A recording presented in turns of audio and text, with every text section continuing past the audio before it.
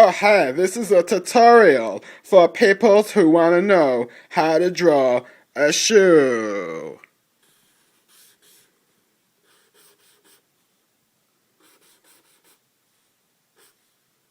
Yeah, so first of all, you gotta take a piece of paper.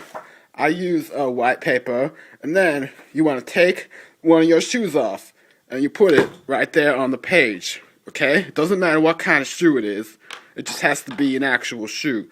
So then some of these fucking laces are in the way, so you know, you just fucking cut those piece of shits off there. God damn it, motherfucker. Okay, you get that shit out of the way. Brush any excess laces off the page. Then you take a pen or a pencil. I use a pen. I use one of these size pens. They're nice and tiny. So then you want to draw carefully around the shoe. Draw the shoe. Perfect shoe outline. Okay, you don't want to mess this part up. Draw around the shoe. All the way around. Okay, take your time. Excuse me, you don't need to rush. Just draw all the way around this. I get a little emotional sometimes when I'm drawing shoes. But you gotta draw all the way around it like this until, you know, at the end, when you think you're ready, you can remove the shoe from the page and throw it away. So then, see, you've got the shoe outline. It looks pretty good, but you want to fix it up, alright? You need this line going across here, put in a couple laces. It's looking pretty good. You got like a hole up here, you know, put some shadowing, some shading on there, you know, and then, you know, so if you want to make it a talking shoe, you put like a speech balloon, and it can be like, hey,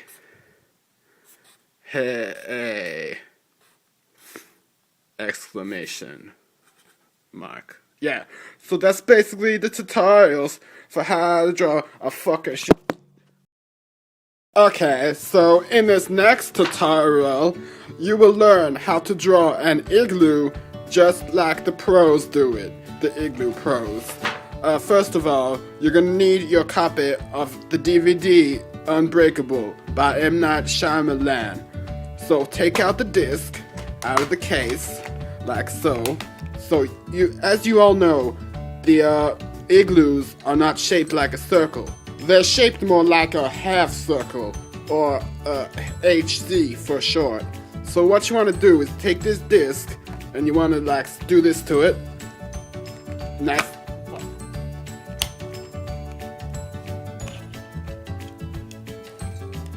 There you go. Make it more like this shape right here. Then you get your pen, and you carefully trace around it like so. You know, it's a bit easier if you have another hand to hold it steady, but I only have one hand, so this is really all I can do. Okay? So there you go, that's the first part of the igloo. For the second part, we're gonna have to fold the disc again, like so. Come on. Okay, fuck it. You just throw the disc away, and then draw the opening. You know, that's where like Eskimos walk inside. You know, Eskimos look kind of like this. That's an Eskimo. And last of all, you want to put like one of these in there. So like the Eskimo is giving it to the igloo as a gift. And so it gives them strawberry. And it's like, you eat it, you fucking igloo. You eat it, you fucking... Okay, so now you just gotta put the final touches on with that disc from earlier. Just take either half of it, it doesn't matter. So throw the other piece away, you don't need that. And then just align carefully this piece. Then you can fix it the way it's supposed to be. So there you go, now it's the perfect igloo! Okay, so this next tutorial is about how you draw a tree. So, first of all, you want to start by drawing the trunk. And I ain't talking about no elephant trunk. Step 1, you just want to take off your belt, like so, and lay it down on the piece of paper, like this. Now, of course, this paper is not long enough to support the whole belt. So what you want to do next is take out your knife and just start cutting away, okay? You know, don't be afraid to play with knives. Yep, so just cut the end of this fucking piece of shit off, like so. It's pretty easy, really. There we fucking go. Okay, that gets one end off. So then turn the belt around like this and cut it off at about the third belt notch, like so. So when that's done, just carefully put the scissors away and take this piece of the belt and put it on the page. Then throw the other piece across the room. So next, take out your pen and you can now draw the tree trunk.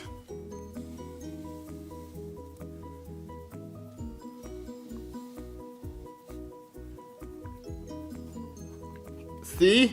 It's a perfect tree trunk. Next, you want to get out some of your shaving gel and just carefully put some on the page like this. That way, when you take out your leaves, you will be able to stick them onto the paper much easierly than if otherwise. So yeah, just add as many leaves as you want. Maybe put a little more gel on there, just to be safe. So when you're done putting the leaves on the tree, you just want to let it set for a couple of hours, okay? So that's just enough time to take a little movie break. Yep, it's time for some movie breaking with my favorite movie we're gonna watch during the movie break. So let's take that disc out right now and watch it. Put both pieces in there, so make sure it works. Okay, that looks good. So insert the disc. It looks like it's loading. Yep. Telefunken. This is the best brand of DVD player your money can buy. Okay, it appears that I've lost half of the disc inside the DVD player. But it shouldn't be too hard to retrieve. There you go. Okay, clearly something is wrong with this DVD player. So I say do not trust Telefunken brand DVD players. Okay, so now it's been a couple hours. We had a good little movie break. So now that you've let the leaves set thusly, you can carefully remove them off the page. And now you will have a tree, just like you always wanted. So, you know, you can have an Eskimo come and sit under the tree. It looks something like this. And maybe even that Igloo from earlier shows up, because it's like a crossover. So now I just put my little signature on it.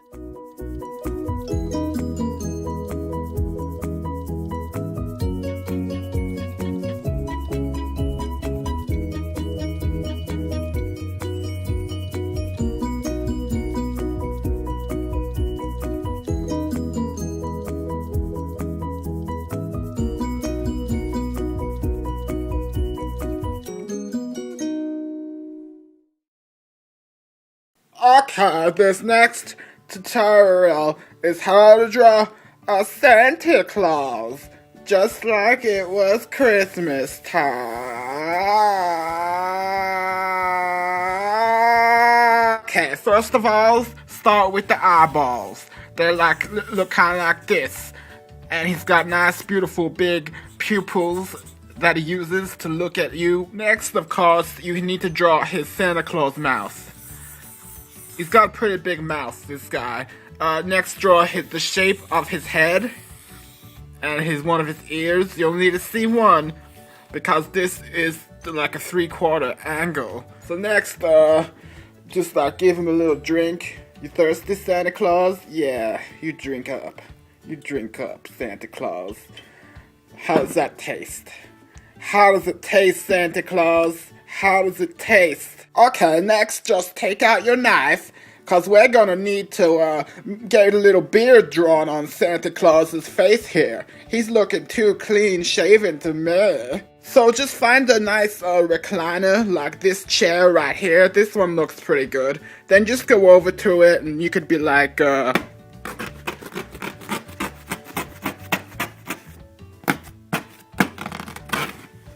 yeah, that's pretty good. So then take out some of this material, like so. You know, you only need a little bit, so don't take too much. Oh yeah, this just feels so good on my hands. Oh. So yeah, just head on back to your Santa Claus face. Then you can carefully apply the beard pieces to it. Yeah, your beard is looking real nice today, Santa Claus. Okay, next up, we're gonna take a little coffee break. Yeah, because we all know that Santa Claus loves coffee. Drink up, Santa Claus, you love it. That's right, gotta drink it all. Drink up, Santa Claus, drink up. Yep, it looks like Christmas has come early this year. Watch out for the mistletoe. Okay, so at this point in the tutorial times, we have drawn all kinds of tutorials. We drawed the shoe, remember the shoe times? We've drawn igloos, we've drawn the trees, and of course, most recently we drew the Santa Claus. So now you are probably asking me, what's next for the tutorials? Well, of course, this has all been building up to the big tutorial project.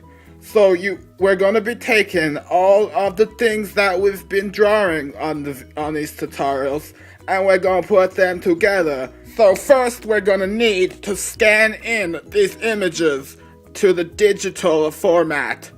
So first of all, just clear some space because we're gonna need to use one of these laptops' computers. So open it up. Yeah, just get that open up like that. And then, next of all, get out your hammer and just turn on the laptop. So while that is starting up, just take out your scanning device and attach it to the laptop by plugging it in to the USB port. I like to use all kinds of USBs. Okay, it looks like the laptop is asking for my secret password.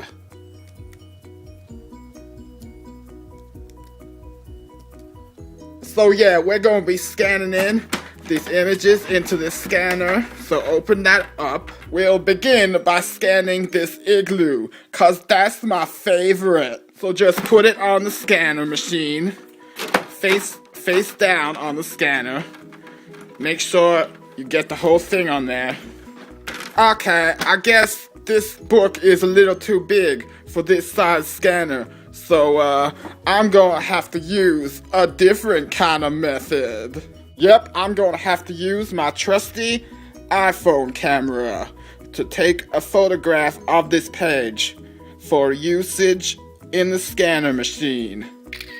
There we go. So just take the photo of the igloo and put it down on the scanning machine. You want to make sure that the phone doesn't slide around on the scanner, otherwise it will not give you very good image qualities. So now that the iPhone is safely secured, just close the scanning lid and press the scan button. Okay, so now when you scan it, you will get this perfect image of an igloo come onto your computer screen.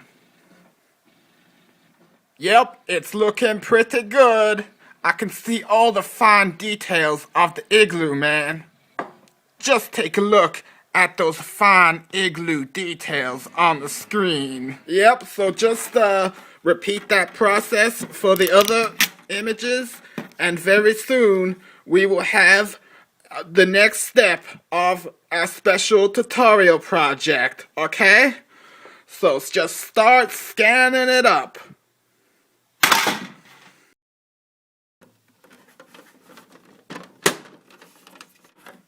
Oh, hi again, and welcome to the tutorial about scanners, part 2, breakdown.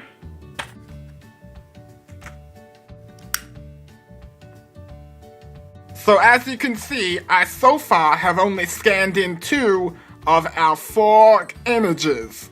So why did I stop halfway, you ask me? Well, zoom in 600%. As you can see, there is a secret message encoded into the Santa Claus. And I think he's trying to tell me something. I think he's trying to tell me that Santa Claus wants a burrito. So, I just got back from the store and I purchased one of these burrito kits. But I seem to have misunderstood the packaging because I assumed it would come with all the ingredients shown on the box. But all it came with was a few of these tortillas. But that's okay, we can make do with these things.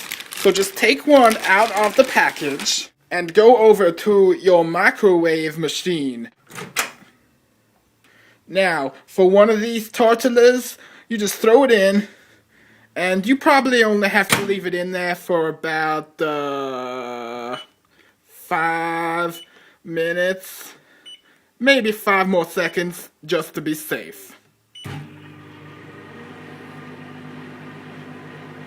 Okay, so while that's busy microwaving, we really should clean up our scanning machine in preparation to transmit the burrito to Santa Claus. Remember, it's always important to keep your scanning machine clean. So now we can wipe all the smudges off of the scanner, making it nice and clean. Just remember to always put everything back the way you found it. Okay, so far, so good. So just take out the burrito and be careful because it's a little hot.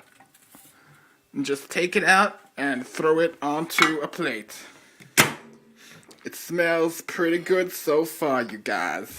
Now, according to the box, we're supposed to use some kind of chicken pieces, which, because of my misunderstanding, I do not have. But you know what? I do have something even better. I feel like chicken tonight. So yeah, just pour the delicious chicken all over the tortilla. This is gonna be one tasty burrito. Next, it looks like we need some kind of tomatoes. And I've got all kinds of tomatoes. Yeah, this is gonna be one chickeny, tomatoey burrito tonight, man. So next up, we want to add some red wine for flavoring. Oh yeah. And remember kids, ask your parents' permission if you're under 13. And last of all, we gotta add some milk to keep your bones nice and strong with calcium. Oh yeah, this is looking real nice, just like my Mexican grandma used to make. Now it's almost ready to serve up to Santa Claus. So now just carefully place the delicious burrito onto the scanner machine. Close the scanning lid as far down as you can. And then just press the scan button. If you've forgotten how to do this, just see my previous tutorial. So after a few minutes, when you open the scanning lid, you will see that Santa Claus ate the whole thing. He must have been real hungry today, that fat fuck. Oh, and look, he even left a nice little note to show his gratitudes.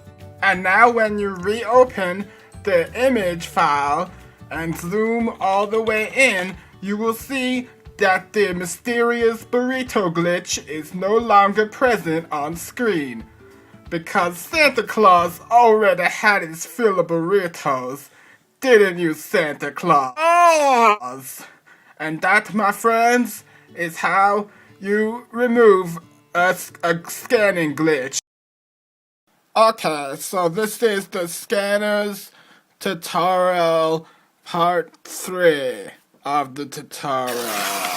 So at this point, I have scanned in all 4 of the images all together and placed them onto a green screen. So later on, I can use green screen technologies to add some cool background images and effects. But there's just one problem.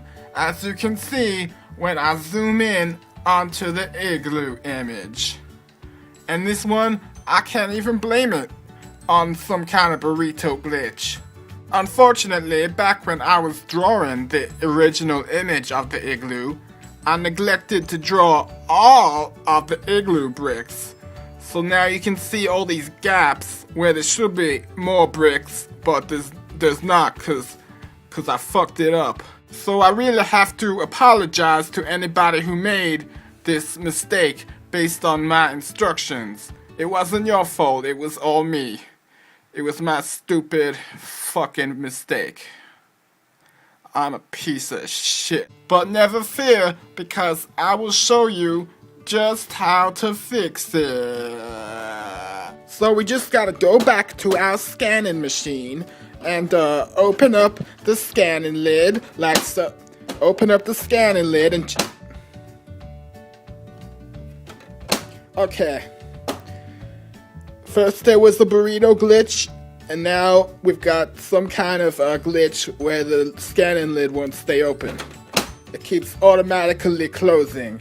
So just, you know, just break the lid off and throw it away. You can reattach it later, it's not a big fucking deal. Uh-oh, it looks like there's a few smudges on the scanning glass. I think we're gonna have to clean it.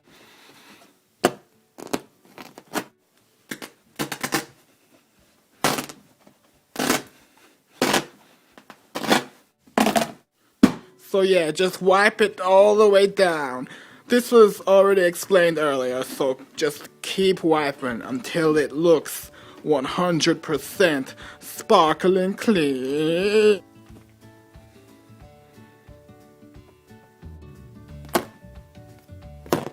That's better. I can just see the sparkles on the scanning glass now. Now we are ready to start scanning those bricks for the Igloo to fill the gap that was left by my mistake.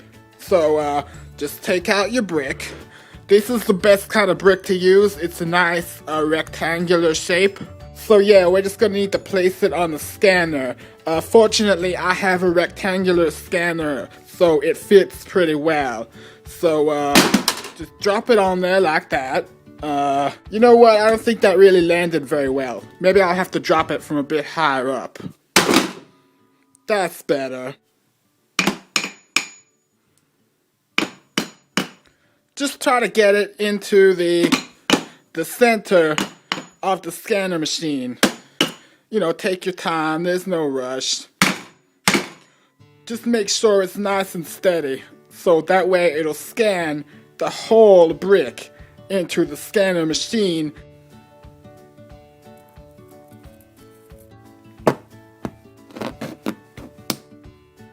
Okay, when you're stabbing your chair, just make sure you buy a good quality knife.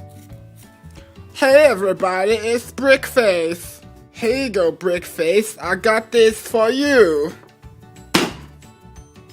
You didn't eat all of it, Brickface. You gotta finish it, man. Okay, we're almost ready to start scanning the brick by pressing the scan button. I don't know what any of these buttons do, but I don't think we fucking need them for this, so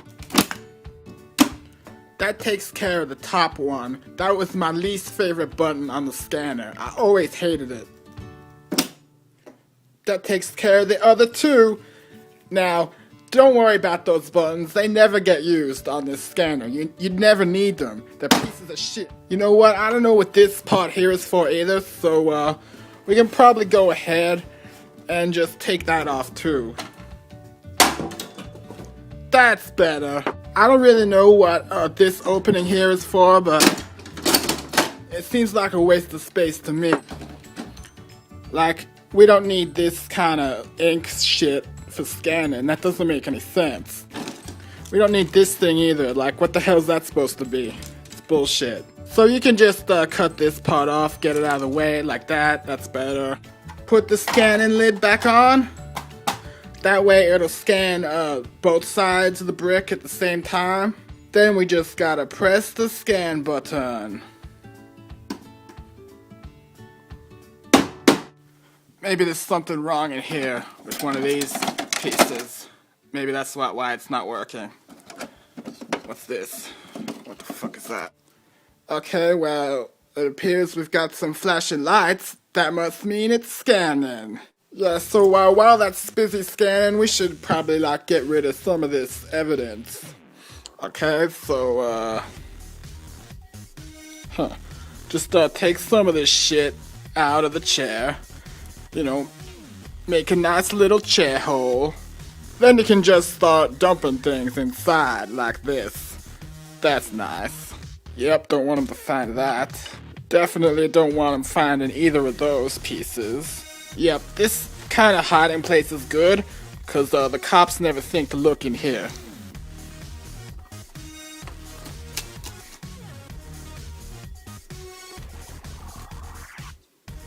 Then just put all of this white material back on top of the shit and just cover it back up. Good as new. And what to do with this little pan? Well, that's why I built this extra compartment. Okay, so now the brick face has been scanned onto the green screen. So we just gotta move it over to the Igloo. I guess we'll probably have to resize it a little bit. So yeah, just place that brick onto any of the empty spaces on your Igloo and just duplicate the brick however many times you need it. And then that'll be about it, man. That's all she wrote on the tutorials.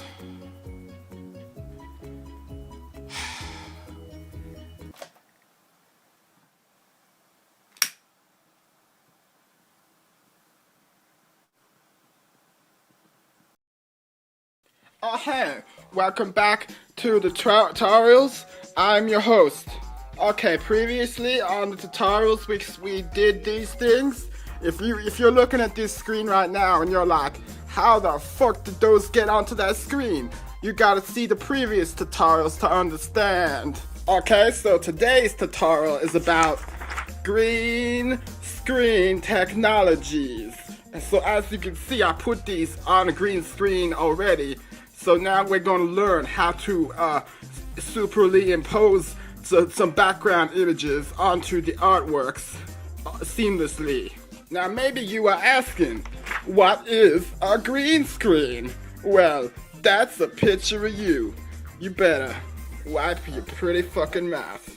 Well, don't worry your pretty little head. I will show you an example of a movie that uses all the green screens, and then you will understand when you see the example. So I just gotta head over to my DVD corner and find the best green screen movie. You can see that I stack my DVDs like so because it makes it very convenient to find what movie you're looking for.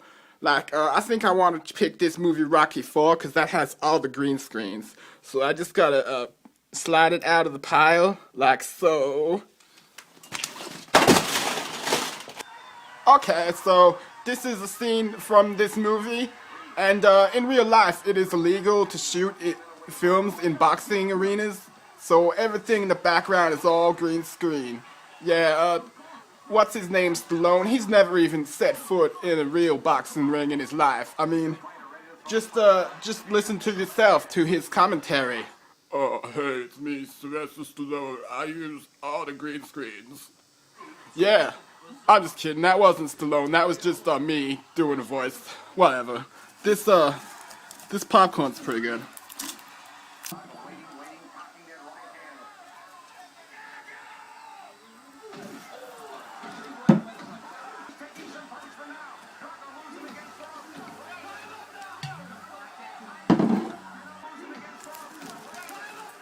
Okay, now that you understand exactly what green screens are and what they do, you don't need this question mark anymore.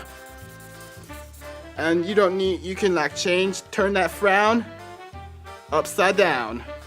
Okay, our next order of business is to give some backgrounds to these characters. First up, I think Santa Claus wants to sit down, so I'm gonna give him a background of a chair for him to rest his tired feet, cause he's been delivering presents, whatever. So we just gotta go over to our favorite chair, make it look nice and presentable for Santa Claus. He don't like a fucking mess. So yeah, I think he'll enjoy sitting on that chair. So now just get a nice shot with your trusty camera phone. That one kind of sucked, so I'll do it again.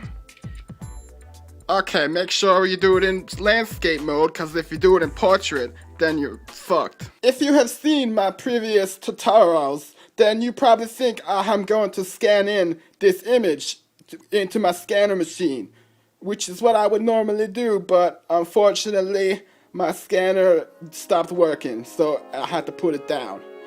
Now, all I have is the memories.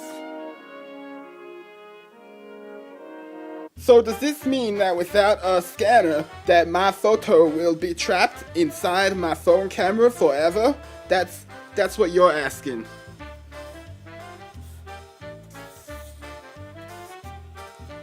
You open that mouth again, because you're asking the question. Well, don't worry, because there is still another way to retrieve the photograph.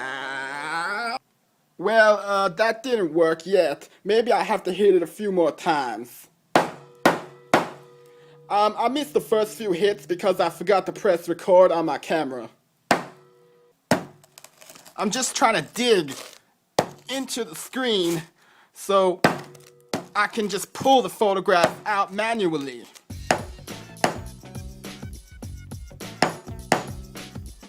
Okay, that looks like it worked. I really got into the phone, into the photo storage system now. Yeah, you just gotta, like, scrape all this bullshit out of the way. Anyways, you get the fucking point. So now we go back to our green screen, and we want to make sure we leave lots of green around Santa Claus, because it's good. You can never have too much green. So now you basically just slide the chair onto the green screen, and there you go, Santa Claus. It's real comfy now, aren't you, Santa Claus? I did it all for you.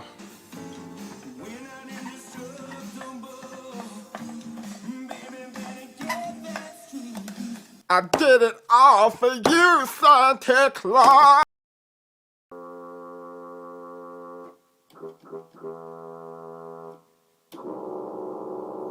Okay, welcome to the latest tutorial. This one is going to be about a little something called soundproofing. Cause you know, sometimes you hear a lot of noises and you want to be like, fuck, I want to block those out. See, this image is like symbolic. And also, sometimes you yourself will be the one making the noise. And maybe you don't want your nosy fucking neighbors to be listening in. I mean, everybody knows I like to make a lot of noise myself. Especially in the bedroom with my dick. Now, I've heard some rumors that you can use these egg carton things because the shape of them and the material will absorb and block the sound waves. But you know what? That is some bullshit.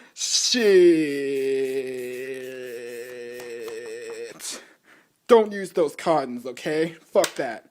What you want to do is use the eggs themselves. You gotta use the eggs themselves, you guys. You gotta use the eggs!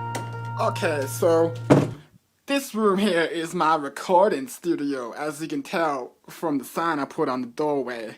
You know, this is where I record all my hit songs and shit. So this is the one that we are gonna be soundproofing today. I got my soundproofing equipment right here. We're gonna get started and... Hey, what the fuck are you doing, man? Shut the fuck up, old man. This ain't none of your business. Get the fuck out of here. I'm getting too old for this. Yeah, whatever. Jesus Christ. See, this is another reason why I have to soundproof this place. I got these old people knocking on doors and yelling dumb shit. Okay, so take out the first egg. We're gonna start soundproofing. Basically, you wanna start like right in the middle of the doorway, okay? So just do this and smear it around as much as you can. You wanna make it all nice and soundproof. Don't wanna leave any gaps where you can hear any noises. Egg number 2. Yeah, this is great. I'm gonna finally be able to record my shit in peace. For the third egg, you should try throwing it from a distance. That's good. That way it'll splatter all over the place. And you get some nice egg particles all over the door.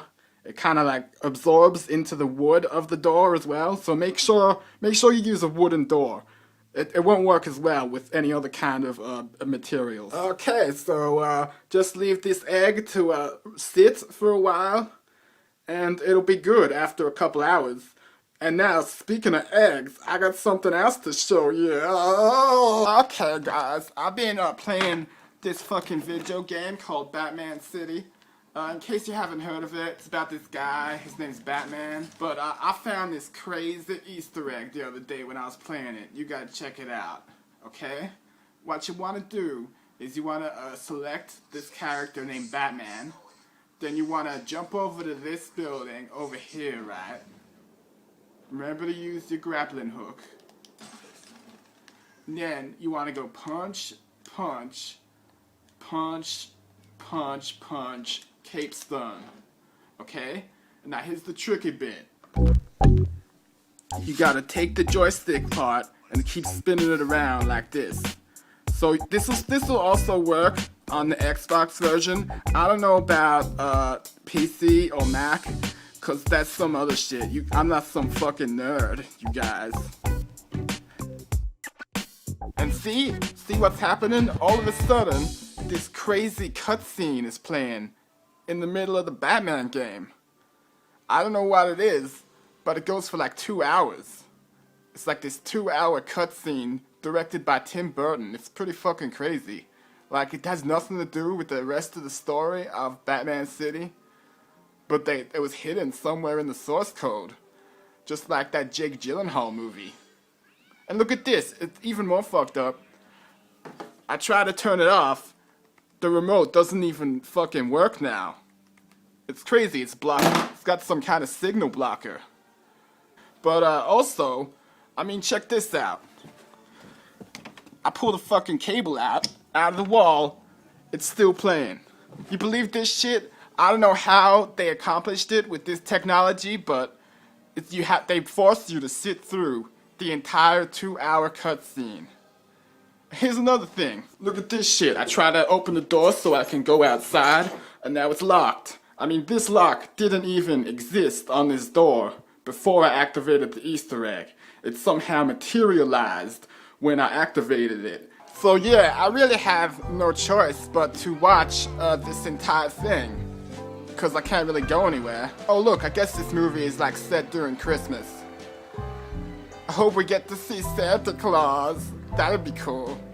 I'm just kidding. I've watched this already, so I know we don't fucking see Santa Claus. It's pretty disappointing. But also, the Easter egg did cause some popcorn to materialize, so that was a cool bonus. I like to eat popcorn.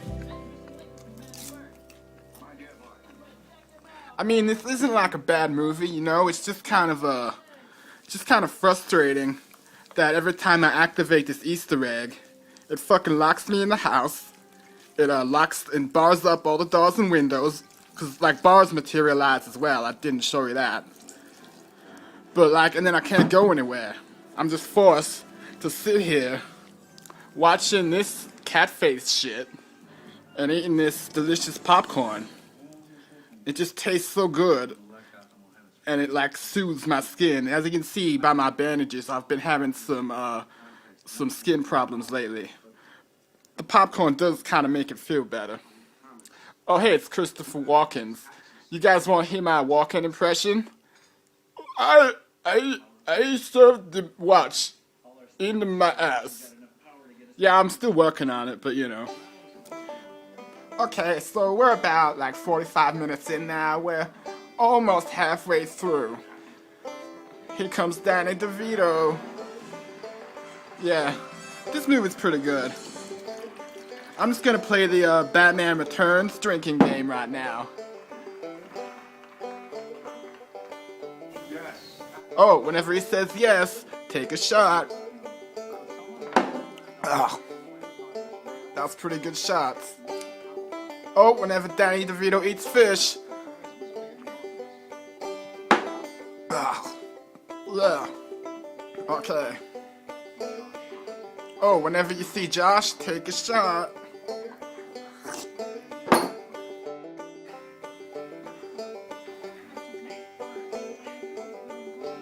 Whenever you see gloves, take a glove shot.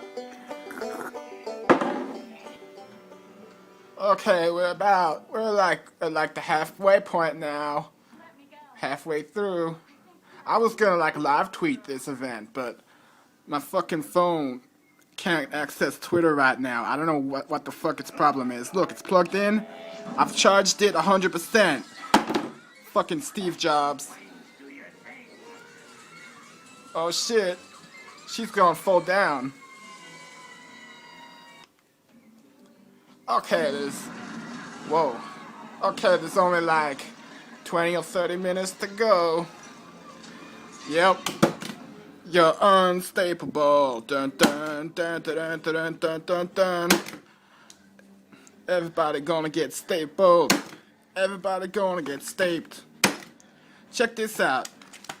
This is the actual stapler from the original Batman series. See? It's signed by Adam West himself, the famous actor. I found it on eBay.com. It's pretty cool.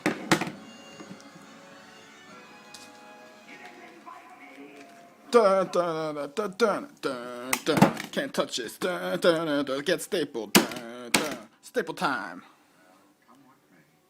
I'm pretty sure this is near the end now. I can still get in a few more bat staples. Yeah. I gotta use this method, because I'm running out of time.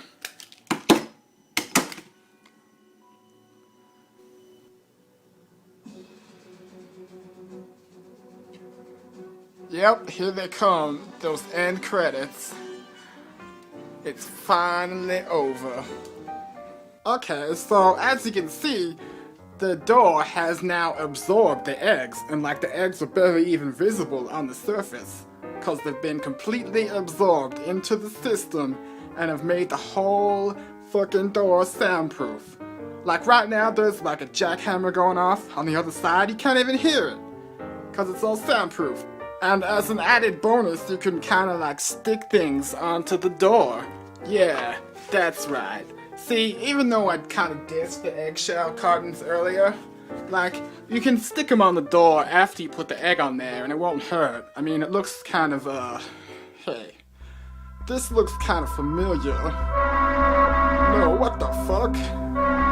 What the fuck?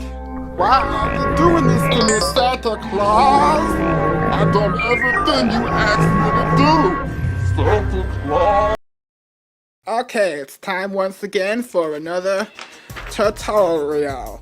And this time we will be learning how to draw a turkey. Yeah, this is what like the finished product will kind of look like, but we're gonna go through step by step day by day. We're gonna learn how to do the whole thing. Maybe you're saying, why are you doing this turkey thing like a few days after the Thanksgiving day? Well, all I can say is, hey man, I draw turkeys every day. So fucking get with the program. Yeah, so as always, we're gonna need to grab our special pen from inside our, oh wait, it's in here. Our special pen compartment. There it is. Now I'm gonna need 2 hands for this, so hold on a second while I figure something out. Okay, that's pretty good. Now, you may have seen a method similar to this one before, but basically to draw a turkey, you gotta put your hand on a page, right? And then you gotta carefully trace around your hand and make it look just like a turkey, okay? Just keep tracing, and like the longer you trace, the better the turkey. This is gonna be delicious. Let me just move it a bit to get a better angle. Oh hey, what's that? That's weird. Looks like this tape is trying to hide something. What is that shit? Call G. What? Holy shit. I can't believe that message is still there. It's been so long. I was so young back then. Boy, it sure is good to be out of school. I'm only 12 years old. Oh, hey, who left this note on my table? That handwriting looks familiar. I better read it. Dear grandson. Oh, that's a giveaway. Please take care of this precious family heirloom. What the fuck's she talking about, robot? Oh, she must mean this thing. What the fuck? It has been with the family for generations, and now I am entrusting it onto you. Love, Grandmama. Oh, thanks, Grandma. That's real nice of you. This thing looks real comfy. Especially this area. It's all nice and soft. I wonder what's inside it. I'm gonna really like sitting on this chair and shit for years. It's gonna be fucking great. Shit, I should call my grandma and thank her. I'm gonna write down a little note as a reminder to call Grandma. Oh shit, I should probably use fucking paper or something, shouldn't I? I don't want to get grounded again by my parents. Don't tell them, robot. You didn't see jack shit, okay? I'm fucking putting you away so you will never tell anyone what you saw. You're not telling anyone, robot. You're not telling anybody. Oh my god, I wonder if that fucking robot is still in there after all this time by himself. Holy shit. Get the fuck out of there, robot. Oh my god, are you okay? There you go, robot. Back in your rightful position. I'm sorry that we had that little situation back then, but I hope we're still cool. So, anyways, that's how you draw a fucking turkey. It's the most Santa Claus time of the... Oh, hey YouTube, how's it going? On today's special Christmas tutorial, I'm gonna be showing you how to wrap some Christmas presents. Okay, so it's important to make sure your wrapping area is nice and clean, so get everything out of the way. We're gonna wrap some Christmas time presents. Okay, so I will be giving this as a gift for my nephew because he's real into robots, and like this has been passed down from generations to generations for over 200 years. And he's into clocks too. He's always like, hey uncle, guess what time it is? And I'm like, what time is it, nephew? And he's like, it's 9 o'clock, or like it's 8 o'clock. Whatever time it is, that's what he says. So like, we're gonna have to cut off a piece of the paper very carefully. Just cut around the robot.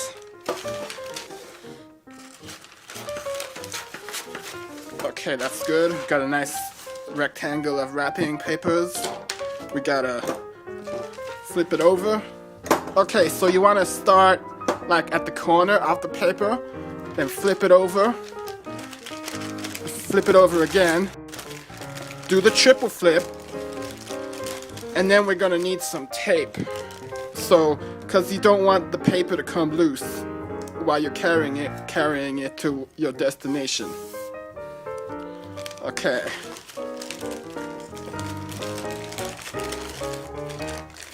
We're gonna need a little bit more tape on there, I think. See, because the robot's head is sticking out, and we don't want to, like, spoil the surprise, so just cover that up.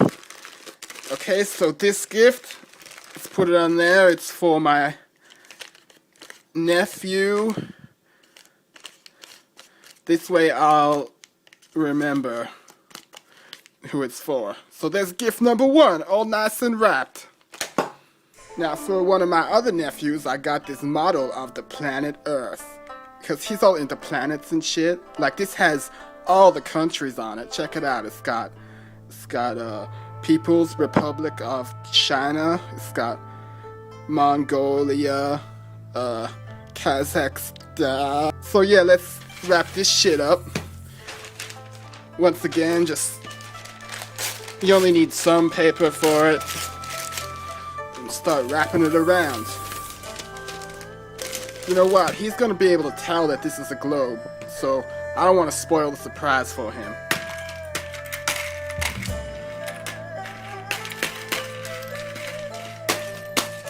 This way.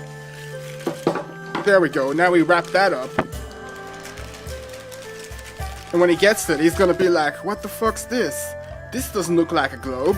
And then he opens it and he's like, oh shit, look at that. There's Brazil, my favorite country. You know, all this wrapping of presents is really making me kinda nostalgic and shit. I still remember the time back in the past when I first opened that really great Christmas present. I remember it like it was yesterday. Boy, it sure is good to be out of high school. Oh, holy cow. What the heck is this? Another nice handwritten note from my grandma. Dear grandson, Merry Xmas, I hope you enjoyed this gift. Oh, that's nice. P.S. Please come visit me soon, cause I'm dying, blah blah blah, love grandma. Wow, that's real nice, grandma. I wonder what it is. Let's open up the papers and see. Oh my god, it's one of these new technologies. I think it's called a digital player, video disc player. Oh my gosh. I can't wait to play it. Oh man, Grandma, this is so cool. I just want to look at it forever. I will cherish this for the rest of my time. Yep, that sure was a good DVD. It is truly the future of technology. Okay, so for my last gift, I got for my niece a pair of batteries. Yeah, I didn't put as much thought into her gift because she's a real cunt. Yep, so there are all the gifts for my nephews and nieces. You know, they're gonna be so happy when Christmas comes around. They're gonna be like, oh my god, here comes Santa Claus, right down Santa Claus train. Man, all this wrapping has really made me thirsty. I'm gonna go pour myself a delicious glass of eggnog. Santa Claus, Santa Claus, Santa Claus today. Oh my god, it is to ride in a Santa Claus sleigh, dashing through the snow in a Santa Claus today, drinking eggnog.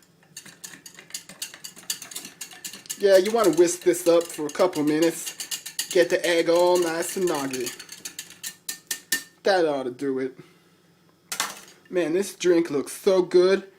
I don't even want to drink it myself. I should just give it to someone as a delicious Christmas gift. Okay, I guess I kind of already used up all my good wrapping papers. But, oh, I know what I can do. Of course. This is like nature's wrapping paper.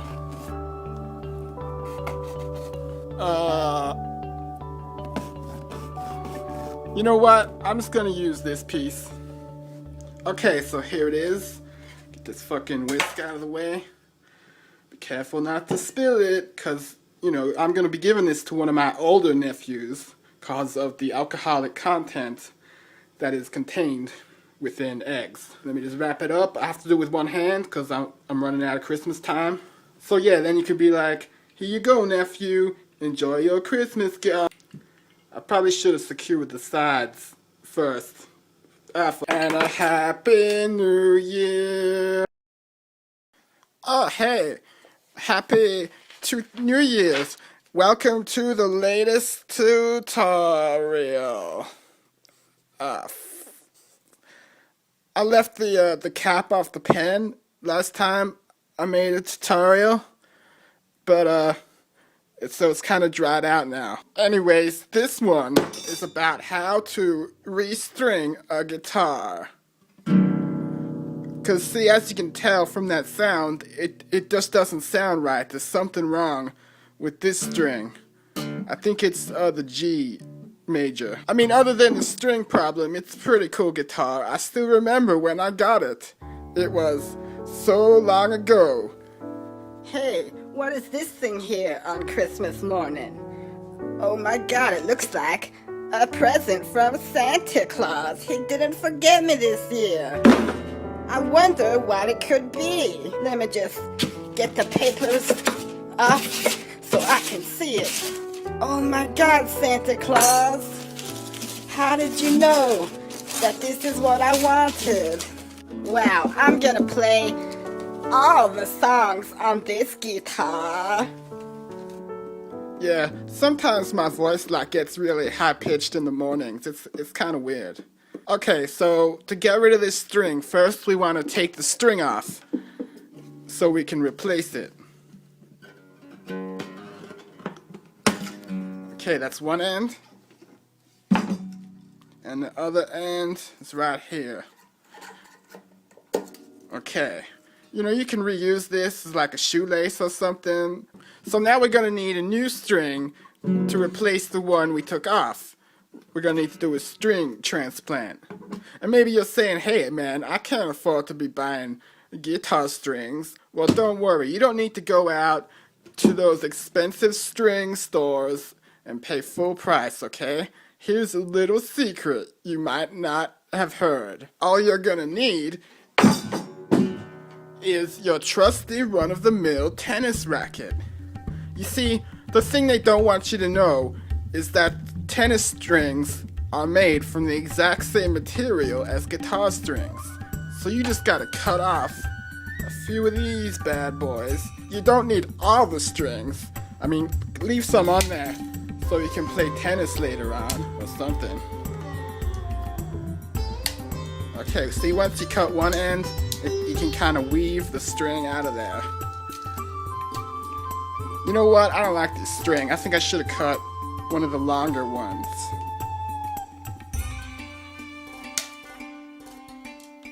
Yeah, you know, it might actually be a good idea to replace every guitar string with a tennis string.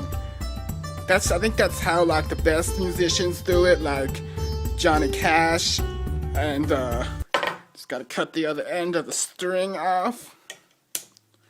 There we go. That's looking real good. Maybe you're thinking that's too short, but it's really not. Check it out. See, like you really only need the string to cover this part of the guitar. I mean, look.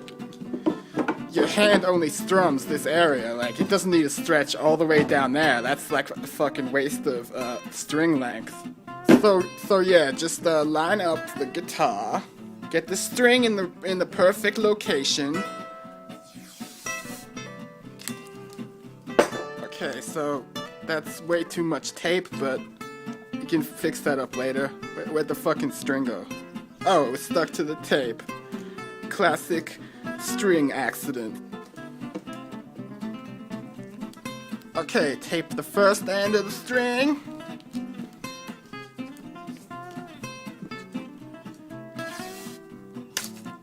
And now tape the second end of the string. There we go. And if you're feeling ambitious, you could even like hide some stuff inside the guitar, like a gun or something. You'd be like fucking El Mariachi. And with your new guitar string, you'll be playing the hits in no time. Well, now that that's done, it's time to go have a nice, relaxing game of tennis. 40 love.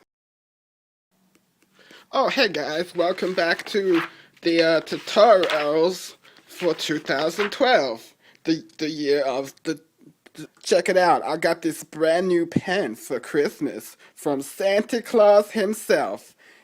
It's not gonna dry out like this little piece of shit. Fuck that pen. Okay, for this one, I'm gonna be going like back to my roots, my drawing roots. And I'm gonna, this fucking cap won't come off the goddamn. And I'm gonna show you how to draw something. Oh, I'm gonna show you how to draw the Muppets. You know those little guys from the Muppets show. Okay, so first up, I'll start with the main protagonist character, Kermit the Frog. He's got like big, bulgy frog eyes. They're kind of like Santa Claus's eyes, really. And then you got like a big frog mouth. And he's got a like smile on his face. He's a pretty happy guy. Next, remember his big frog ears. He's got two of those. His mouth kind of like sticks out. He's got like a frog face. Then you give him a little nose holes. He's got to breathe. Go ahead, give him his long, skinny arms. Frog arms.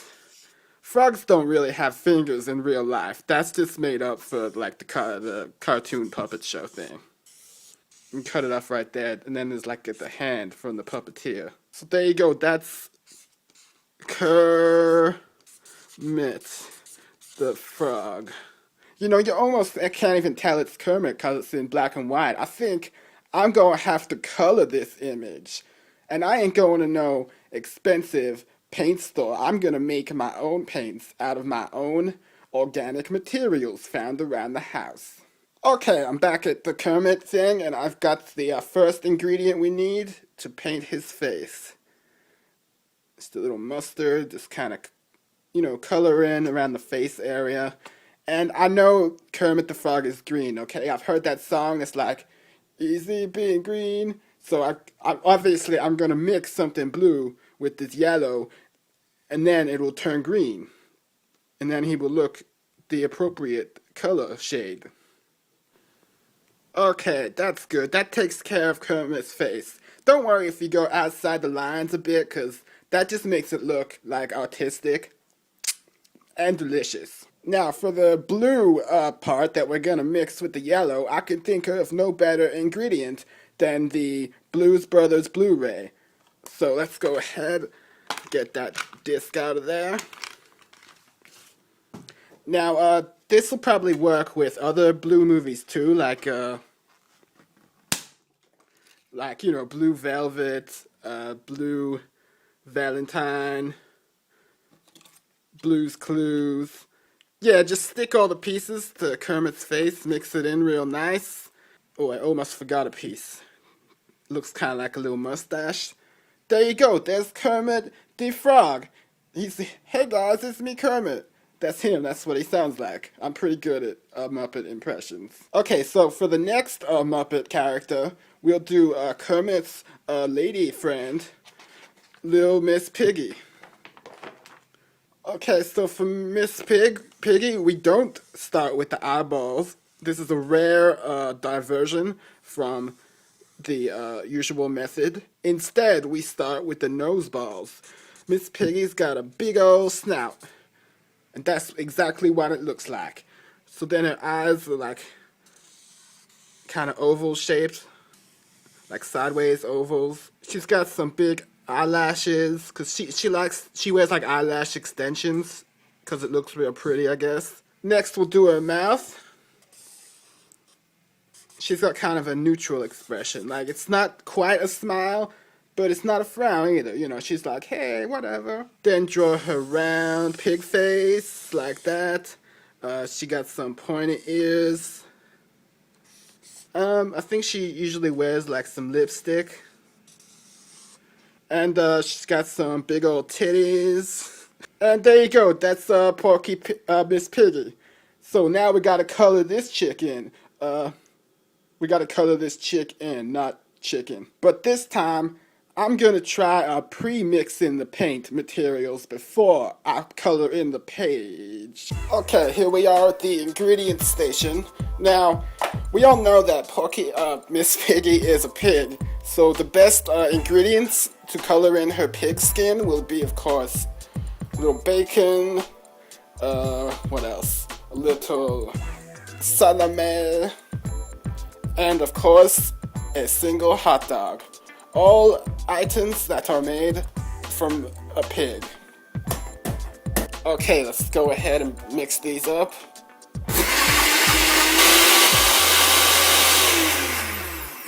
Oh man, that blender is so fucking loud, it's like giving me flashbacks and shit. Oh my god, here it comes. Do, I'm a little fucking kid. Oh my god, what's this thing doing here on my table where I was assembling this model of planet Earth? That's pretty weird that this is left here. Maybe this note will fucking explain it. Here is a shoe. Go fuck yourself. Gee. Oh my god, Grandma, why would you say that? What? Oh. She's probably still mad that I haven't called her back yet. Oh. I'm sorry, Grandma. I'll get on that real soon, I promise. So now we have our pig paint, so we just gotta take some of it out. Start painting up Miss Porky's face, like so. You notice I'm wearing gloves now because my meat allergies started acting up on my hands, so I had to cover that shit up. Needed a protective barrier in between the pig paint and my skin. So yeah, smear it all over her face, give her skin a nice glistening glow, just like a pig. Okay, now that that's done, I can take this thing off. And there she is, in all her pig-faced glory. Good old Miss Piggy.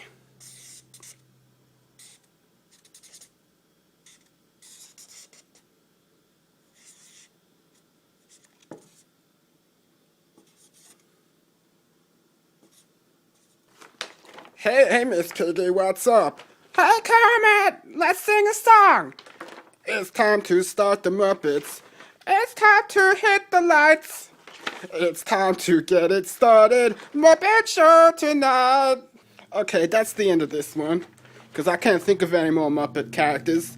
My next tutorial will probably be around Valentine's Day. I'll be showing how to make the perfect Valentine's gift. Yep, I'm going to be making something for my girlfriend, whom I met over the internet. And we're going to be meeting in real life for the first time on Valentine's Day 2012. And check it out, I've got a photo of her. Yeah, her name's Natalie, but I call her Nat. She's, as you can tell by this photo, she's really into archery. She said she's gonna teach me how to like shoot arrows and stuff, so that'd be pretty cool. So yeah, come back for the Valentine's tutorial and see what happens then. Yeah, you gotta look pretty. You gotta look pretty. Oh hey, welcome to the Valentine's Day tutorial. Today it's almost Valentine's Day, and if you saw my previous tutorial, you may remember that I was getting ready to meet my girlfriend, whom I met on the internet. So I'm gonna show you what I'm doing for Valentine's Day. I mean, I can't really tell you what you should do, cause I mean, you got to look inside your heart and decide for yourself. You gotta look inside your heart. Okay, so at first I thought I would be like, here's how to make a Valentine's card. and I would show you how to come up with some kind of classic Valentine's pun. Because you know what those cards are like. You open it up and it's like, I want to whisk you away. And then you like attach a whisk to it, because that's like some classic Valentine's punnery. But then I was like, hey man, a Valentine's card, what is this? The 1920s? Valentine's cards are like the kind of thing your grandma would send out. Trust me, I know. Note to the editor, put in a flashback at this point to that time when I was a kid and my grandma sent me a Valentine's card. Yeah, okay, now cut back to this. Oh my god, that was a crazy flashback. Can you believe all the graphic sexual content my grandma wrote in a Valentine's card to her own 12-year-old grandson? Okay, so you know those special necklaces that are like, they're like heart-shaped, and then the heart is like cut down the middle, like jagged, and then like one person wears one half of the heart and the other wears the other half, and it's like a symbol of their love and stuff. Well, I have a similar idea, and it's a little more creative than this bullshit. Oh yeah, got both my hands here because this is gonna get... my girlfriend and I actually met on a message board for this movie called Unbreakable. And the ironic thing is that the title is like a metaphor for the unbreakable nature of the love that we share. Isn't that right, Natalie? Yeah. Okay, so let's take it out of there. Then we just gotta carefully split it into two pieces.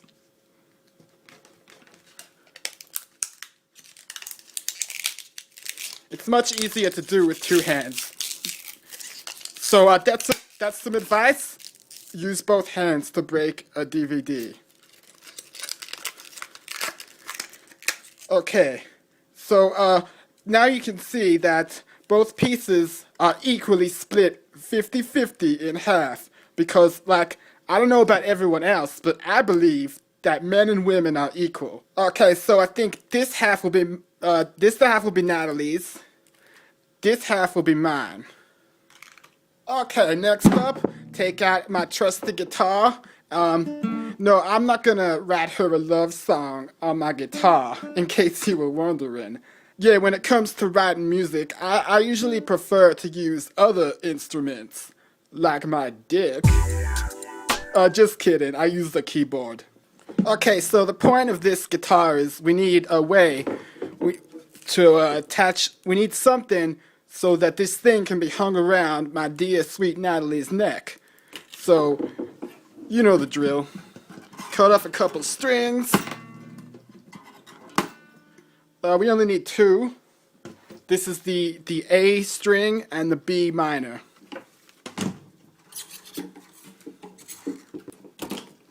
Okay, we got our strings. So for the first half, we've got a hole right there, so we can kind of just put our thing into the hole, and then tie it up. Use a Windsor knot. That's my favorite kind of knot. It's a very romantic knot too. So there's our first half of the necklace. The second half is a little more tricky, I think. So yeah, tape always works. Just stick some of this on there. Okay, so now we have our romantic unbreakable necklace. So here's to have some idea what my girlfriend will look like when she wears it. Yeah, it looks real pretty. So then like we meet up and it's like, check this out. Oh my god, our love is unbreakable. See? It's like poetry, so that it rhymes. Like every stanza rhymes with the one before it. Yeah, so like I said, we're gonna be meeting up in real life soon. It's gonna be sexy. And one more thing to remember, LLNP. Ladies love nail polish. Oh yeah. Gotta look pretty. Okay. Oh, hey, everybody on the internet. this is just a little update to my Valentine's tutorial. For those who were wondering, I ended up not meeting my internet girlfriend because she broke up with me on Valentine's Day. That's why this photo is a little messed up now, because of all of my tears. My tutorial tears. Oh, you were so pretty before I cried all over your fucking face. Yeah, so it's like I made this necklace for nothing. I'm gonna have to find a way to reattach it now, because it's my favorite movie. Oh, Natalie. At least we will have all the memories.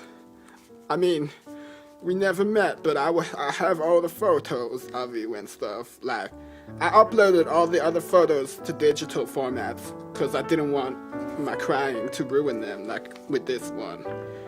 So, I'll always be able to look back on the times, like, this is her when she was in the military. Oh look, here she is. She was at a face painting party. Oh, I like face painting too. Oh, here's Natalie getting a haircut. Oh, here she is at another face painting party. She really loves face painting, that Natalie. So, I don't get it. I mean, look, I even painted some of your photo. I thought you would like that. I thought you'd be into that kind of thing. I know, maybe you like it better if I even out the face painting. Yeah, maybe you like this, Natalie.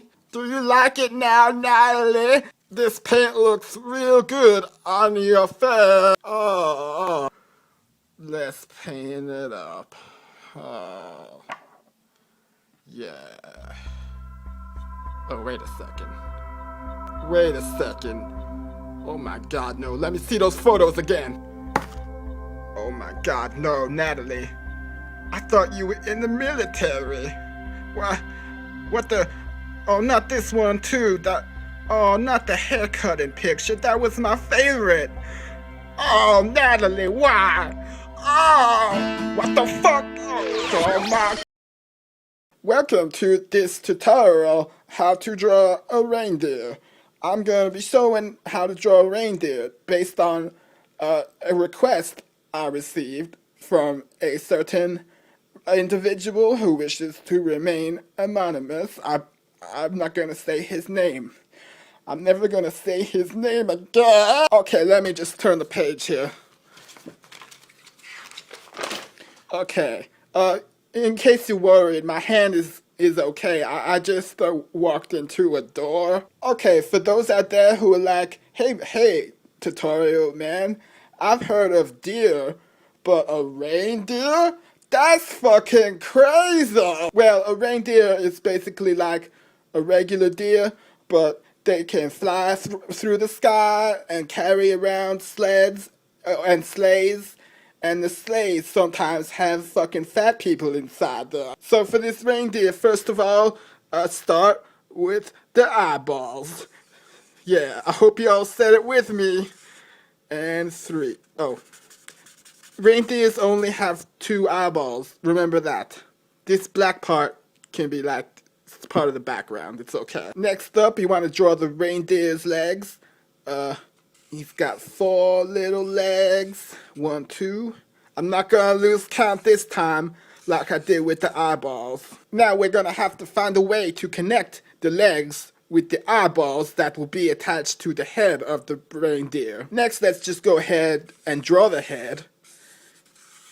It's at kind of a 4-quarter angle. Oh, hey, it works out because this part is actually the reindeer's nose. And there's its nice little mouth. Now, we got like a reindeer neck and a reindeer body. And you got the tail and the reindeer ears. Oh, one more thing. Don't forget to put a collar on it, because it's the law. And also, that way you can attach things to it, like chains, and make it carry you around, because you're a lazy piece of shit. Oh, you know what? I'm gonna go ahead and make him look a little happier. Yeah, it's a happy day. Okay, I think that's that pretty much covers the reindeers tutorial. Now, oh, I forgot one thing. I don't want to draw the antlers. Don't make me draw the antler! Okay, there's only one thing missing from this reindeer, and that thing is the antlers, of course. How could I have forgotten? The antlers will be placed here and here. So now, to draw the antlers, we just need to use a copy of this antler movie. Just take out the antler disc, separate it into 2 antler pieces.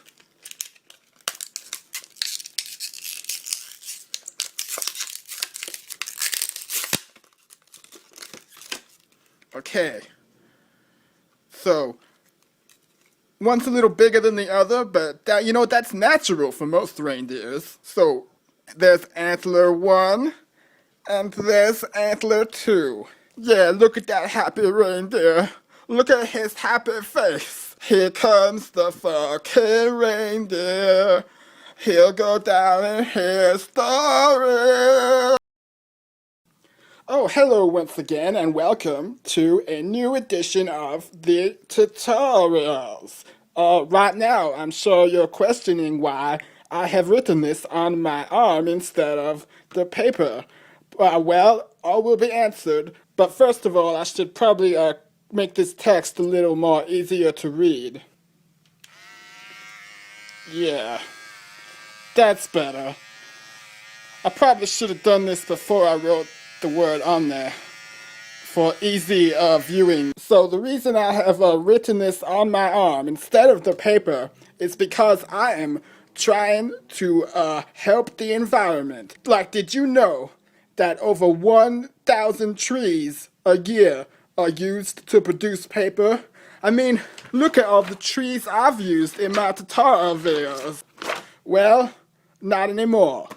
I'm putting a stop to this environment paper wastage right now by showing you some helpful tips on how to save paper. So aside from the obvious writing on your own skin, I've got a few more helpful techniques you can use to help Mother Nature. First up, you can take an old DVD disc. You can just pick like an old shitty movie that you're not gonna watch again because it sucks.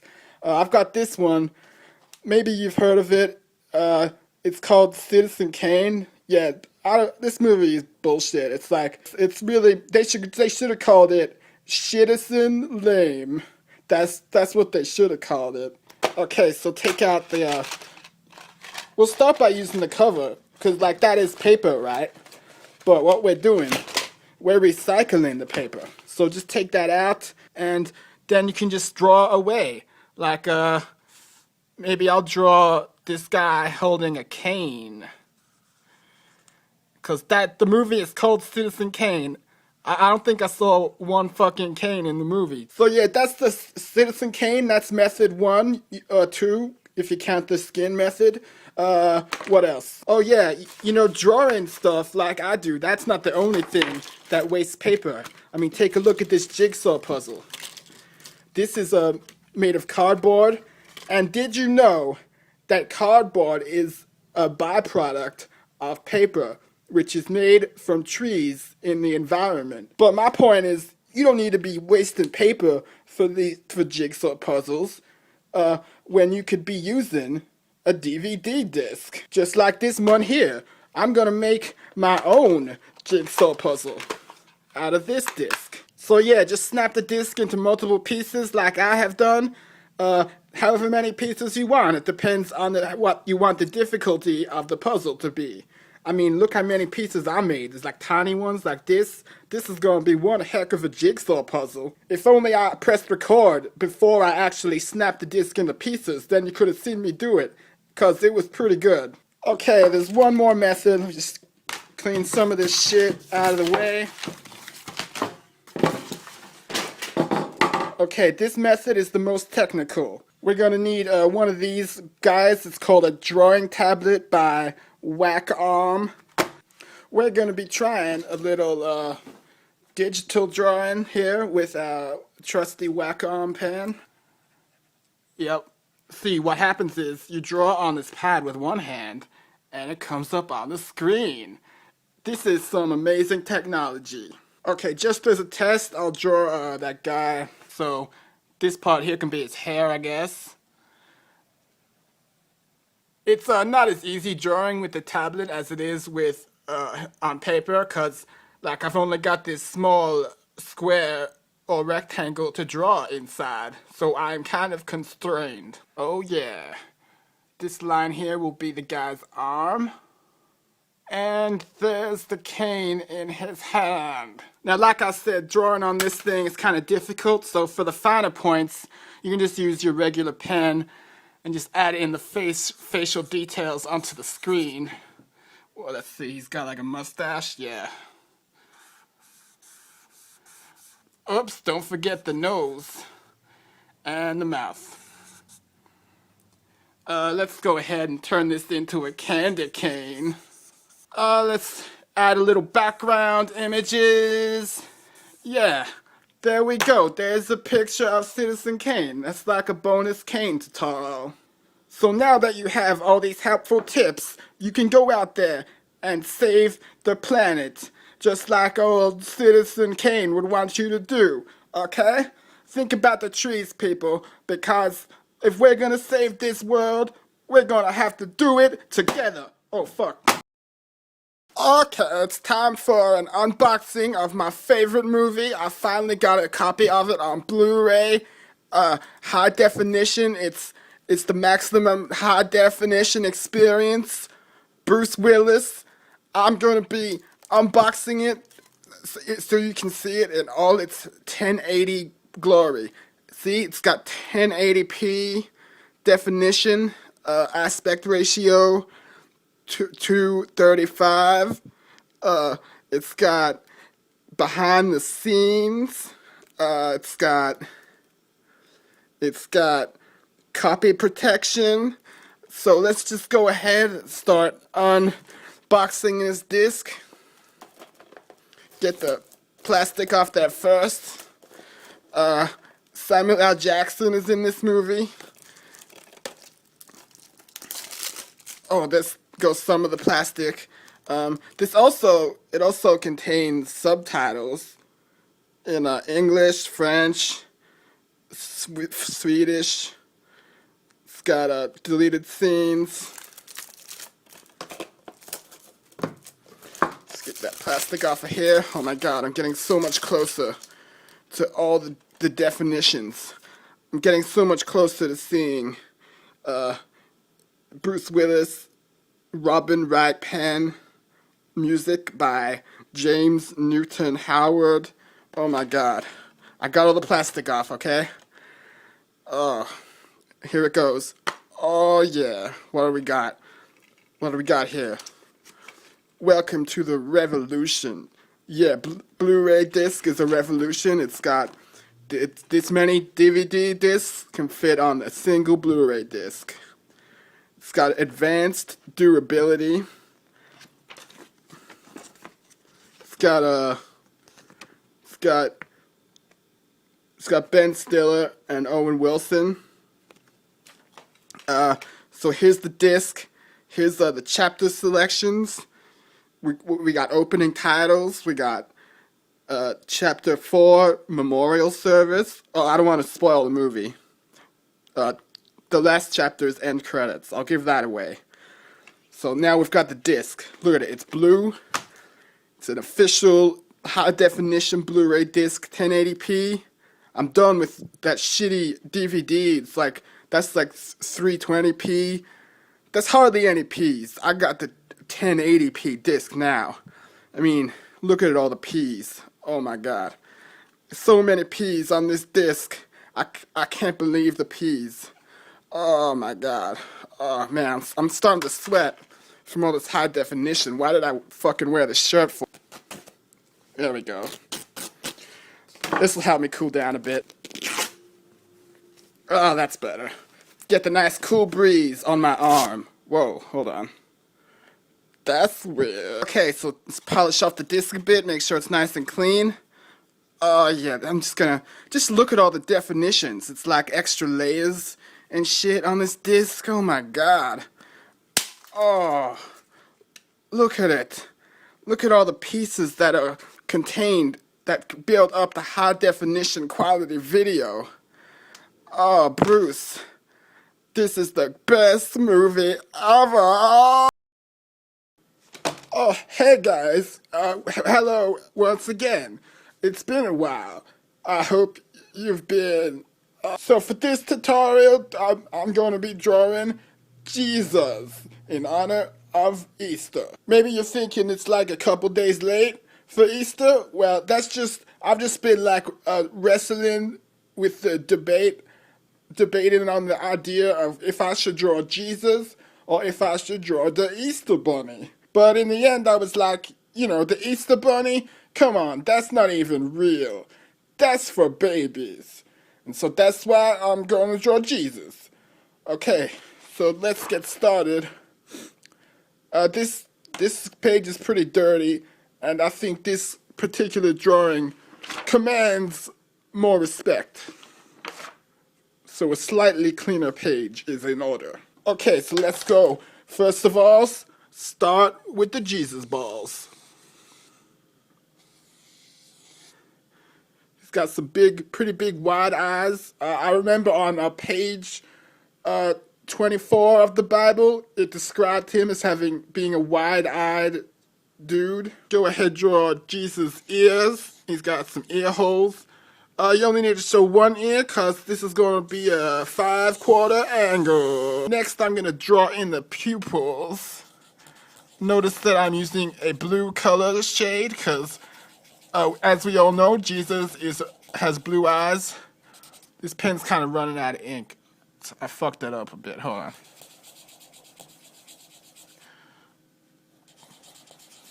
Okay, I didn't mean for the pupils to be that big. That was a mistake that I tried to cover up, but it's okay. We can make it work. Now, let's have Jesus' mouth open, because he'll be talking and stuff. Jesus be talking. Now let's put in the halo of Jesus. The famous halo. And he's got some light shining off of the halo onto Jesus' head. Yeah, hey Jesus, want a little cerveza? Yeah. He likes cervezas. He's like, Mamma mia, as they say in Mexico. They're like, Mamma mia, that's a nice cerveza. Okay, one more thing. We're gonna have to get a little beard in here, because if you think Jesus is the type of guy who shaves his face, well, you don't know. Okay, let's get over here. Let's go with this area.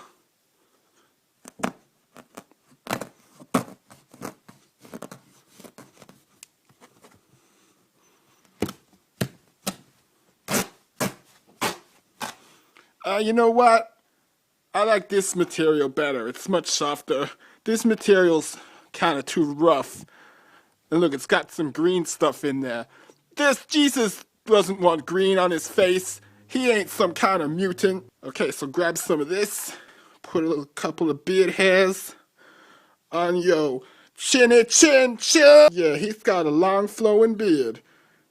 I'm gonna have to get some more beard hairs for this one. Okay, let's go back to our beard hair supply. Dig right into the material. Find the best beard hairs only for Jesus. Oh my God, what is this? Is this an Easter egg? Oh my God, Jesus, is this Easter egg for me? Just give me a sign, Jesus. Do you want me to have this Easter egg for Easter? Oh my God, it's for me. Oh, I knew you wanted me to have it, Jesus. Let's share the egg. Let's eat it together, Jesus. Together. Oh my God. Okay, so that is how you draw the Jesus. I drew him myself. And, I created Jesus. Finish your egg, Jesus. Oh my God, watch out for the iceberg on the starboard port. Hey, I'm just kidding, guys. It's just me. Welcome to the tutorial for how to draw the Titanic. It's the anniversary of Titanic, starring DiCaprio. So, first of all, start with the eyeballs. I I know the ship doesn't have eyeballs. This is the guy who stands on front of the ship. But the actual ship, you gotta draw like a and like the half of a triangle. Don't draw the other part. That's like under the water, so you don't see it. You only see the top part of the water, like the waves of the ocean. Waves of the ocean. That's a little too small, actually. Let's expand the ship, cause okay, so here's the guy. He's standing on the front of the ship. This is DiCaprio. You know, you remember the scene? He's standing there and he's like, I'm the king. I'm the king. Yeah, the king of queens. 'Cause baby, all my king of queens are coming home to you. Also, we've got like the upper decks of the ship, of the Titanic. Then we've got like one of those big poles, and then the sail. The sail is historically what catches the wind, and the wind propels the ship through the sea. Yeah, that's like basic physics. Now you can draw like some smaller boats on the side of the ship, because those are the lifeboats. But they didn't put enough of them. That's why like all those people died. Rest in peace. Yeah, so that's the actual Titanic ship itself. But there's one more thing that needs to be added to complete my artistic vision. Yeah. Just cutting out a little piece of ice from my icebox for my Titanic picture. This looks good. Yeah, here we go. Watch out, there's an iceberg right ahead. You know, they say that loose lips sink ships, but hey, it don't matter how tight your lips are. That's not gonna save you from a big fucking iceberg. That captain, no offense to the captain of the Titanic, he would have been better off just driving around it. Look, he could have just turned, swerved around it. Instead, he drove right the fuck into it. Bam! Oh shit! The iceberg exploded, and all the pieces of ice are overtaking the ship. Get out of there! Get out of there, DiCaprio! Get to the lifeboat. Oh, you didn't make it out alive. That's so sad. But my heart will go on and on. This video is dedicated to the memory of Leonardo DiCaprio. May he rest in peace in hell. Oh hey, welcome to this new tutorial. It is about how to draw the creature known as the devil.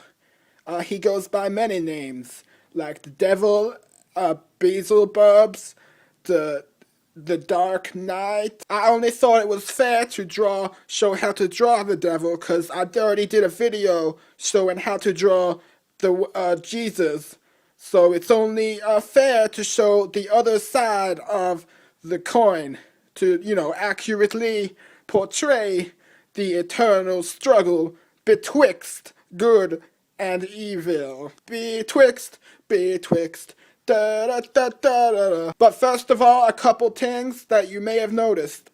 I know that I have probably misspelled the word tutorial a couple times in previous videos, but since the last one, I have been studying all the dictionaries, and now I think I have a grip on how to spell this word. Tutorial. It's pretty easy once you figure it out. And one more thing you may have noticed, no band-aids on my fingers or anywhere on my hand. My skin has fully healed, and I aimed to keep it that way. Alright, enough of that bullshit. Let's draw the devil. First of all, start with the horn balls. These are the ball sockets that the devil's horns are attached to. Put one of these lines on there so you know what way they're facing. Okay, there's the devil's horns. Next we draw the shape of his head. This paper's got kind of a cut in it, but it doesn't matter. Draw the devil's ear. You only need one. It's that kind of a 6/4 angle. Draw in the devil's body. He's got some arms. He's got some big pectorals. Cause he works out in the gym all day in hell. He's gotta keep his abs tight. He's gotta keep that 6-pack. So that, you know, people don't want to get to hell and be like, who's this fat fuck devil? Okay, so now we draw in the devil's face. He's got some angry eyes. Girl, I'm angry at you, Jesus. Draw in the mouth, kind of a half circle shape. To learn how to draw a half circle, look at my previous Igloo video. Color in the pupils. Yeah! Yeah, I'm the devil. Welcome to your doom. Just kidding, it's me saying that. This is just a drawing. Okay, so that's pretty much it, I guess. We got the devil, we got Jesus on the other page. I'm not gonna flip to that. I don't know what else. Hold on a second. Okay, sorry about that little interruption. I actually haven't finished this tutorial yet because to finish off the devil, I need to color him in. And as we all know, the devil traditionally has red skin. And it has just been suggested to me by an anonymous source that of a way in which I can color him red. So I guess I'm gonna do it. This is how you color Satan red. I'm gonna color you in, devil. I'm gonna do it. Don't get it in your eyes, devil. You know what? I think you should cut that part out where I showed how to color it in. It was probably okay. That's the end of this tutorial. I suggest you don't worry about coloring in your devil. It's not. You don't need to do that. That's the end. That's how you draw the devil, aka Satan.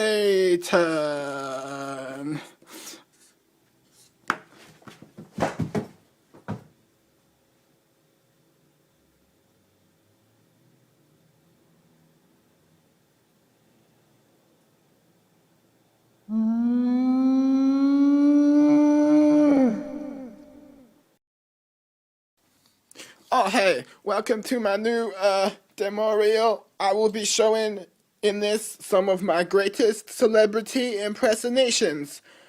I recorded and produced this demo reel myself, but I did no digital manipulation on the voices. They are all done by me in the demo reel. So without further ado, I will begin. Okay. Adrian, I gotta go fight him. I gotta use my green screen, Adrian. Hey, you. I'm coming back. Give me your car, your boots, and your bicycle. I'm gonna go back. Hey, talk to the hand. Yeah, hey, give me the money. Give me the money. Give it to me! Dun dun dun dun dun dun dun. Oh, hello, hello. You know what I always say. A Lannister always pays his bets. Hello. Oh, yeah. Hey. You want to know how I got these scars? You want to see my scars? You want to see my scars, Batman? You gotta see the scars, bro. Yeah. I'm gonna. This thing is a Batman, and I'm not wearing hockey pads. I'm Joker. I'm not wearing hockey pads. Hey, give me some cowbells. Give them to me. Avengers. Give me. What does Marcellus Wallace look like, motherfucker? I'm gonna give you a foot massage. Hey, Advent, give me a tasty burger. That's a tasty burger. Hello, hey, Hey, I'm a genius playboy philanthropist. I'm a scientist. Hey, what are you, Captain America? You're a guy in a suit. Get out of here. I'm a genius. Hey, Jesse. Jesse. Give me some more of that blue meth. Cause I'm the one who knocks. You think, knock knock, who's there? It's me. No more half measures. Hey, Peggy, get into my office. What do you think of this pitch for this ad, Peggy? Oh, the penguins marched. The penguins marched through 8 miles of shit to get out of that prison. And so if you want to parole me, go ahead and do it. I don't give a shit. Hey, baby, that's a Shaggy. That's a Shaggy meatball. Baby, yeah. The force is with you. You've got the dark side. Give me the droids you're looking for. Hey. You see this gun? It's a 27 Magnum. So you ask yourself, when you see my gun, do you feel lucky, punk? Well, do you? Do you feel lucky, punk? Hey, you talking to me? Are you talking to me? Are you talking to me? Hey. Are you talking to me? Are you talking to me? No? Okay, so those are my best ones. I also asked for some requests earlier, so now I will attempt to do those. So since these are just requests, they're not ones that I've ever impersonated before, so they are not going to be as polished as the other impersonations in my repertoire. But I will try to do my best. Okay, hit me with the request. Oh, hello. Walter Brimley here saying, spray and neuter your pets. Thank you. Oh, hey, I'm a beetle. Hey, I'm a beetle. Get in my car. Go. Hey, in this issue of Spider-Man, I wanna see that Spider-Man shooting his web fluid all over Mary Jane's hair. I want him to turn that pretty red hair into a fucking candy cane, if you know what I mean. Yeah.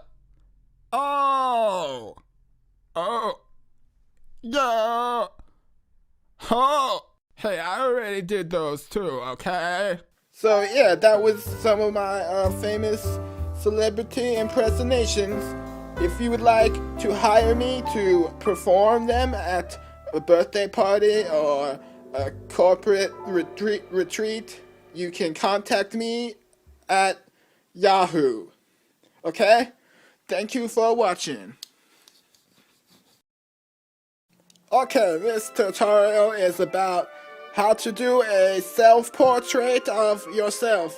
So, I admit this one will maybe only be relevant if you look exactly like me or if you are, in fact, my twin brother. So, this video is dedicated to my long-lost twin brother. If you are out there, maybe this video can help you too. So, first of all, start with the eyeball. Only one, because my second eye is like covered in one of these eye patch things. Yeah. I do have two eyes, but one of them is like one of those creepy dead eyes, so I like to patch it up so as not to freak people's out. But my good eye, you can color that one in nice and sparkling blue, like a blue pearl of wisdom. Next, go on to the nose. You know, my nose isn't that big. Fuck, it's smaller than that. The mouth, Then draw like the head. Remember, it's at a quarter angle. Next, my hair is like flowing. I got some flowing hair, hustling, flowing. You know, I like to keep it kind of shoulder length for the ladies, cause you know what they say. The more hair, the more. No, you know what they say. The hair on your head, something in bed. Next up, I will draw in my signature shades that I like to wear to protect my eyes from the UV rays of the sun, and also because they just look fucking cool. Yeah, I like, I just chill in my shades and shit. Draw in my arms, pay attention to the biceps, make sure you get those right. Oh, I almost forgot the mustache. Yeah, something like that. So it's a bit neater than that, honestly. I messed it up a little bit. Oh, and how could I forget? Yeah, the piece de la resistance. So now there's only one more thing you have to do. You gotta finish your vegetables. You gotta finish your vegetables before you go outside and play. Finish your vegetable. Oh, why won't you finish your vegetable? I will finish my vegetables, Grandma. I gotta finish my vegetable. Drink your vegetable juice. Wait. A tomato is actually a fruit. I heard that on Wikipedia.com. Yeah, so that's how you do it. This is how we do it. Remember that song? Oh, hey! In this tutorial, I will show how to draw a Santa Claus. Now, just because I said that it was a Santa Claus, don't assume that I am talking about like crab claws. You know, the ones that are like snip, snip. I'm talking about the kinds of claws you have on the ends of your fingers. So don't get scratched. I recommend wearing protective eyewears. Okay, so first take out a pencil. I usually skip this step and go straight to the inking part of the process, but sometimes you need to pre-pencil your artistic works so you can better achieve the depth of. So first of all, start with the finger balls.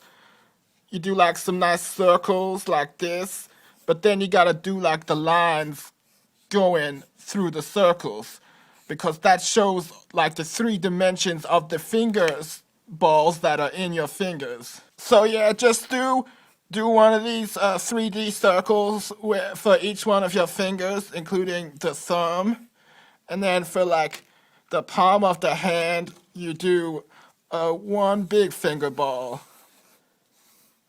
And now we are ready to begin the inking. So it's a good rule of thumb to start off with the thumb, because that's technically not a finger.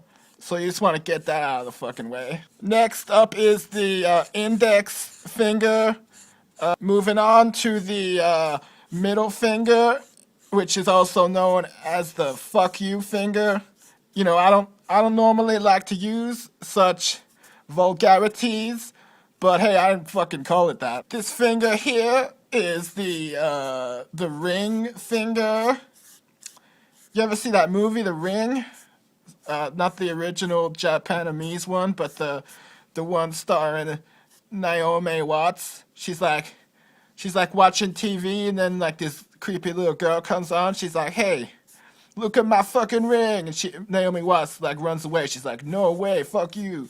Then the ring girl is like, "You're not getting away that easily," and she climbs out of the goddamn TV, chases her around and shit. It was scary.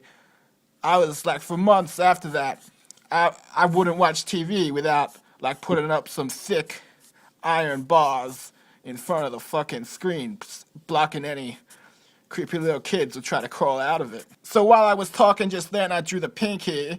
That's named after Pinky Tuxcadero from Greasy Lightning. Go Greasy Lightning, what the fuck? Tell me more, did he grease your lightning? Tell me more, tell me more. Okay, I kind of talked over my some of my first few actual claws here. You know, just basically draw a triangle on the end of each finger and thumb.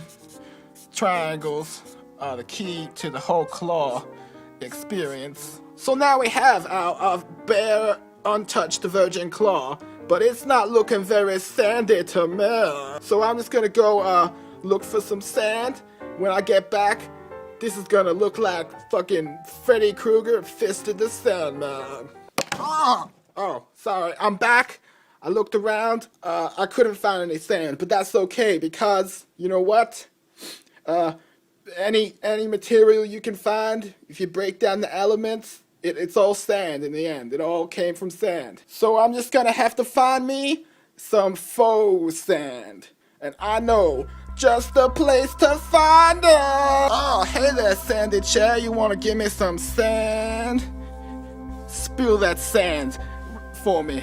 I wanna build me a sandy castle. Yeah, this stuff is way better than like real sand anyways. This folk sand is so soft and smooth.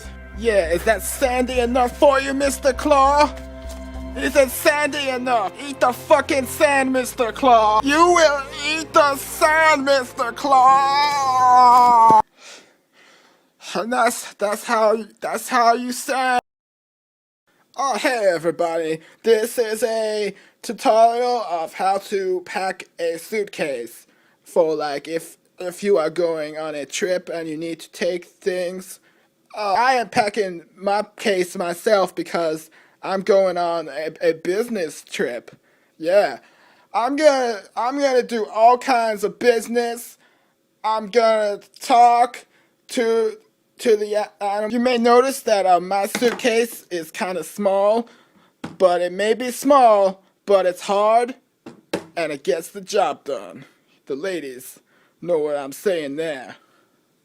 I'm saying it's made of fucking metal, so nothing is gonna get broken inside this box. You know, I don't want any of my possessions to get damaged. Okay, open sesame.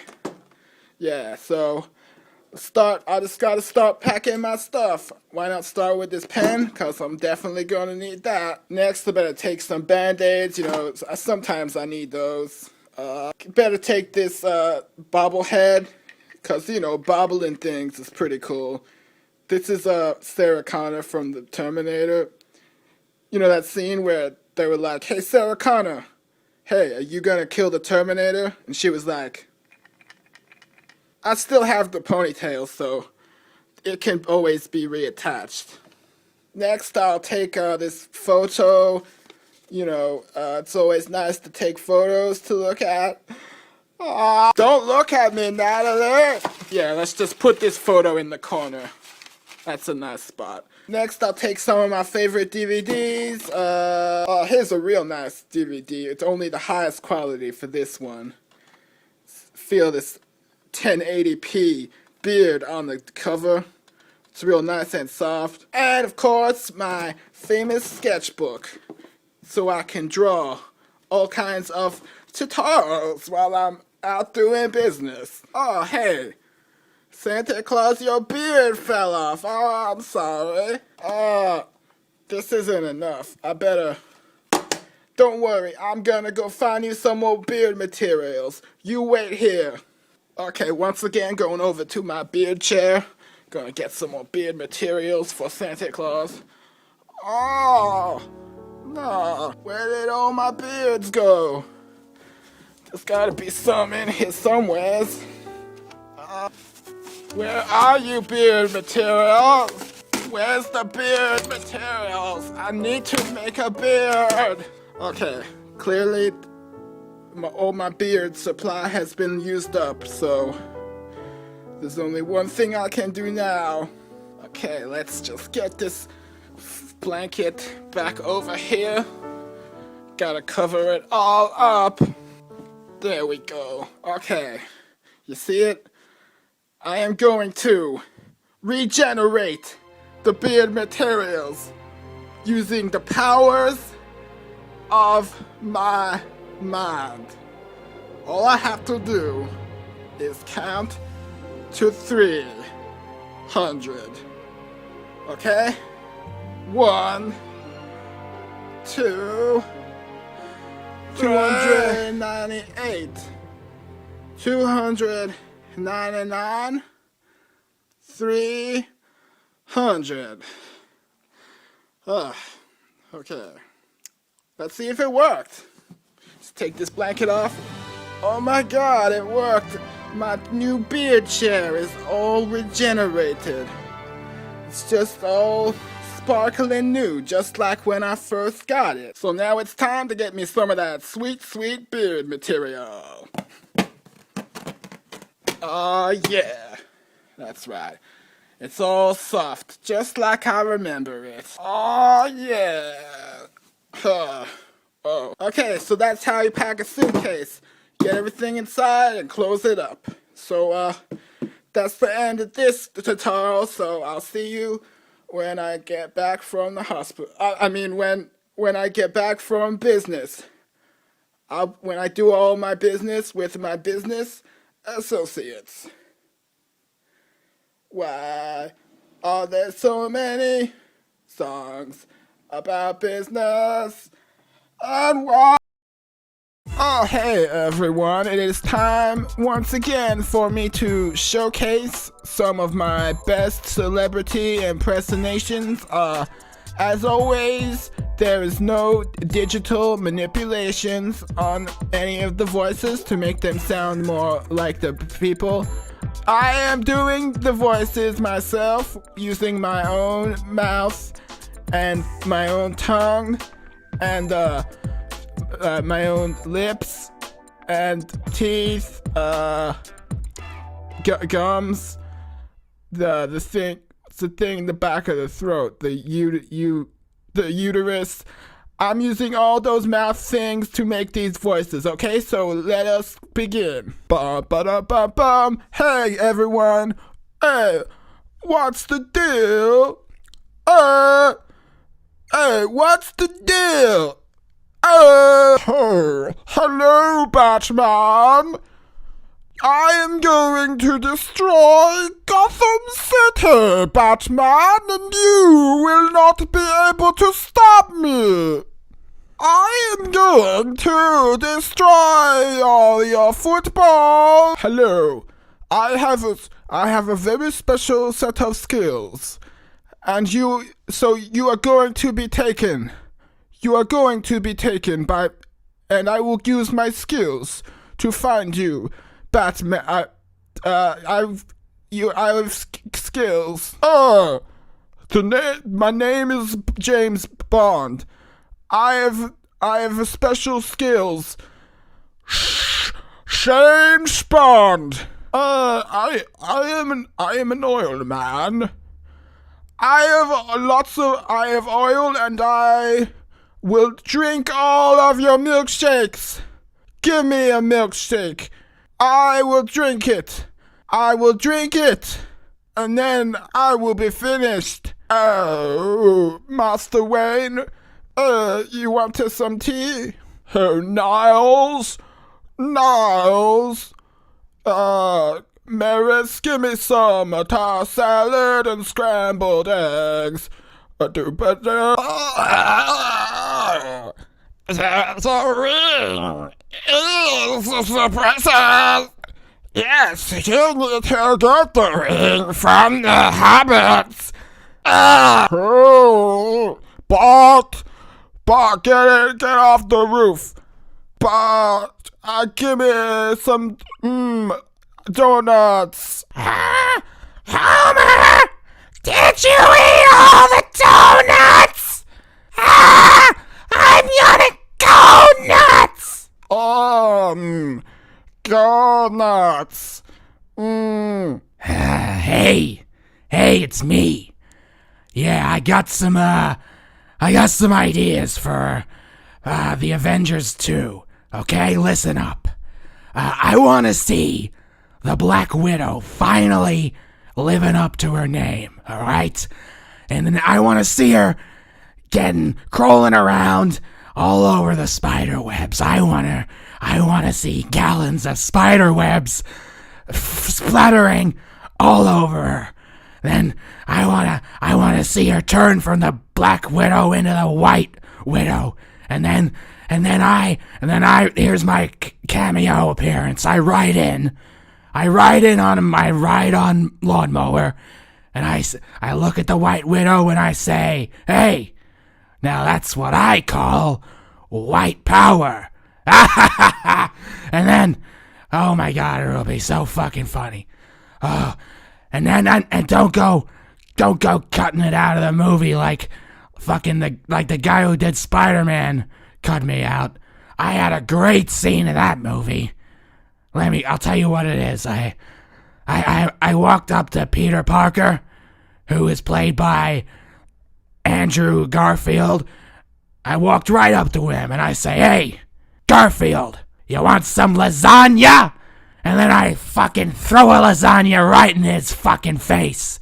And then he's screaming and he's like, "The cheese is burning my face."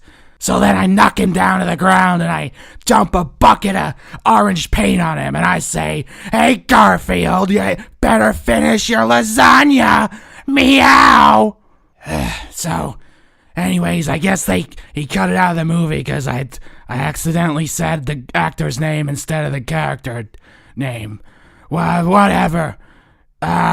Call me back when you got this message, you piece of shit. Hey, do you like all my apples? Hey, you talking to me? Hey, you talking to me? Are you talking to me? Hey, are you talking to me? Are you talking to me? Are you talking to me? Hey, are you talking to me? Hey, this is a tutorial for how to draw Pac-Man, the classic video game character. Okay, so Pac-Man we all know he is a circular being. So, let us begin. We need a circle object to get the right shape. This circle will be the core of the Pac-Man. Next, we need to surround the core with several other items.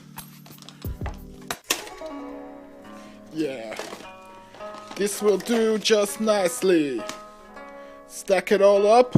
As you can see, I have arranged every item into a nice circular shape in the center of the table.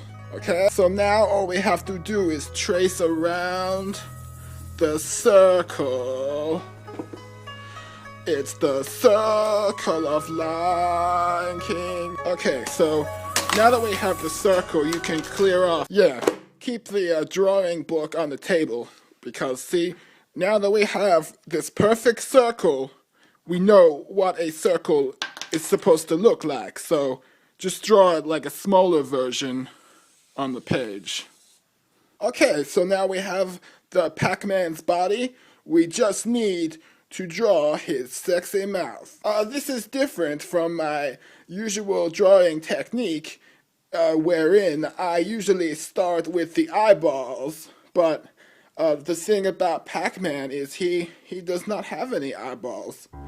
It's kind of sad. He's just this blind guy running around a maze, eating pellets, being chased by ghosts. Maybe that's why I relate to him so much, because I like to eat pellets. Okay, so Pac-Man's mouth is like a triangle. One way to do a triangle is to get like a pizza slice. So you could go to like pizza.com and just order a pizza to your door and like throw away all the slices except one. But I did not do that. I have prepared earlier my own slice of pizza. I drew it. I know it's not a real pizza slice, so I'm not gonna eat it. But It's pretty good. It's got some pepperoni, and it's got some nice mozzarella and some anchovies. So all I have to do is place this slice of a piece of pie onto the Pac-Man body, and then carefully now, like so, just trace around it, okay? Add some finishing touches. So then we just gotta add the beard hairs, and Pac-Man is ready to hit the town. Don't forget your pellets, Pac-Man. Yeah, he loves to just pack these in his mouth. Pack it up, pack it in. That may begin. Okay, before I finish up, it's time for a segment called the bonus tutorial. Okay, so for this next, for the bonus tutorial, we will learn how to draw Ms. Pac-Man, who I believe is Pac-Man's twin sister. Okay, so the first few steps are the same as with Mr. Pac-Man, but Ms. Pac-Man, she has a pretty red bow in her Pac-Man hair. Yeah, that's a nice bow, Mrs. Pac-Man. Okay, that's how you draw Ms. Pac-Man. This character was made in like the 50s. That was back when every lady had a bow in her hair, I guess. Yeah, I said a bow in her hair, just to clarify. It kind of sounded like I said a boner hair, but I do not go for such crude vulgarities, okay? I am a little more sophisticated than that.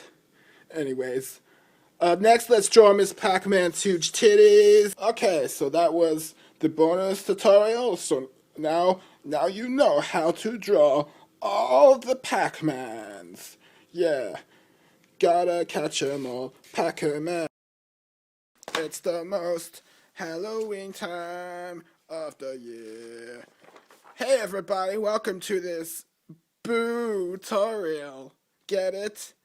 The reason for this wordplay is because this is how to draw a spooky ghost, okay? So, yeah, I'm gonna reuse this Pac-Man page here because Pac-Man and ghosts kind of go hand in hand. And also because I'm running out of pages, and I do not waste paper in this environment, okay? Always recycle. So take out a DVD like this one. You can use any ghost-related movie, like any movie that features ghosts, like Ghost Rider, Ghost World, Ghost Parks, any ghost movies, but I've chosen this one because, so just take out the disc, like so. And first of all, we're gonna start with the eye holes. Yeah, normally I start with the eyeballs, but of course, when you die, your eyeballs decay into empty ghost holes like this. And the third one. Yeah, when you die, you grow a third eye, which helps you see into the other realm of the afterlife. And it also kind of makes you look like a bowling ball face. Hey, bowling ball face! That's what you should say whenever you see a ghost. Then he'll start crying out of all three holes. Okay, so we got the 3 eye holes. Next, we gotta draw in the spooky ghost body. Okay? A lot of people, think ghosts look sexier with like thin, skinny bodies, but me, I like to have some curves on my ghost, okay? So I'm gonna draw a nice, spooky, curvy ghost body on this ghosty board. Okay, clear some of that ghost debris. Let's draw in that spooky, curvy body. Yeah. Show me that ghosty body. Show me those spooky curves. And this part ought to finish it off. Look at that spooky ghost. Hey, Don't get scared, Miss Pac-Man. This ghost ain't gonna hurt you. So now to finish off this spooky ghost, we're gonna need some ectoplasm to pour all over it. Cause ghosts always be sliming up the walls, leaving their ectoplasms all over the place, okay? So let's go get some of that. Okay, let's see what we got. Yeah, that'll do it. A nice delicious bottle of ectoplasmic material. Okay, so now that we got this ectoplasm, oh my god, it's you! It's the ghost of Halloween's past. Oh, it's making me remember a repressed Halloween memory. Ah! Do Halloween, Halloween, Halloween. Do. Oh, hey, what's this? Dear grandson, here's a Halloween present. Wow. Thanks, Grandma. This looks like one of those spooky Halloween movies. Oh my god, I can't wait to watch it on my VHS player. What the? This is a DVD. But I don't have a DVD player. I only have a videotape player. This is the early 90s, Grandma. I don't have a DVD player. Oh, my god, that truly was a traumatizing memory. I didn't have a DVD player back then. Oh my god. I'm glad I do now so I can watch this movie. Thanks for uncovering that memory. Now I truly do appreciate my Halloweens. Hey, wait a second. Pac-Man. Oh my god, Pac-Man was a ghost the whole time. Oh, hey, today we got a question from someone named Sunny Boomtown. And she says, can you give me a step-by-step tutorial on how to paint a happy little cloud? Yeah, I can do that. Normally I would do a video tutorial, so, I would be able to show all of the artistic details on the page, but, my camera is broken right now. I don't know who broke it, but you know what? I don't even need a video for this one because I can use the theater of the mind, okay? So close your eyes and get ready to be taken to the world of the tutorials. So, okay, first up, I just need to get out my sketch pad and place it onto the table. Okay, I gotta open it up to the right page.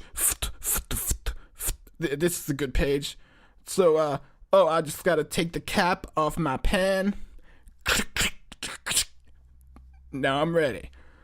Okay, so first of all, start with the cloud balls. You just gotta draw a few cloudy balls in the center of the page, like so.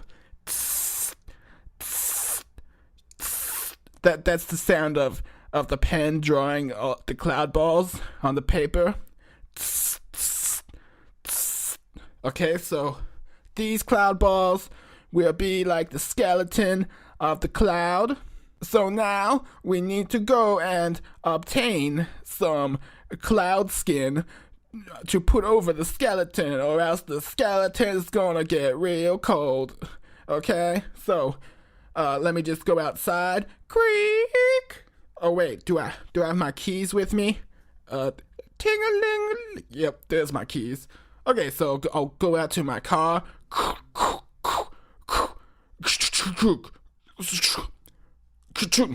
Okay, let me just start the engine.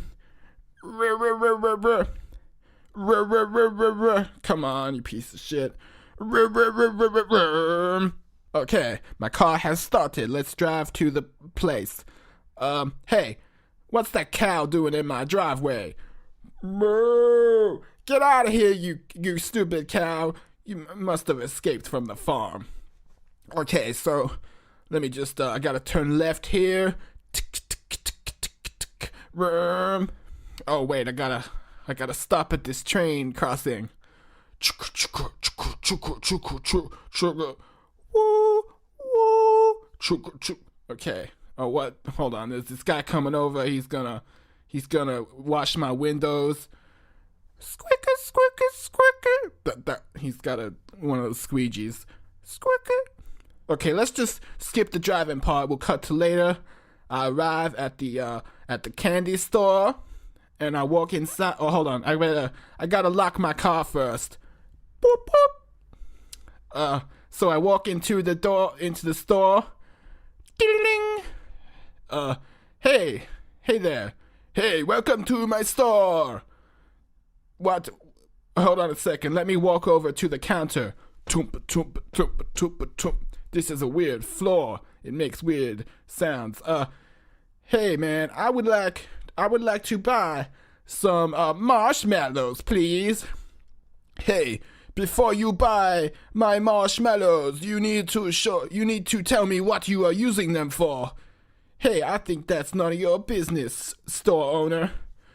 My marshmallows are for eating purposes only.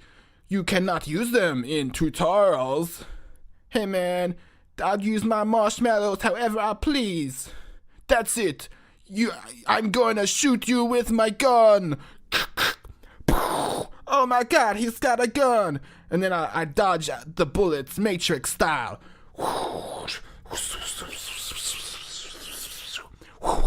And I do a backflip and I kick the gun out of his hand. I catch the gun and I dismantle it with my bare hands. He's like crying now. He's like, oh no, you broke my gun. No. Now please, just take all the marshmallows you want. Oh, I'll take the marshmallows.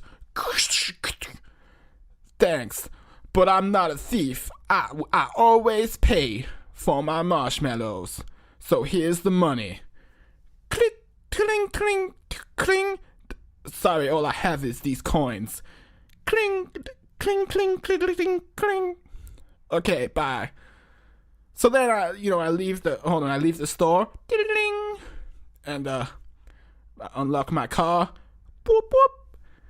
And then, I get back in, I drive back to my place, and I walk inside, quick, and I, doom. That's me walking over to the table. Now, so then we got the marshmallows. We placed the marshmallows onto the cloud balls, like 3 marshmallows per ball should do it. Now we got our nice cloud balls covered in cloud skin. Our cloud is starting to look real happy to me, okay? So that is how...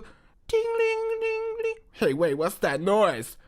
Ding, ling, ling, ling, ding, ding, ding, ding, ding, ling, ling, ding, ling, ding. Oh my god. Do you hear that? I think that is some sleigh bells. Ding, ling, ling, ding, ling, ling, ding, ling, ling. Oh shit. It just landed on the roof. Oh my god, what's happening up there? No! Oh shit, you hear that? That sounded like the noise that a reindeer makes. It sounded exactly like a reindeer. Oh god, something's coming down the chimney.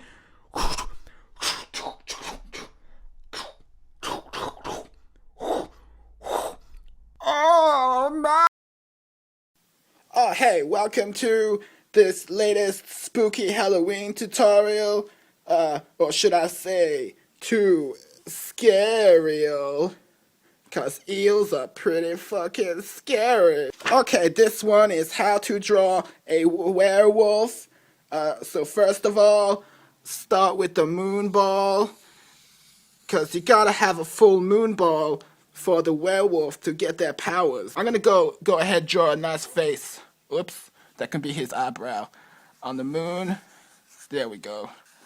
Little moon face. I see you up in the fucking sky. Here comes the moon. Do-do-do-do.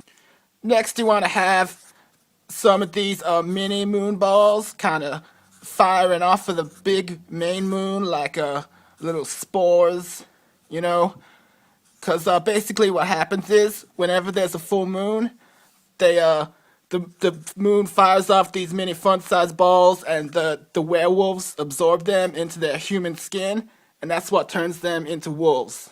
It gives them their wolf powers. Okay, that's how their biology operates. So now that we got the moon balls coming off of the main moon, we gotta draw in some of the werewolf hairs.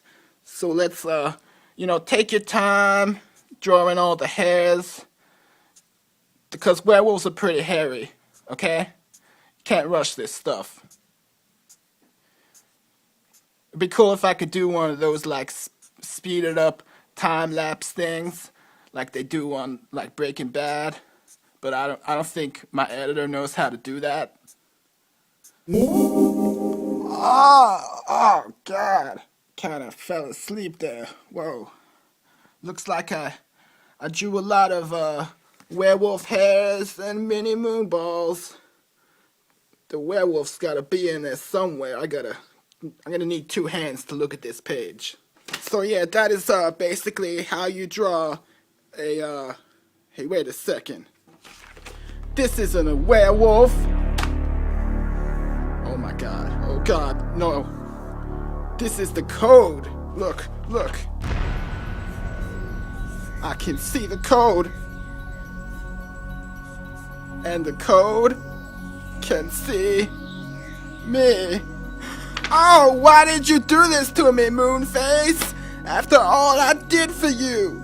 Oh my God, what is that?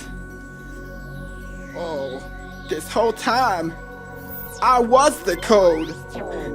Staring at myself. Stop staring at me, Mr. Moon!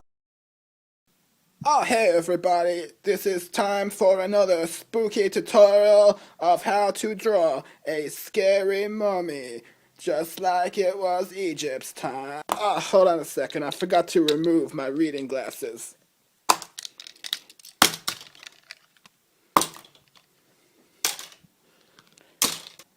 Okay, so a mummy is basically like it's like a dead person wrapped in bandages. So you want to first of all do like an outline of the naked mummy body. I can do it like freestyle myself because I have studied all the human anatomies of the bodies. So yeah, mummies are like they're kind of like zombies, right? But they're like Egyptian stealth zombies. They unlike regular zombies, they kind of like hide in plain sight, and they sneak up on you with their bandage-covered feet and stuff. Cause the trick is, if you were to like see a mummy coming towards you, you just say that looks like a person wrapped in bandages. That must be like a war hero or something. And you would be like, hey, thank you for your service to our country, my good compatriot. I salute you. And then, while you're saluting them, they reveal their true mummy self. They fucking take out like a golden scepter, and they cut you right in the Achilles tendon. And the next thing you know, you'll be walking like an Egyptian. Okay, so now that we have the outline of the human anatomies and all of its proportions, we need to add the bandages. So for this step, I'm going to take out my sacrificial dagger and plunge it deep into the heart of the beast. Oh, yeah. There we go.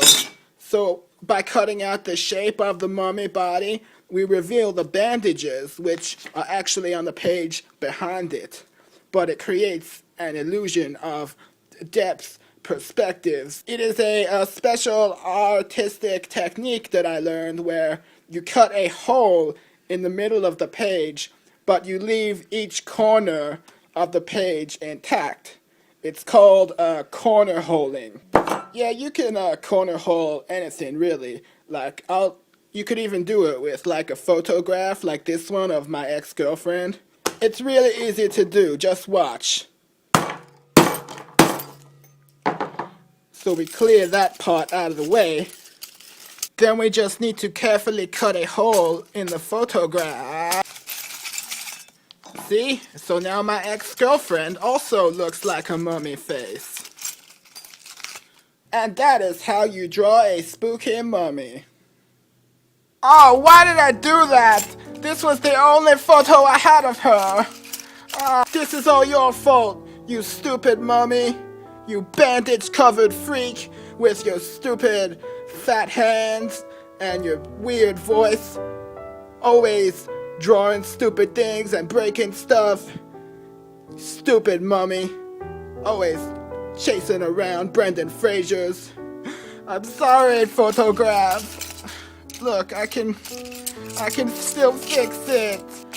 See, you're as good as new. I can still see your pretty face.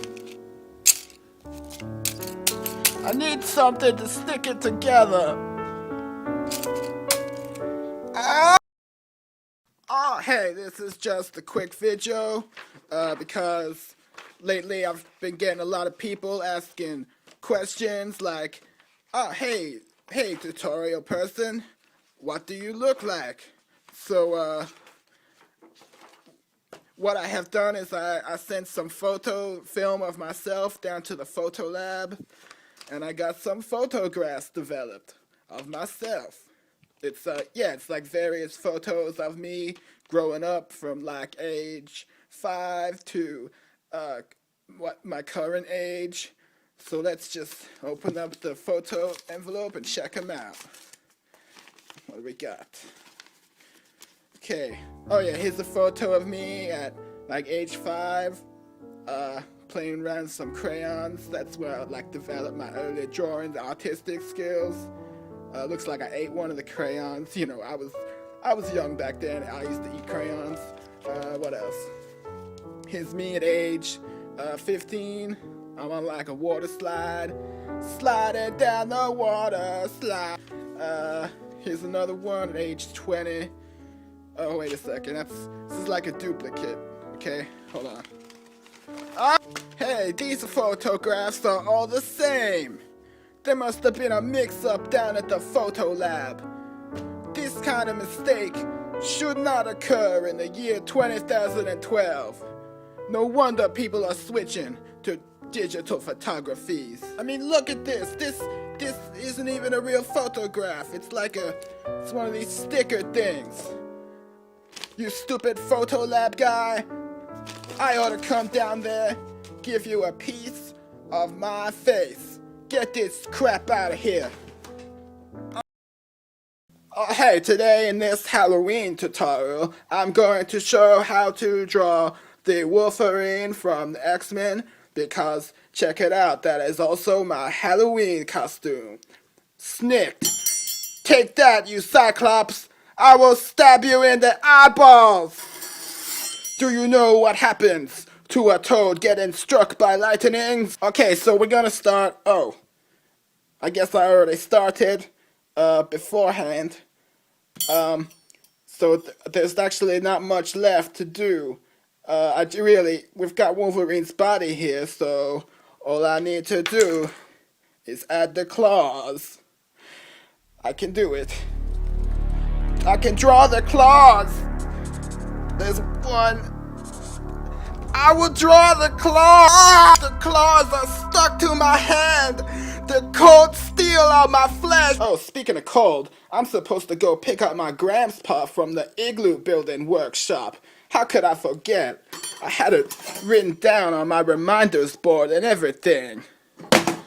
Okay, so looks like I'm not gonna get to draw these claws today.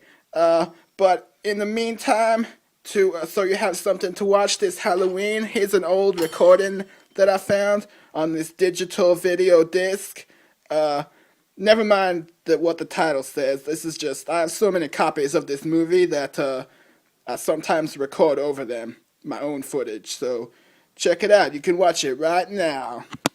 Oh, hey, happy Halloween from me, your host, Freddy Cougar. I'm gonna come and scratch you with my dreamy claws. Scratch. Okay, I've already got a lot of this drawing already done for this Halloween. I I think I must have done it sometime in the past, but I can't really remember. I draw so many things in my artistic career. So, man, this tablecloth is looking pretty old and worn out. I'm probably gonna have to throw this out soon. Anyways, so since I've already got some of it started, I'm gonna try out one of my new drawing techniques, in which I begin with the torso ball, like in the center, and I kind of work my way out to join up with the other parts of the body. Don't forget the shoulder blades! Yeah, this is looking pretty scary. I wouldn't want to be living on Helm Street anytime soon. You know, actually it probably wouldn't matter for me because I don't really dream as much as I used to, you know. I used to have a lot of weird dreams about stuff, but, you know, my grandpa kind of put a stop to that. Oh, that reminds me. I'm supposed to pick up my grandpa from the quilting store.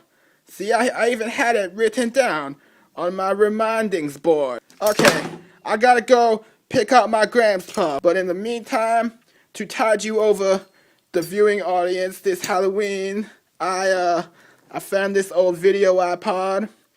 It's probably got like some cool videos on there.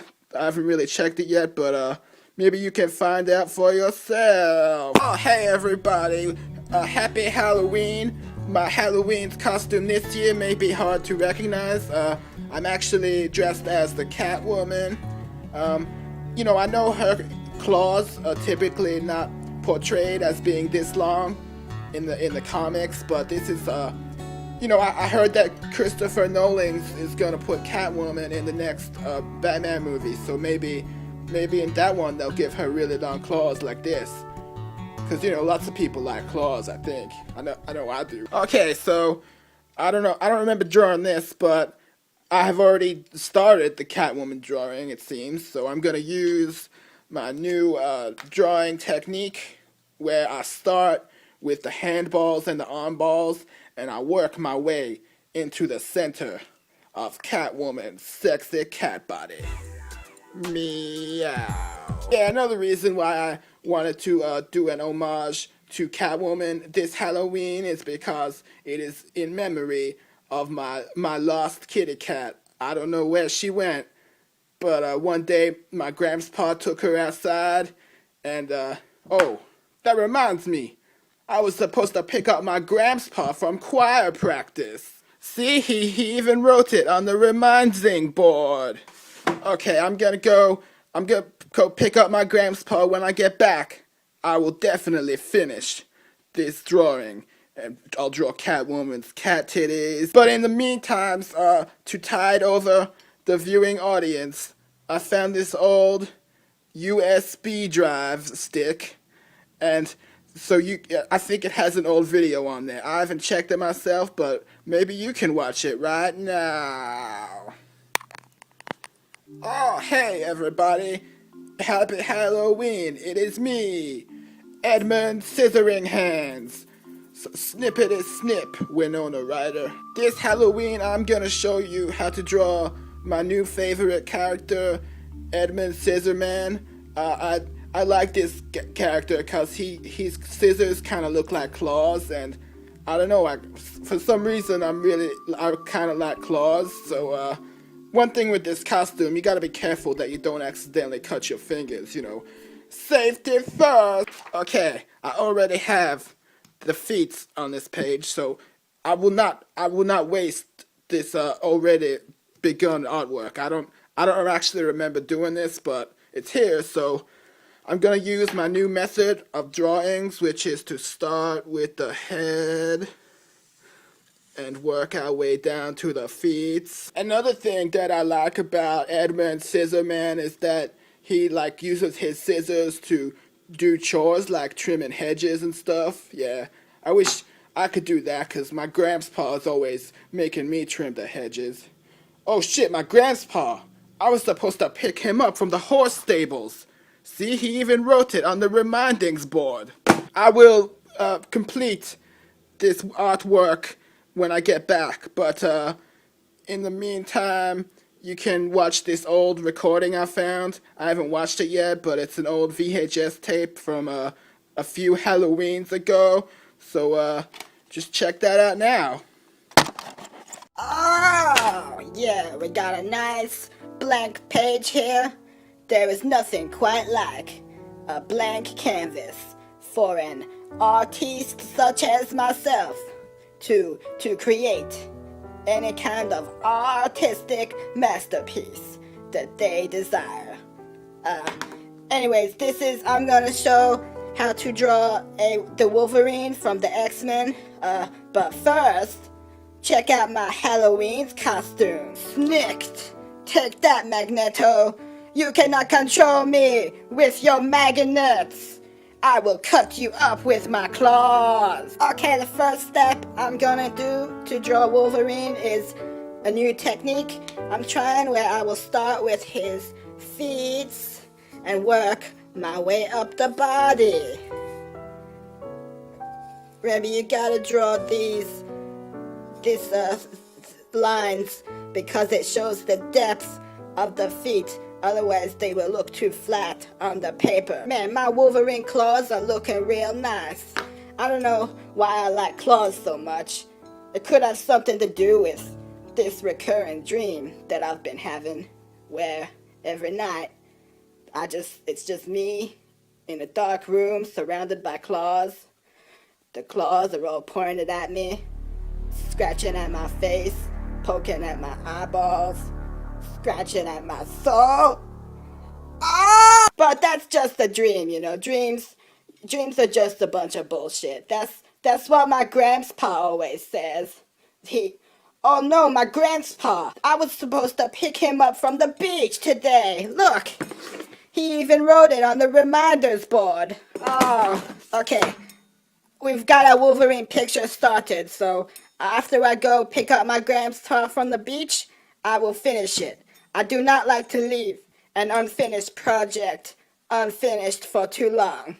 I also better leave these here, because I don't want to bring them to the beach. You know, I don't want to end up with Santa Claus. Oh, hey, this is a tutorial of how to draw a little mermaid. First we start with her fishy tail. It's kind of like a sideways M for the first letter of the word mermaid, but it's also a number 3 because you're 3 times a mermaid, and also because mermaids have 3 vaginas. So then you just need to add the rest of the mermaid body, splashing around. As for the face, you can make her look however you want, but I have, as you probably noticed, I decided to model her image after that of my ex-fiancée. Her name is Natalie, but it's pronounced Natalie. Hey, Natalie, do you want some macaroni? Do you want some macaroni, Natalie? That's a spicy macaroni. Yeah, she likes macaroni. I'm sorry it had to be like uncooked, but I'm not allowed to use the stove anymore. Not after what happened last time. Okay, so that is how a mermaid is drawn. These are kind of like seashells. And one more thing, before I go, I just want to say I don't normally get political, but I have to say that it is important that you should all vote for your favorite Pokemon over at Pokemon.com. I voted for Jigglypuff, because I can't get enough of those Jigglypuffs. I was just trying to boil some water. I didn't mean to burn down the orphanage. Oh, hey, welcome to this tutorial. In this tutorial, I'm just going to show you my new comic book that I made. It's about these 2 people who work for the FBI, Fireball Police Investigations.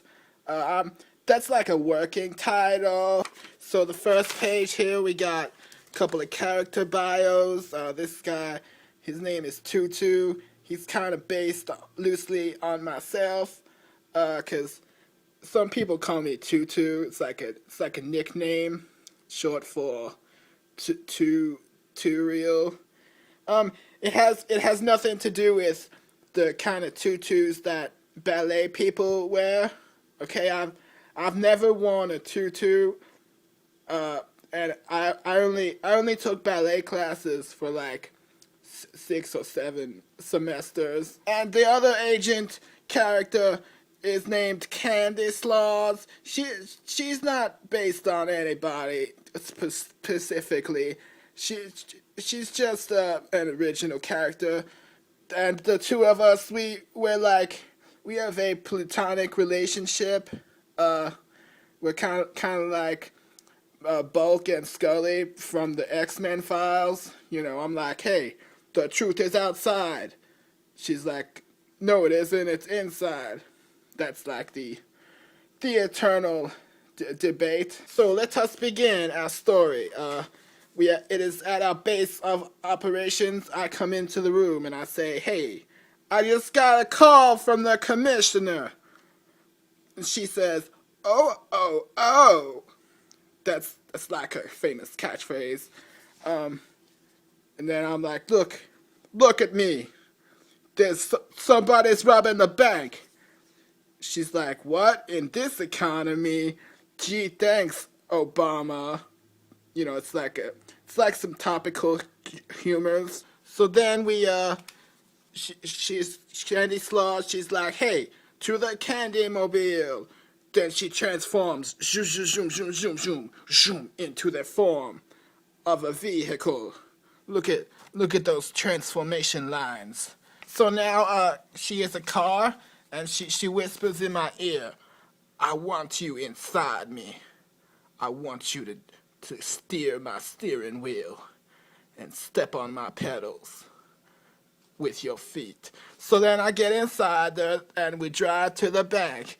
See, my hair is flowing in the breeze. Well, and it looks like I'm not wearing a seatbelt, but the Candy Mobile has invisible seatbelts. This is like this comic has like science fiction elements such as invisible seatbelts. So then we arrive at the bank.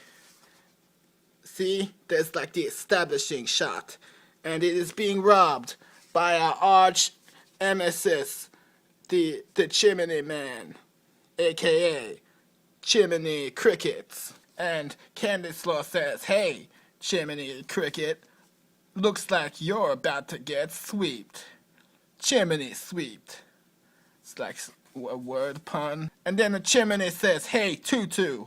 He's talking to me. He says, when I get through with you, you will not only have bandages on your hands, you will have bandages on your soul. And then I reply to the Chimney Cricket, and I say, hey, Chimney, fuck you.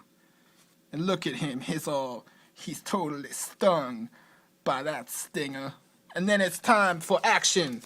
Candy Slaws is like, caw-caw, caw-caw. And that summons a flock of crows to fly in through the window. They crash in, and they fly inside into the chimney.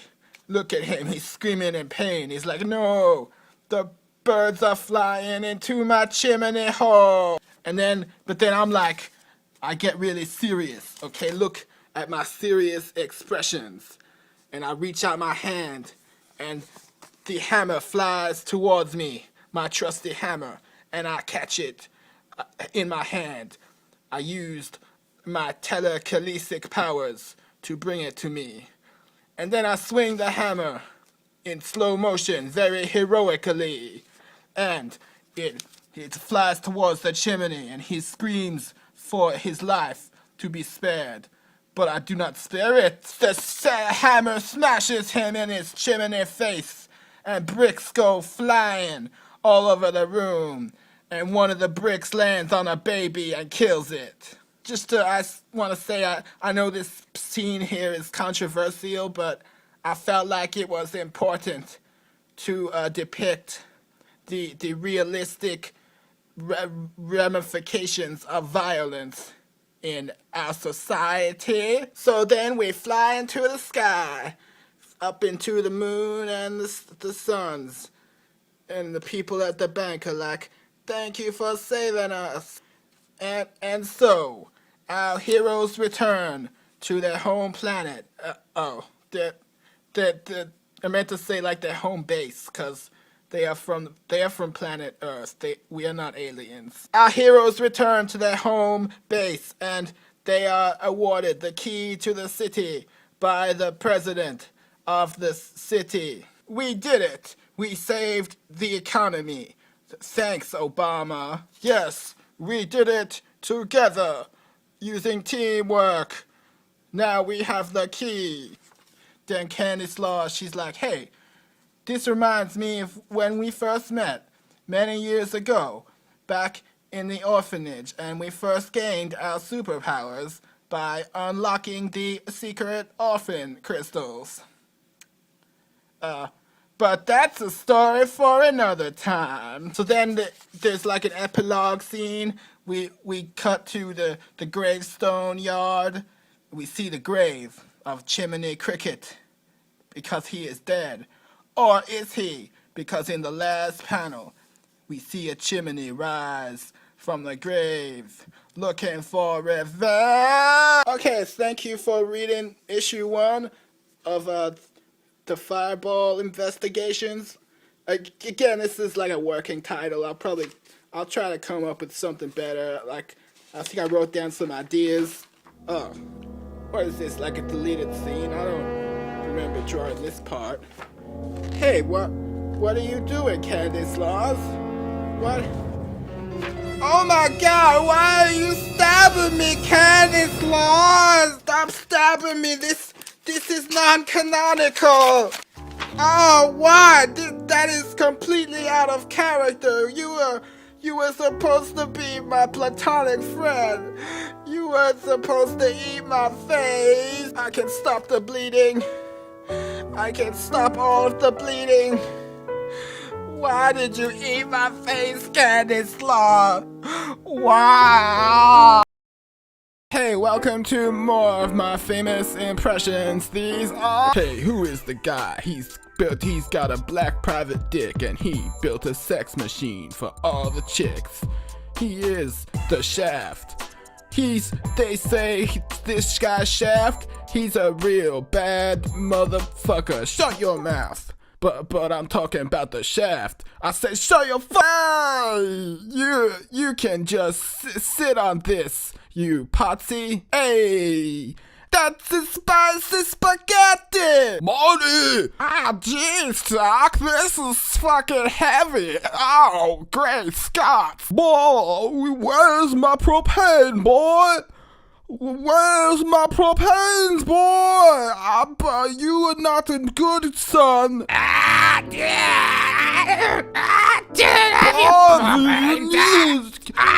tell me my propane. I need your propane. Greetings, my childrens. Do you know? Have you heard of Ezekiel 20:17? The path of the righteous man has many sides, and the iniquities of the home and native lands will strike down upon you with their great avengers of furious angers, those who will attempt to poison my destroying brothers, and you will see my name is the Lord when I lay my revengeance upon thee. There is a snake in my boots. Oh, my boy, my boy. Hey, welcome to this snow globe tutorial. We will learn how to make a snow globe in honor of the Christmas season. I don't have windows in this room. So for the glass part of the snow globe, you can use just an everyday drinking glass like this one. Make sure to remove any superfluous protrusions from the glass, such as this piece. So I'll move that to the side for a second because now we need some beautiful, unique snowflakes to go inside of our snowing globe. So for this, I'm going to use this Blu-ray DVD. It's best to use Blu-ray because then you get some nice high-definition snowflakes. Plus, it is blue, the color of snow. So now you just need to turn this into some nice snowflake shapes using your available tools. See, that's one snowflake down, 100 million more to go. Under the snow, under the snow, under the snow. There's lots of fucking seashells under the snow. Almost done. Look at all that pretty snowflakes. Okay, now that we have a nice little collection of snowflakes, we just need to put them in our snow globe. But that's not all. It's also good to put some kind of little figurine inside the globe. So I will be using this idol of the one true Santa Claus. See, he fits inside there perfectly. Just gotta add some more snowflakes. Yeah, there's a few pieces of broken glass mixed in with the snowflakes, but that's okay. That just, that makes it more, like, realistic. So now we need to seal it up, make it nice and airtight. And there we have it, a nice Christmassy snow globe. Ring ting-a-ling, ting ring-a-ling, ring-ling-a-ling. Yeah, how does it feel, Santa Claus? How does it feel to be trapped inside your snowy prison, forced to gaze upon the many wonders of the world, yet unable to touch or to feel them due to the confines of your little glassed bubble? It's your own little Christmas time tomb in which you shall remain, Santa Claus. Thou shalt remain in thine cage until the end of days! Oh no, I just realized I forgot to add air holes. I don't want him to run out of oxygens. Okay, I am going to use this fork because that way I can create 4 breathing holes and that should be enough.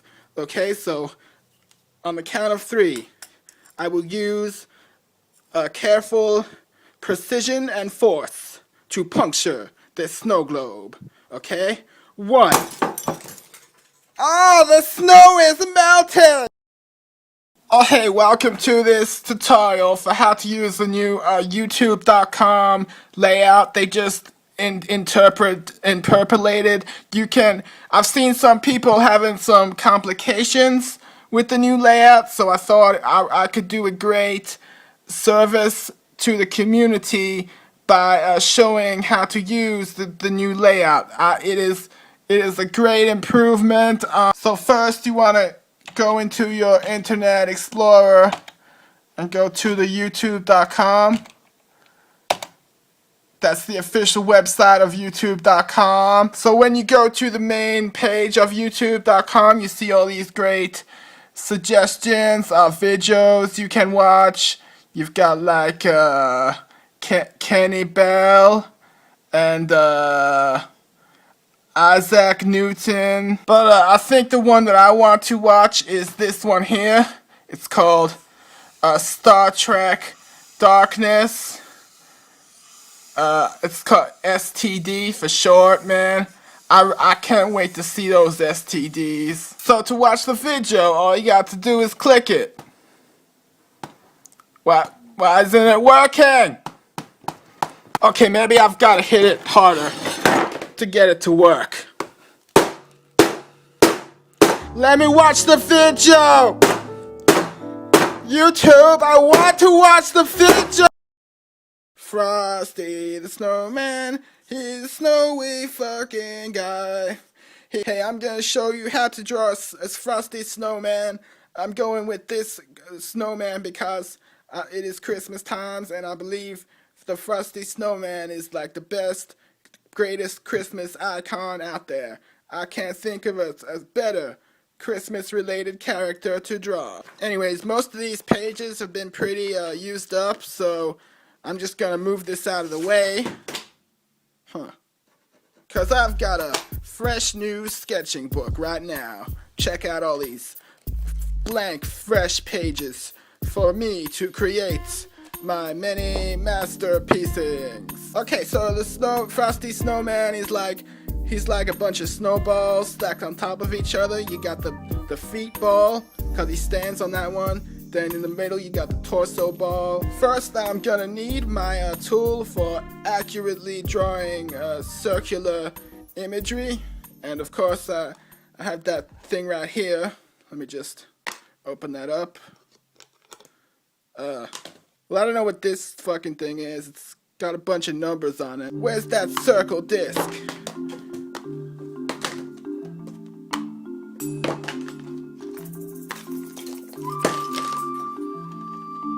Oh, here it is. It's always in the last place you look. Okay, so this will be our first, this will be the feet ball for the feet of the snow. It's called a feet ball, but in Brazil, they call it a soccer ball. So for the next ball, it's gonna be have to be a bit smaller than this one because it sits on top of this ball using gravity. So I'm gonna have to like shrink this one down a little bit. But I don't have a shrink ray, okay? I'm not Rick Moranis. What I'll have to do is like when you shrink clothes in the drying machine. You just have to make it really hot and then it shrinks. That is science. I'm a scientist. Okay. I don't know what that is, but get that out of the way. So now we can shrink it down. Shrink it down. Shrink it down for me.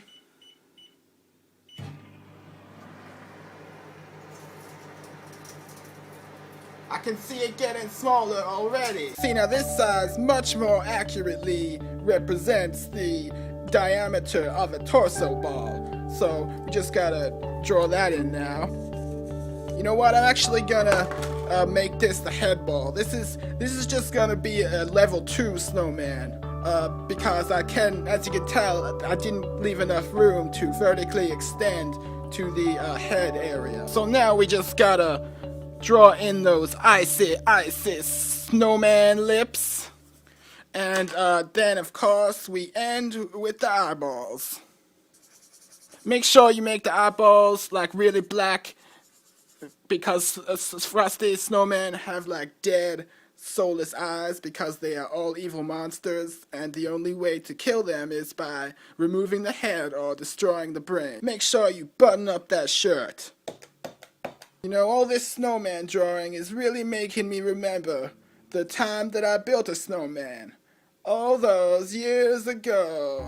Boy, my little 9-year-old hands sure are freezing cold from playing in the snow. Anyways, I'm gonna go. Time to watch this new high-definition VHS tape. Oh, hey, what's this? Dear grandson, here's a gift for being such a great grandson.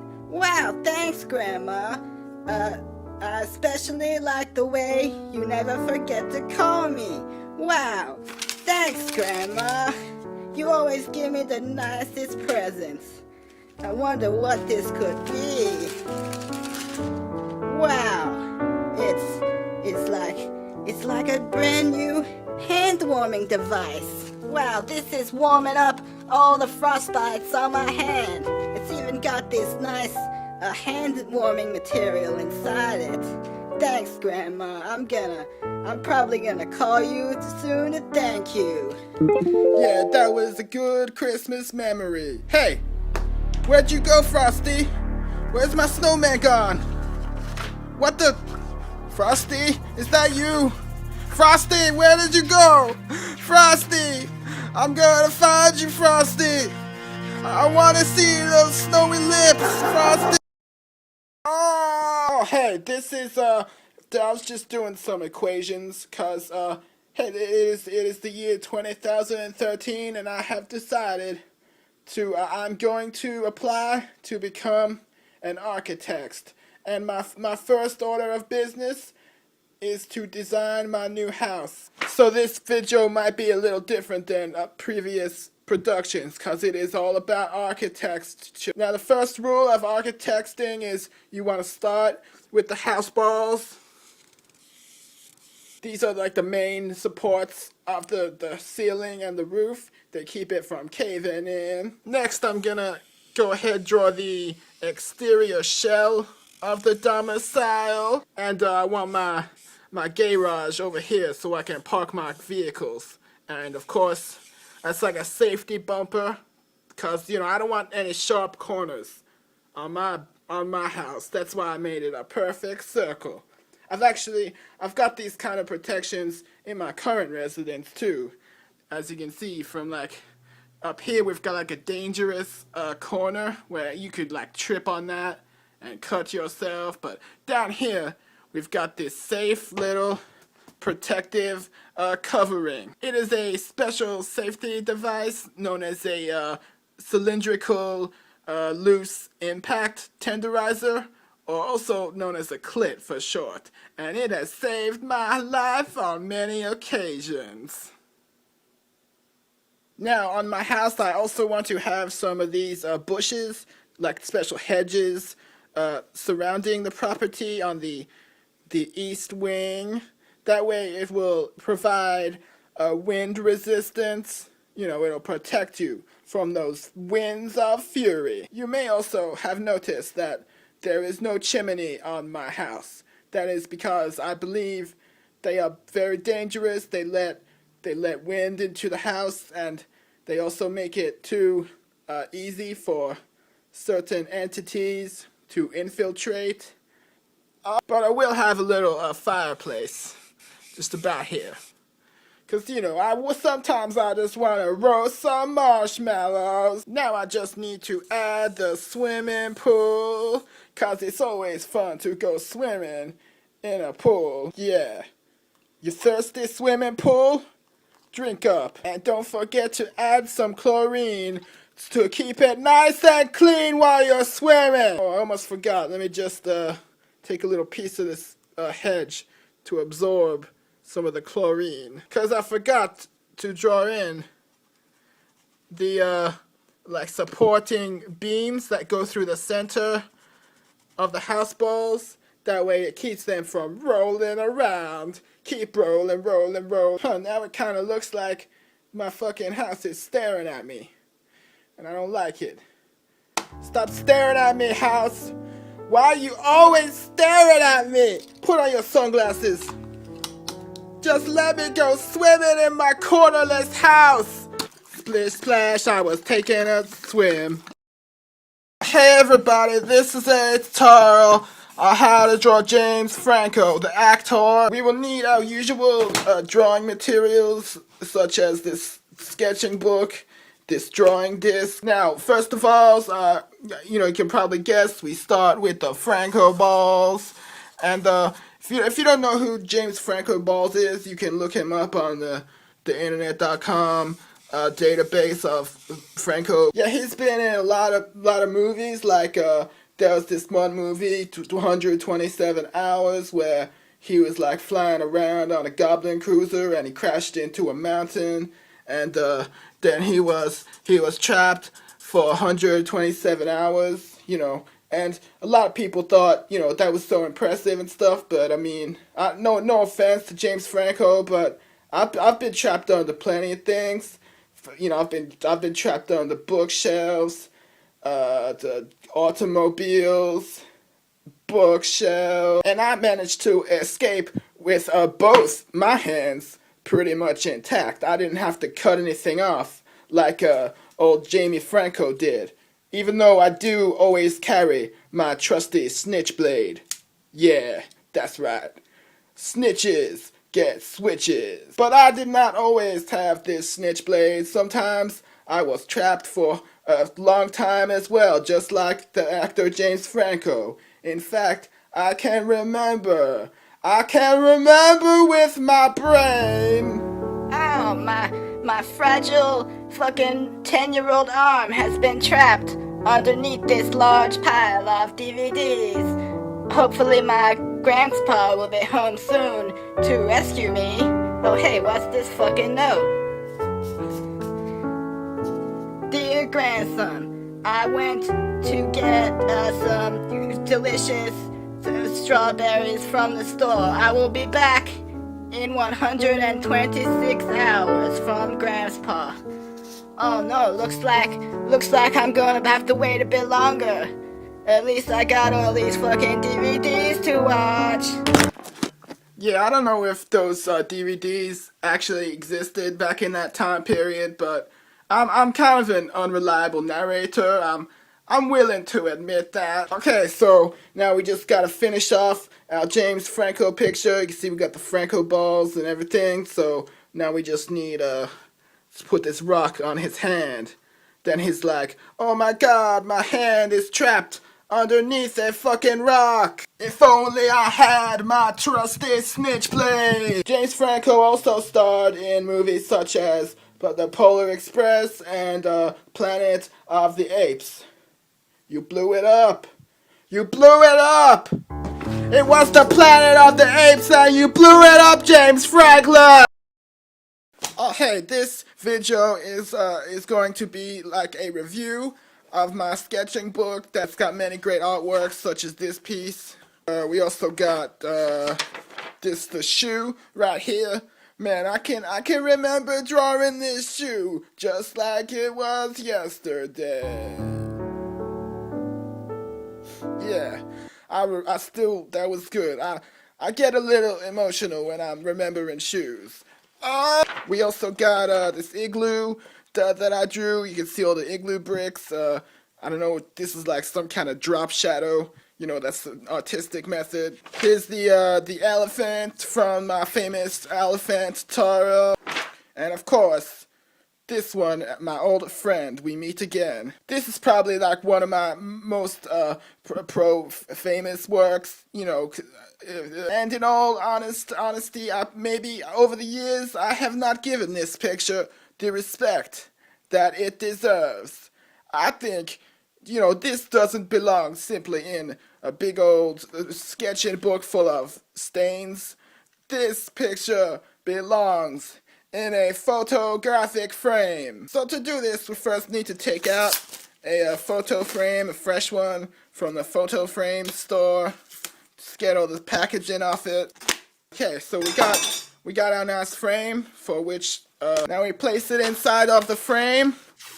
Just fix it up nice. That's just a breathing hole. I didn't want to forget to do it this time. So that is the frame picture. Now, if you hang that up, you can have his watchful eye looking over you. Because that's what you want, isn't it, Santa Claus? You just want to sit up there on your ivory picture frame and watch me every move I make. You just want to keep staring at me. Well, hey, if you're going to be pulling an all-nighter, watching my every fucking move, sounds like you're going to need a little kick to help you stay awake and alert. Yeah, this is what you want, isn't it? This is what you want inside your mouth. Fill your red and white lungs with this delicious caffeinated beverage. You gotta drink it all if you wanna stay awake. Oh, wake me up before you go. And so that is how you frame a work of artwork. So now it can be displayed in any gallery or even in your own bedroom. So it can watch over you while you sleep. Always watching until the day you die. Until the day we all die. Oh, hey, you know, many people have asked me, how do you do a tutorial? Well, this tutorial is going to show you how. There are many methods in the universe, but this video will show you my top 20 tutorial tips. So without further ado, let's start the countdown.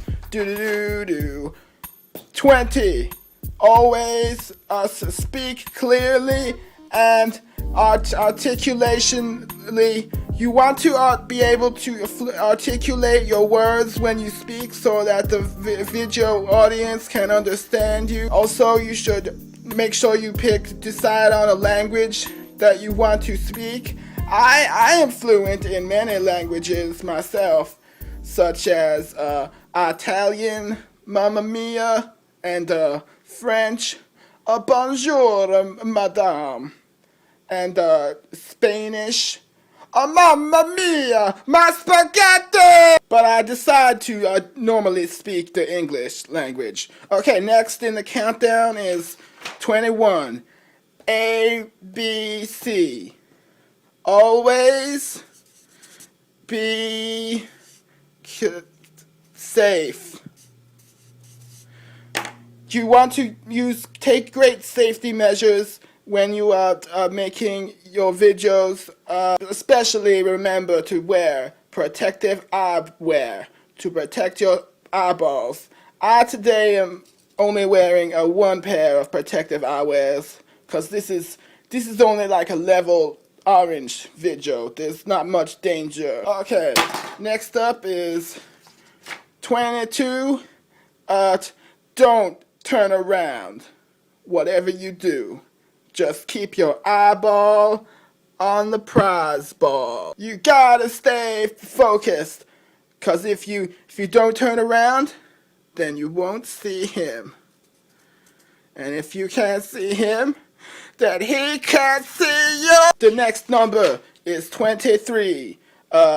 23 tip, stick to the facts, Jackson. You gotta stay on topic, you know.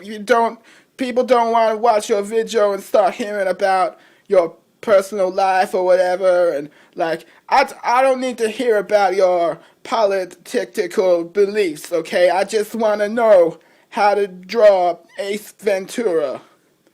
Alright then. Next, 24. That's just a cool show. Stars this guy, Keith Summerman. Which brings us to 25. Don't be afraid to make mistakes. You know, usually my videos are very heavily scripted and storyboarded, but sometimes you never know that unforeseen circumstances may protrude into your video, so you need to learn how to improvise with them. Like the old saying goes, when life gives you lemon balls, you got. Okay, here's how you draw a lemon. First before we draw the outside of the lemon, we're gonna need to see what's on the inside, because it's what's inside that counts. It's what's inside your heart. So now I will carefully perform the incision on this. I got lemon juice in my eyeball. Oh my god. Hey, this is how you draw the sun.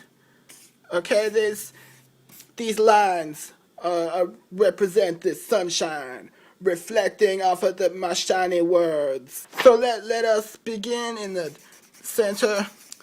I've spent many hours over the last few weeks staring directly at the sun and studying its many contours and intricacies. So I know how the sun looks. Now at this point, I'm sure some of you wise viewers are questioning why use this color.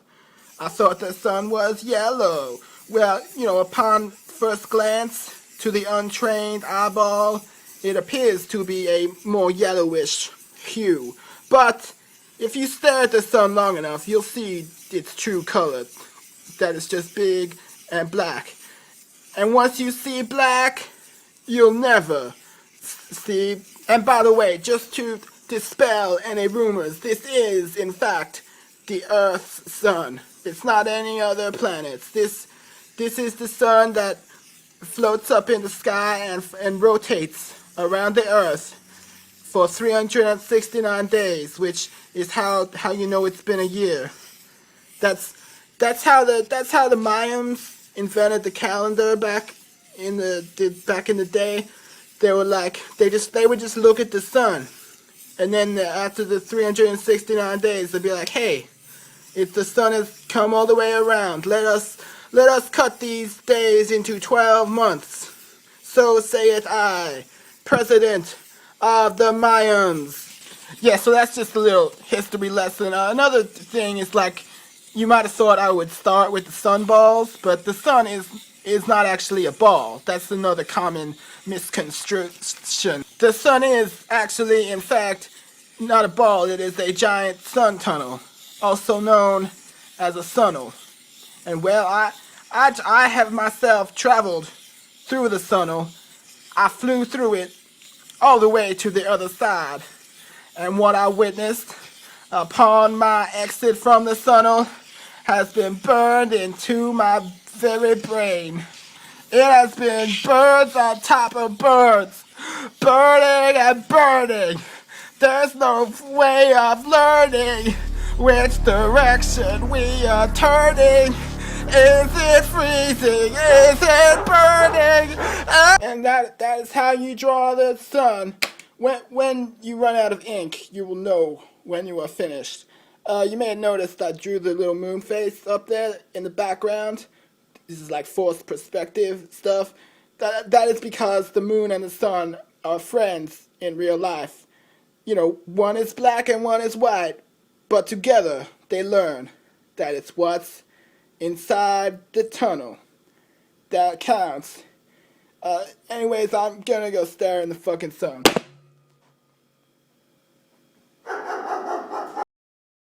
Easter time is here. Oh hey, I was just decorating some Easter eggs for Easter time.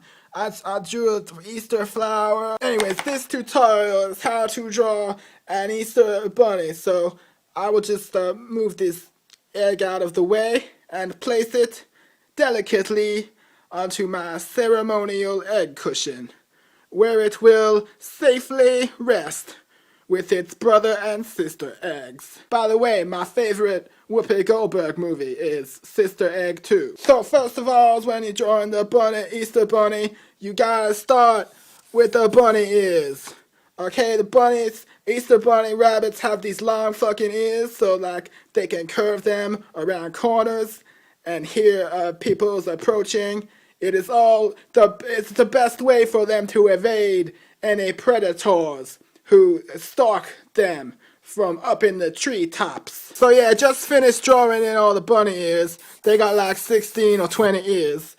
Then to finish it off, drawing the bunny body. Now we need the important anatomical features, like the nose and the bunny mouth.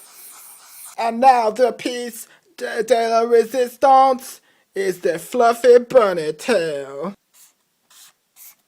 Now the reason why the Easter bunny evolved to have so many ears is of course due to its lack of eyesight. So it needed all these ears to hear all of its surroundings. This is an aspect of the Easter bunny society that I personally can understand and relate to.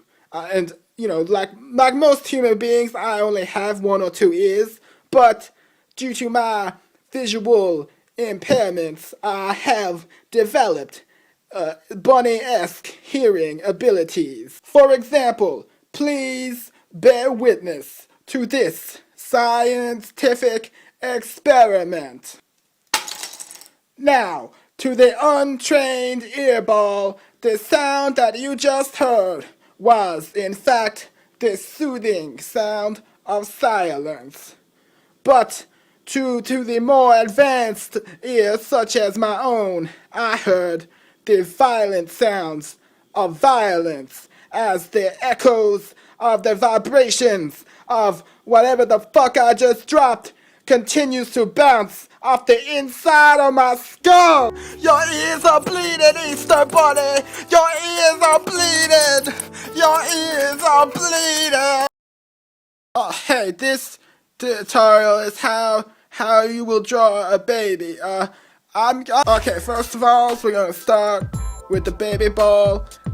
First I'll need to take out my toolkit for our tutorial tools.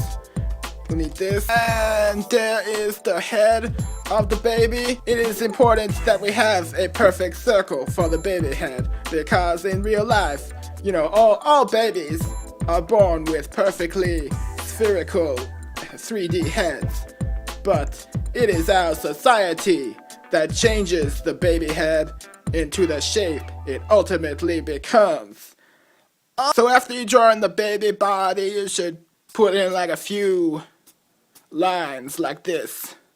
Yeah, these lines are like straws of hay, cause you know when you're a baby, you're always like crawling around in hay and sleeping in hay and like eating hay. There was a song about it. I remember from my choir days.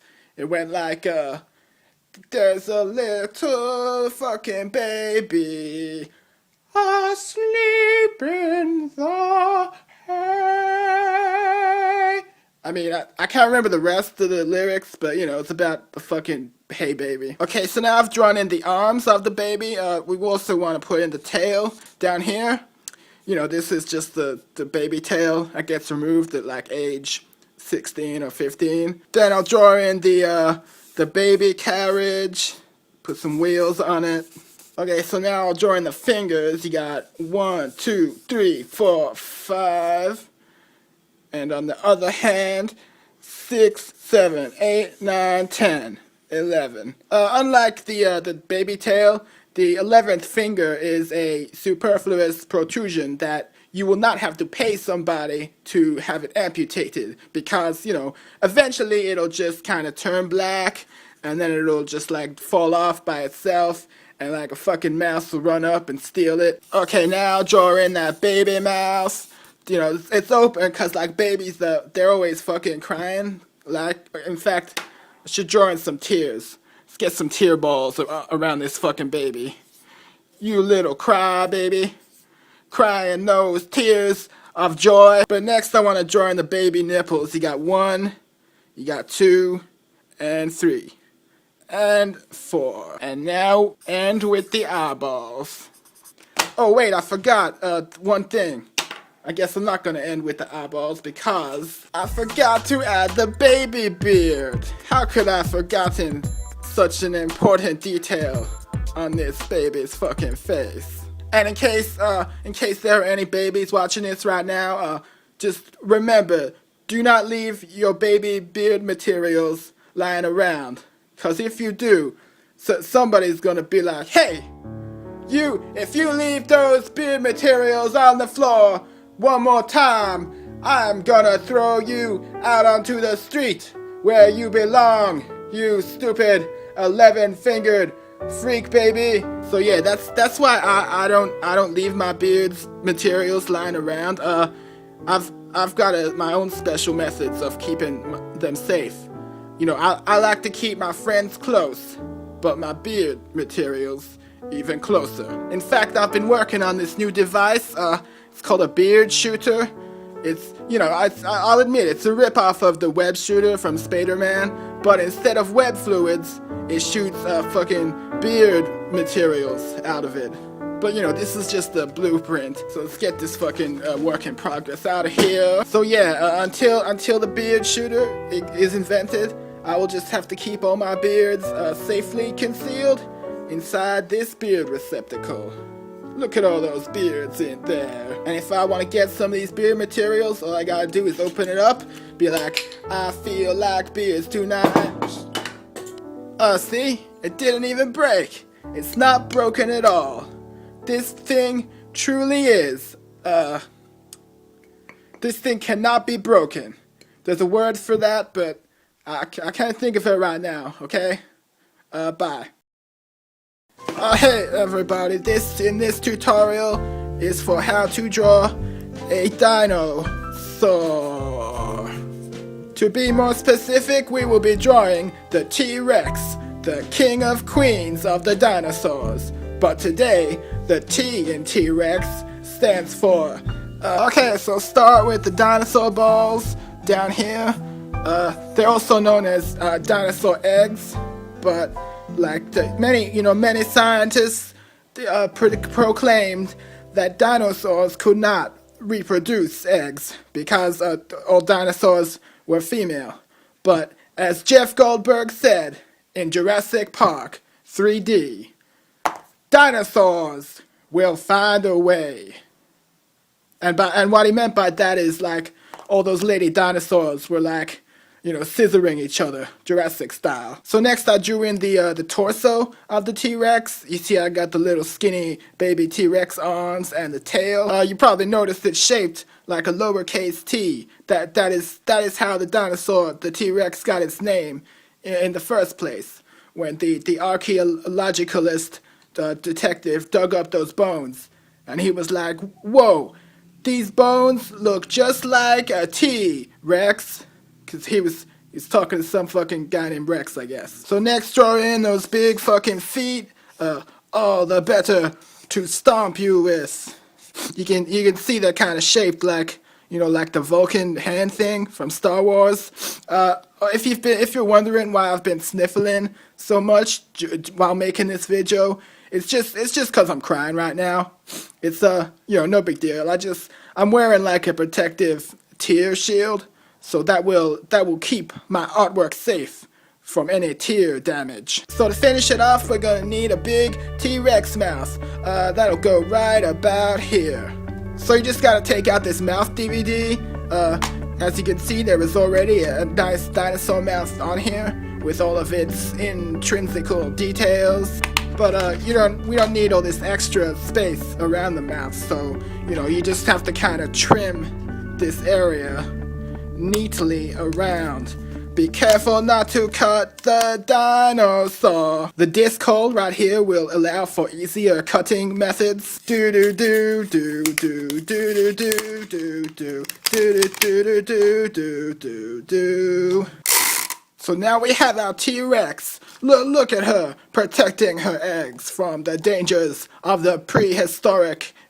And remember, the T-Rex is a carnivorous beast, so you don't want to get your hands too close to her mouth, okay? You could end up with some kind of fingery, which is the medical term for finger injury. There's also something called a fringery. And I could explain what a fringery is, but the definition of that term contains spoilers for season 4 of Breaking Bad. Anyway, speaking of carnivorous beasts, I'm pretty hungry right now, so let's see what kind of lunch my grandpa has packed for me today. Look at that. My grandpa generously packed for me an entire sheet of paper with some delicious blue ink sprinkled on it for extra flavoring. So anyway, that is how. Oh no, my tear shield is leaking! This video is addressed to the Pringles Corporation, including its CEO, President Pringle. I present to you Exhibit A. This is all that remains of the faulty Pringles can, which was the perpetrator that inflicted this treacherous incident upon me. Please see this video DVD for the traumatizing footage of this experience. Viewer discretion is advised. I guess I gotta fucking splice in the footage into this thing. Whoa, is that a can of pizza Pringles? I gotta get that. No! Okay, that's enough. I cannot bear to see any more of that disturbing footage. I have suffered too much already. Anyways, the next piece of evidence is these 3 bandages. They contain several copyrighted characters like Buzz Lightyear, Kermit the fucking Frog. These bandages are what healed my fingers on that day when I opened that Pringles can, and a single solitary Pringle flew from out of the can and sliced me across the fingers, leaving me crippled. I was unable to perform many of my tutorial duties. Like one time, I was trying to play rock paper scissors, and I lost every game because my fingers were too crippled to do the scissoring. And I do not want to live in a scissorless world, surrounded by nothing but rocks and papers. I mean, think of the dinosaurs. I also have this artist rendering reenactment of the incident. You can see the Pringles can slicing, the hands of, that's me with my hair is like flowing.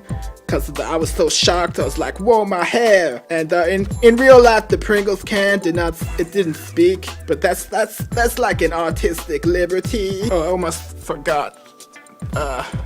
Couple tears came out because like I was in so much pain. So now that you have witnessed all the evidence in my case and listened to the tales of the many pains that I have undertaken, all I really ask in return of the Pringles Corporation is an official apology from President Pringle. And until my demands are met, it is my honor to inform you that I am going to boycott the Pringles can industry. Because if Pringles fool me once, shame on Pringles. Fool me twice, then. Oh hey, is that a can of pizza, Pringles? I gotta get me a. Oh no! Oh hey, this video will show you how to draw a skeleton. If you wanting to draw all of the human anatomies of the body, it is important to know how a skeleton is built. So first of all, we'll start with the eyeball holes, because there are no eyeballs inside a skeleton. There are just two gaping black holes. All the better to not see you with. I mean, that's why I don't get why people think skeletons are like spooky, because like nothing without eyeballs could ever truly be scary. I mean, the only reason why like people are scared of ghosts is because they got fucking 3 eyeballs. And I would stare into the empty socket of a skull all day long before I ever make eye contact with a fucking ghost. Next, draw in the smooth surroundings of the skull. Put in a couple of ear holes so the sound waves can enter into the brain. Let's draw in a couple of sound waves. Next is the teeth, because it's a skull, you don't get to see those sexy lips. It's important to clean your teeth because they are the only part of the skeleton that can always be seen from the outside. So like whenever you open your mouth, it's like you're saying, hey, look at my pearly white skeleton. And underneath the skeleton, we got kind of some ribs. These ribs are all kind of like stacked up on top of each other. Stack my ribs up. Next, I'll draw in this spinal bone that kind of comes all the way down, and then it splits into the 2 separate leg spines, like so. The upper thigh area has like some smaller leg ribs to make it stronger. The bone material is one of the strongest materials. It is very hard to break bone materials. I don't think I've ever broken any of my own bones myself. At least not that I can remember. Maybe I can remember. Hold on. Oh, hey, what is this note doing here? Let's see what it says. Dear grandson, here's a present for you. Oh, wow, thanks. You should hit yourself in the head with it. Okay then. I will respect my elders. I will respect. No, I don't really remember that. But anyways, the arm bones, they're kind of like shoved in there between a couple of ribs, so that the ribs like help keep the arm bones in place. And on the end of the arms, you got like the hand bones. They're stuck on the end with all the finger bones and shit. So there you have it. This is what we all look like on the inside. So remember that anytime somebody looks at you with prejudice and they say to you, hey, we don't like your kind around these parts, you bandage-covered freak. You just gotta reply to him and be like, hey, hey, hypothetical person, don't you see that we are all the same in the eyes of an X-ray machine, unless you're wearing a lead-lined bodysuit. We are all the same. Look into my gaping eye sockets. Look into my eye holes. Look into my eye holes. In a windowless room, covered in bandages, stands a teacher of many lessons. But despite all he has taught through his internet videos, there remains one lesson that he has failed to learn himself. And this lesson can only be taught from inside the tutorial zone. Oh hey, this tutorial is how to draw the stars. And not just any star, but the stars. The ones that you can see up in the fucking sky. Now, we gotta draw all the stars. And to do this, we're gonna need our special star drawing tools, which I have right here. Only the best to draw the stars. Check it out, it fucking folds open, and then there's some inspirational messages right here. Heroes walk. That is true. That is some wise wisdom from Shyamalan Jackson. So I just take the disc out of the thing. This is actually my last remaining DVD from my collection. Somehow all of my other digital video discs all got like worn out and damaged somehow. That just proves, that just shows the fragility and the inferiority of the DVD format. VHS is way better. Like the slogan says, VHS is the VH best. I mean, just look at how fucking solid this thing is. So anyway, the reason we're using this disc is because all the stars, they're like actually little like star balls that they're so far away that the balls are twinkling. So we use this disc to draw each of the stars on the page, which is the fucking sky. Out of the way, Unbreakable case, you too. Now, just be careful when you're drawing these star circles. You do not, just make sure you do not draw any vertical lines next to the circles, okay? That can create some dangerous... yeah, that should be enough. I've heard that, like, if you live in the city places, if you look up, you cannot even see the stars, so... maybe this is the first, if you're living in a city, maybe this is the first time you're seeing what stars look like. Cause you gotta see the stars, bro. Next you gotta like color in each of the little star balls. After they're all colored in, you just gotta inverse the colors. Use like the inverse filter. And then that way it saves money on ink, cause if you're coloring in it all except the stars, you'll go through like 3 or 7 pens. So now that all the stars are colored in, whoa, what is this? A letter. Too bad the envelope is sealed. I'm gonna need me a letter opener to read this. Oh, I know. Just gotta take this and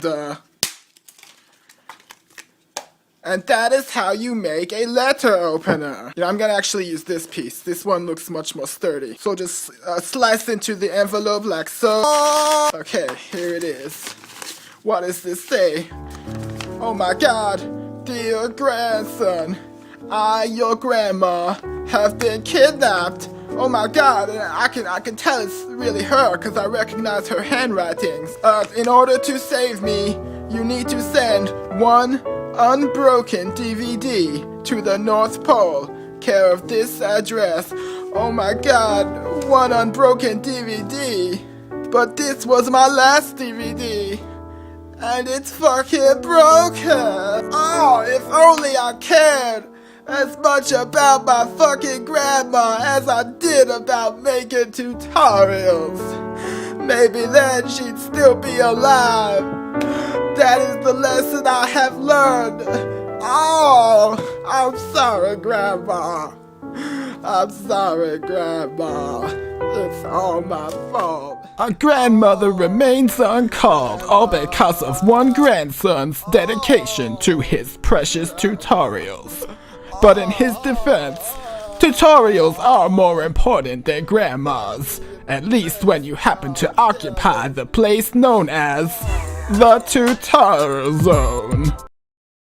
Oh hey, I was just about to call my grandma, cause this note reminded me. But first, I'm gonna show you how to draw a grandma, so that when I call her, I can display to her through the phone some of my many artistic talents. So first of all, we gotta start with the grandma balls. You probably can tell that they are smaller than the average eyeball. That is because, like, the older you get, the more your eyeballs shrink into your old grandma skull. They keep shrinking every year until you reach the ripe age of 100, at which point the eyeballs are just like, they just reset to their original baby size. So next, draw in that big fat grandma head, and of course the grandma mouth. Notice the lack of teeth, because like when you get old, you kind of eat your own mouth bones to survive. This is just like some old grandma spots, and of course the old lady wrinkles on grandma's face. This is to display the radishes of age.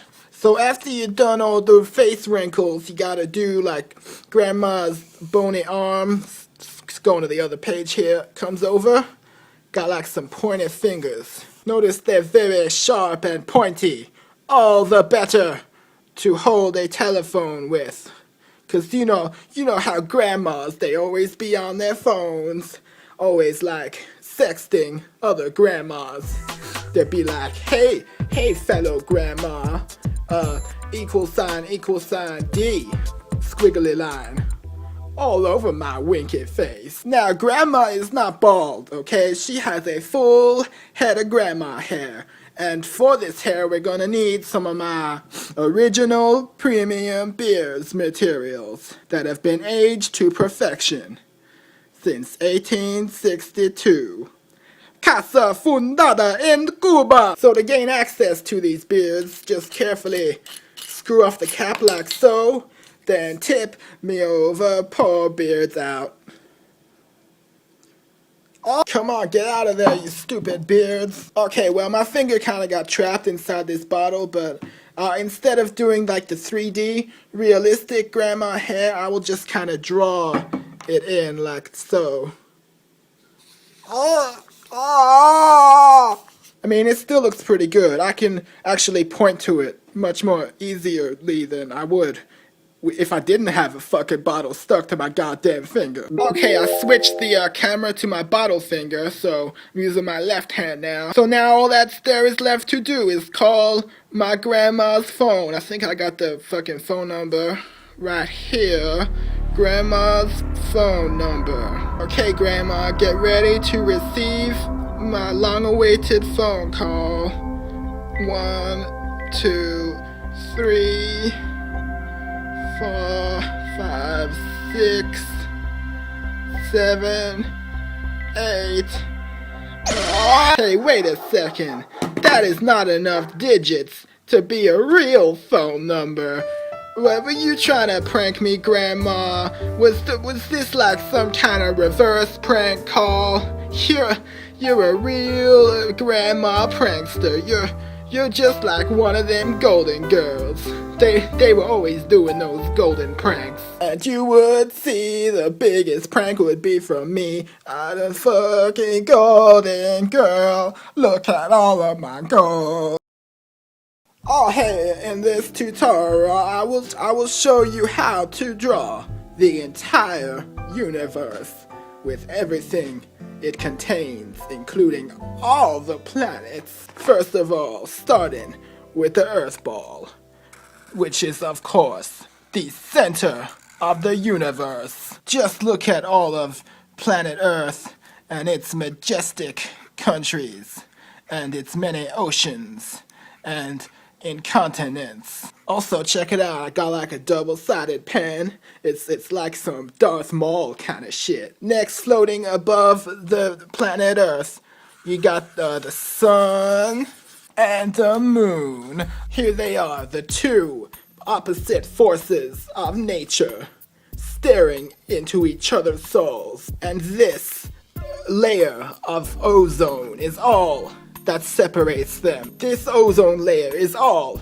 that will protect us when the apocalyptic fireballs rain down upon us on that fateful day when the moon and the sun collide with each other.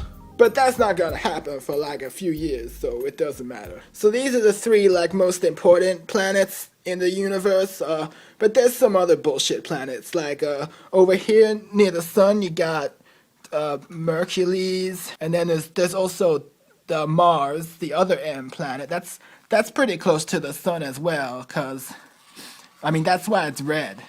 Got all sunburned. Mars is where all the Martians live, so let's draw some little alien dots. This is like zoomed out really far, so that's why they just look like dots on the planet. If I zoomed in, I could draw a close-up of the aliens, cause I know what aliens look like. I've seen them. Now over on this side of the universe, you got these other fucking planets called Neptune, Juniper, and Satan. You can always recognize Satan because of its many rings. Now there used to be another small planet way up here, up in the fucking sky, like in this part of space. It's pretty far from the other planets. This planet, which is known as Pluto, is just cause it's like a little different. Like a couple years ago, the president decided that this planet was no longer a member of the solar system.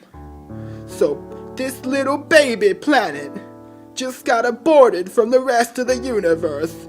Nobody knows what happened to little Pluto since then. I mean, who could have taken him in once he left the solar system? It's not like there's any orphanages in space. So little baby Pluto is all by himself, way over here. Pluto. Aww. Anyways, that's all the important planets, all the official planets. I'm sure I didn't miss any, but there is also up here. You got the Milky Way. These are like some chocolate chips in the milk, and sometimes, like the moon gets thirsty, so the Milky Way drops down some little drops of milk into his mouth. And then the sun, he's all like, "Hey moon, give me some of your milk." And the moon says, "You get your own milk, son." So that's really the whole universe. Except I forgot to draw some stars, bro. There's like little stars scattered all over the place. Look over here, if you look closely. It's a shooting star. Make a wish. You know what I wish? I wish for all the baby planets out there in the universe. I wish for all the baby planets who have been abandoned, for them to find some planet out there who is willing to open their heart to accept this baby planet. Even though this planet may be covered in bandages and missing an eyeball, this planet promises to finish his vegetables and always keep his tear shield sparkling clean. If somebody will if it were up to me, baby Pluto, I would let you just float right over here in between the sun and the moon. Share your milk with baby Pluto. Why won't you share your milk with Pluto? He's a thirsty baby planet. Oh, ring ting-a-ling, ting-ling-a-ling. Hey, this video will show you how to make a jack-o'-lantern for Halloween's. I got this pumpkin from my grandpa's secret garden. He usually doesn't let me use his pumpkins, but he's out of town this year, so I'm gonna get up to some risky business. Da da da da da da da da.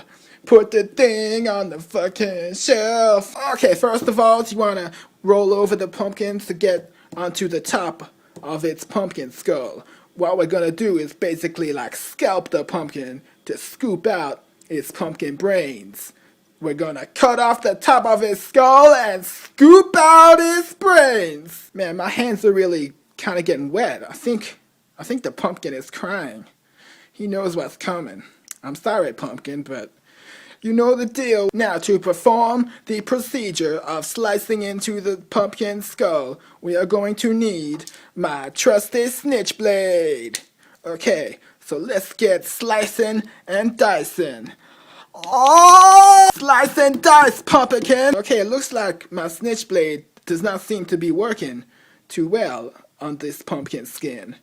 I guess that proves that pumpkins are not snitches, and therefore they will not be receiving any switches. Okay, I found this other knife. Maybe this one will cut a little better than the snitch blade. Let's try it out. Okay, fuck it. I'll just go break into my grandpa's knife cabinet. Okay, I'm back. Let's see you get out of this one, pumpkin. Oh! Okay, as you see, the knife pierces the pumpkin's skin very easily. So, as you can see, I cut around the pumpkin in a clockwise motion. So now we should be able to remove the top piece of the skull. Get out of there, skull piece. Yeah, there's some of those brains coming out. Next, you're gonna wanna start scooping at the brains. That's an important part of the jack-o'-lantern process, because once the brains are removed, the pumpkin will not feel any more pain. Hence the saying, no pumpkin pains, hence the saying, no pumpkin brains, no pumpkin pains. I fucked up the saying the first time because I'm just like, I'm getting high off all of these pumpkin fumes coming out. So yeah, there's a lot of pumpkin brains in here. Just keep scooping. Just be like, scoop, scoop-a-doop, scoop-a-doop-a-doop-a. Here I go, here I scoop again. You notice I'm saving a lot of these pumpkin brains because you can eat them later on.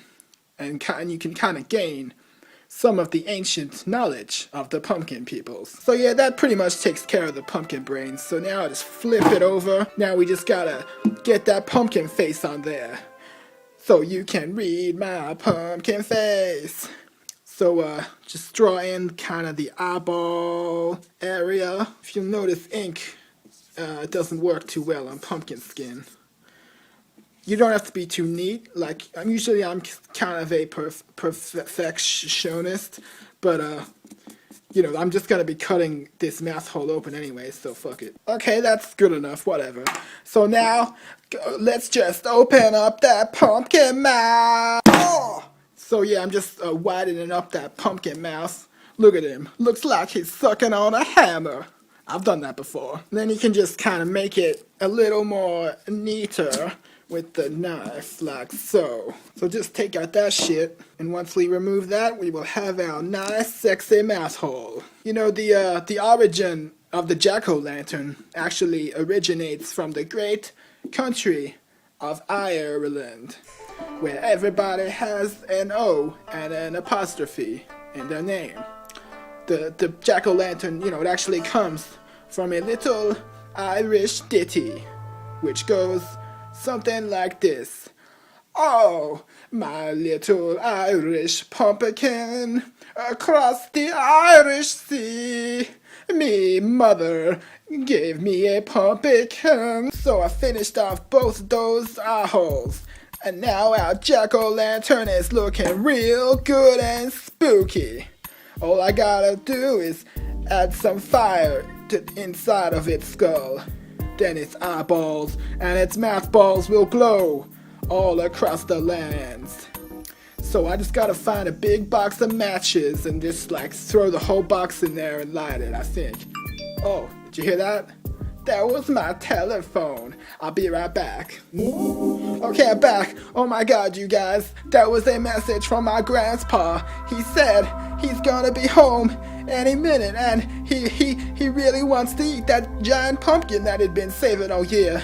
Oh my god, you guys. I've gotta repair this pumpkin before he gets home or I am gonna be in some serious business. Okay, fortunately I still have the pumpkin pieces. Where does this one go? I think it goes here. So this piece must fit in this gap here.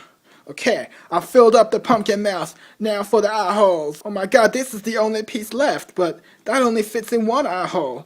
What do I do about this other one? Oh, this always happens. I'm so sorry, Jack-o'-lantern. I cannot put you back how you were. I can't fix you to how you used to be. You're gonna be a one-eyed freak-o'-lantern from this day forward. Oh, I have an idea, Jack-o'-lantern. Here, put this on. Cover up your shame. Cover up your pumpkin shame. It's all gonna be okay, Jack-o'-lantern. Nobody can see your disgusting pumpkin hole anymore. Oh. Except for this one up here, that's pretty gross.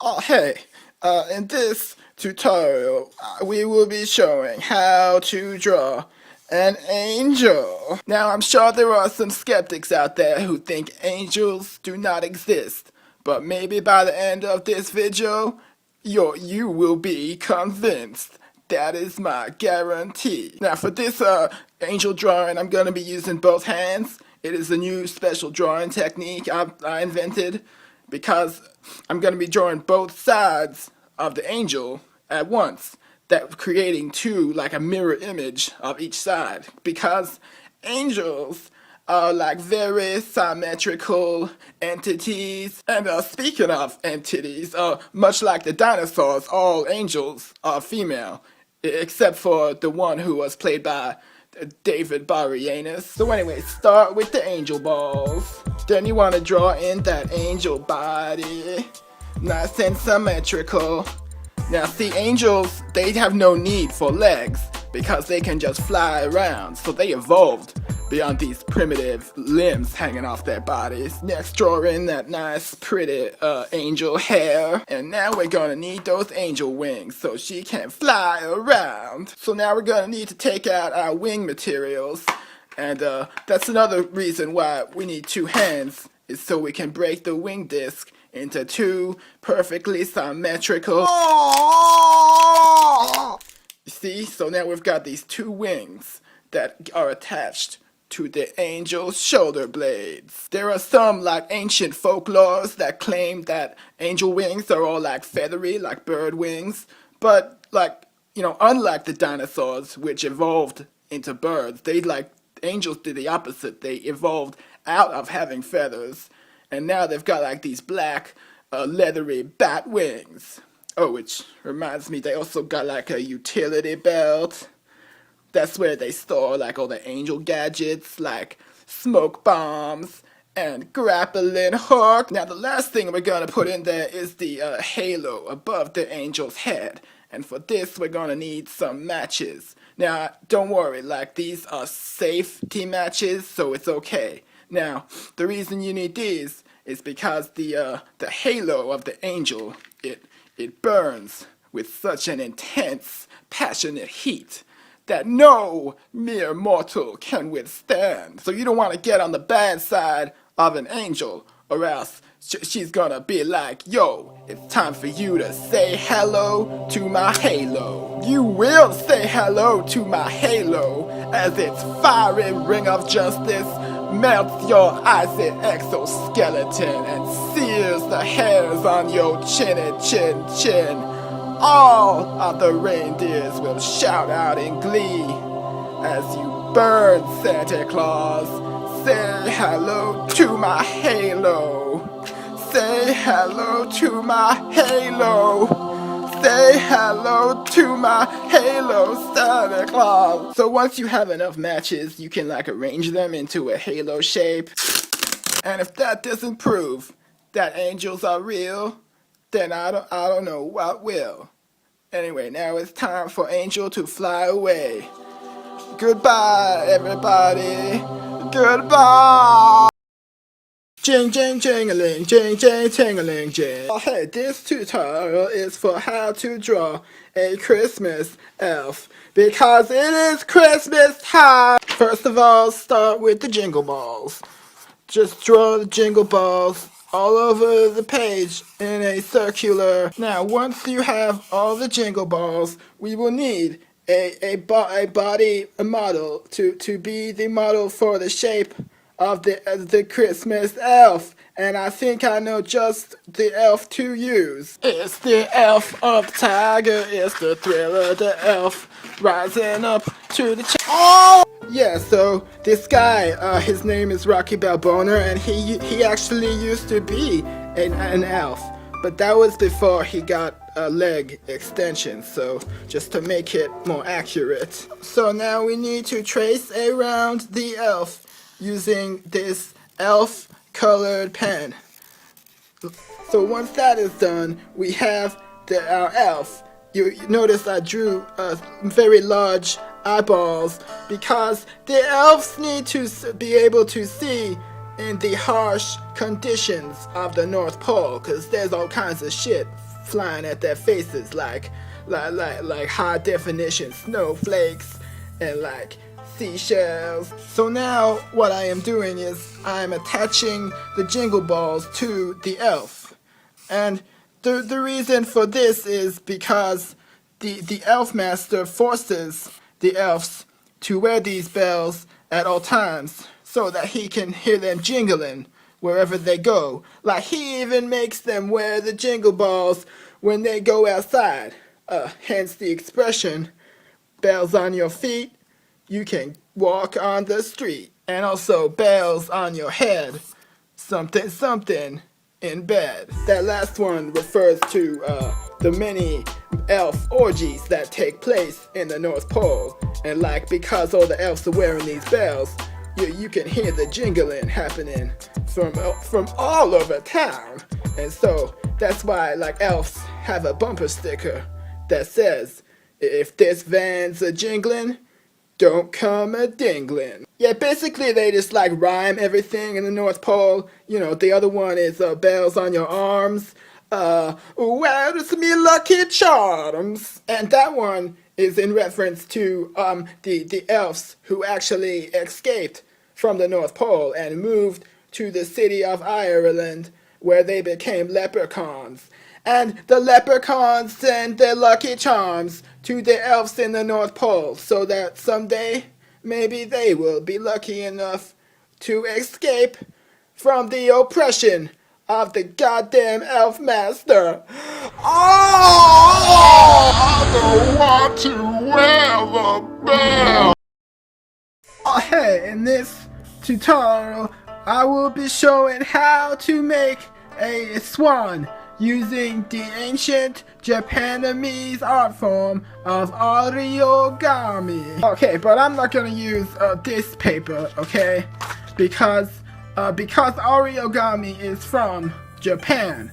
So the paper that I will be folding will be recycled from this Japanese manga, which is called The Amazing Spider-Man. Yeah, this page looks pretty good. Now the key to origami is that you have to fold the paper. You have to fold the paper. So just go ahead, fold it in half one time, then fold it in half again, and then fold it in half again. And like, you just gotta keep folding it in half until it completely folds in on itself, much like the universe will one day fold in on itself, as was prophesied by the Mayans. Now once this is folded as much as it can be folded, that means we have like one of our swan feathers. And we're gonna have to make a few more of these because the Swan is a real feathery. Oh! Holy shit, look out for that spider. Yeah, so the reason I chose the Swan is because it is one of the most inspirational animals in the animal kingdom.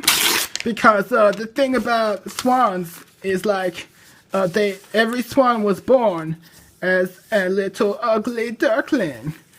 And like they had like weird skin and like impaired vision and a minor speech impediment. But like one day the duckling gained enough XP points and they evolved into a beautiful swan. So you see, the story of the swan, it gives hope to all of the ugly ducklings out there.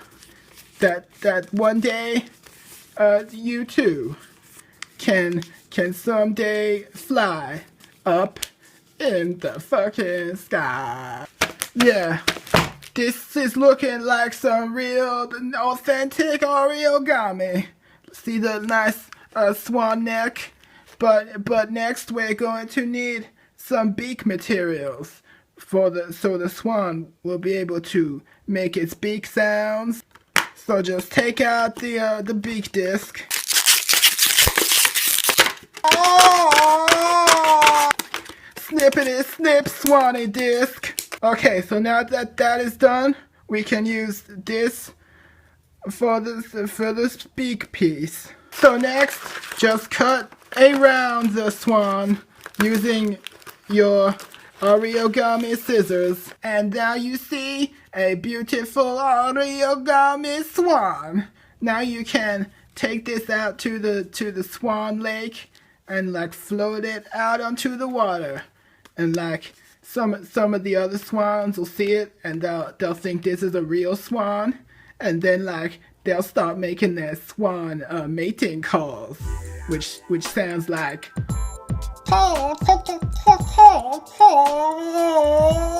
Yeah, so if you hear that noise, then you know that a swan is about to fuck a piece of paper. So yeah, thanks for watching this video, or as they say in Japan, domo arigato.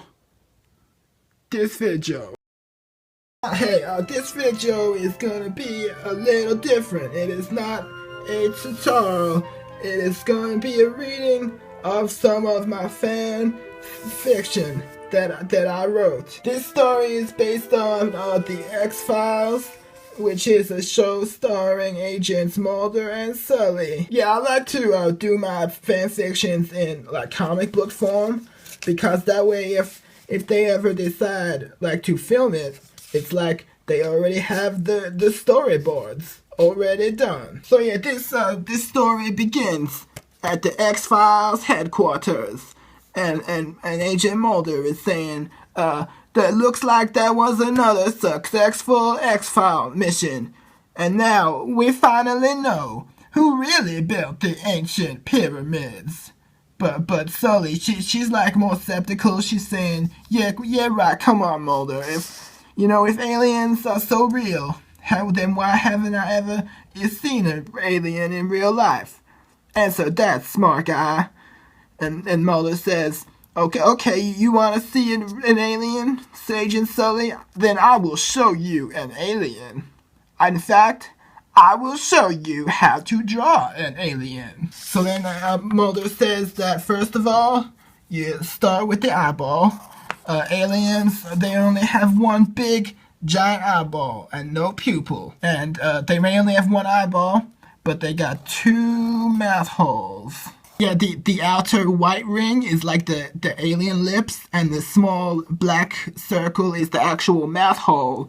And like they mostly like drink food in liquid form through a straw, but they can fit like solid like straw sized foods in there, like individual French fries. So then, Sully draw in all of the aliens' nice, beautiful, soft white hairs. The hair is all white because, like, those aliens, they drink a lot of vanilla milkshakes. With those two mouth holes, they can drink two milkshakes at the same time. And now the most important piece, this little alien technology they have on here. It's actually like a special device that projects a holographic image up here. Like this is the light beams coming off of it. It projects an image up over the alien's face so that they appear to be a human and they can hide in plain sight. And also, this device is lunar powered, which means they're sucking the energy out of the moon, thereby making little moon face an adverse accessory to their intergalactic crimes. But look at little moon face. He's crying. So anyway, after Agent Mulder tells Sully all this alien facts, then a real-life alien bursts in to the X-Files office. And Agent Sully is like, holy fucking shit, it's a goddamn motherfucking alien. Yeah, you know, they don't normally use that kind of language on the X-Files TV show. But, you know, that's just because it was made back in the 90s, and it was a gentler time. So then, let me turn the page. The alien fires a laser beam at the agents Mulder and Sully. And we cut to outside. We see the mysterious cigarette smoking man just standing around smoking. But the laser beam gets him right in the face. And he drops his cigarette. And the cigarette falls from his hand and lands on this innocent baby. And the baby bursts into baby flames. So then the alien is like, hold on a second, you guys. I gotta reload my gun. But the Mulder and Sully are not gonna wait. They're like, now's our chance. Let's use the X-Files maneuver. So then Sully kicks the alien right in the fucking face with a roundhouse kick, and while Mulder at the same time smashes in his kneecaps with a hammer. And soon the alien is dead, lying in a pool of its own blood. And Agent Sully says, well, I guess you were right all along, Mulder. Aliens do exist, and I know I wouldn't have believed it myself if I hadn't kicked in its teeth with my own foot. And look at all those alien teeth. So then Mulder says, it's like I always say, Agent Sully, the truth is out there. Bum ba dum bum bum bum do do do do. So anyway, yeah, that's my fan fiction story. It was inspired by the X-Files, but it was also inspired by an actual incident in real life where I saw an alien from outer space. I saw it happen many years ago when I was but a child. And I saw this alien. It infiltrated. I saw one of these guys. It infiltrated the orphanage where I slept and disguised itself as the orphan master. But I could see the truth. And I told him right to his face. I said, Orphan Master, I can see through your alien subterfuge. And the Orphan Master said to me, You shut your goddamn orphan mouth, or else the only time I want to see you open that mouth of yours is when you sing. So sing, orphan boy, sing for your orphan food. In today's sword review, I will be reviewing this Sword of the Ancient Samurai. But first, in order to truly understand the sword, we must first learn the history of the sword. The sword was invented in ancient times when a samurai chef was cutting up some sushi balls, and suddenly a wild Godzilla appeared and startled the samurai, causing him to drop his knife into a sewer where it landed in a puddle of radioactive ooze. The ooze mutated the knife into a really fucking big knife, and the samurai picked it up and said, Whoa, this knife is the shit. From this day forward, I will call this gigantic knife the S-word. The sword. The sword. So yeah, that's how swords were invented. I give this one, I give it a 7 for durability. I mean, you can probably tell by looking at it that it's made of a much softer metal than most swords, but it's still pretty sharp. You could still cut your fingers on it if you're not careful. That's why I always remember safety first. That's why I'm currently wearing my protective sword shields, which is really just my tear shields, painted blue, the color of my tears. I also give it an 8 for a grip. It feels pretty good in my sword hand, and I give it a 10 for the price, because I actually paid $0 for it, because it was a gift from my grandpa. And my grandpa, he has real special gift giving methods. Like for this sword, like what he did was he tied a rope to the end of it, and he kind of rigged it to my bedroom door, so that when I opened the door, the sword swung down, and it almost sliced me in half. It was a pretty good grandpa sword prank. I mean, it probably would have sliced me in half too if I hadn't have bent down to tie my shoelace. So overall, it's like a 9.5 out of 10 for this sword. You know, I like that it can do all kinds of. It can even like cook food and stuff. Well, I mean, it can prepare food to be cooked. You know, you can cut up all kinds of things such as chicken beans and like pizza balls, and you could even cut up this potato into some delicious French fries, just like Grandma used to make. I can still remember every Thursday my grandma making her famous fucking French fries, until that one fateful day. I never should have thrown your potato cutting sword into the sewer. I thought it would make it mutate into a super sword. I'm sorry, Grandma. I'm sorry, Grandma Zilla. Oh, hello. In this very special tutorial, I will be learning how to draw a kitty cat. So first of all, we're going to start with the whisker balls.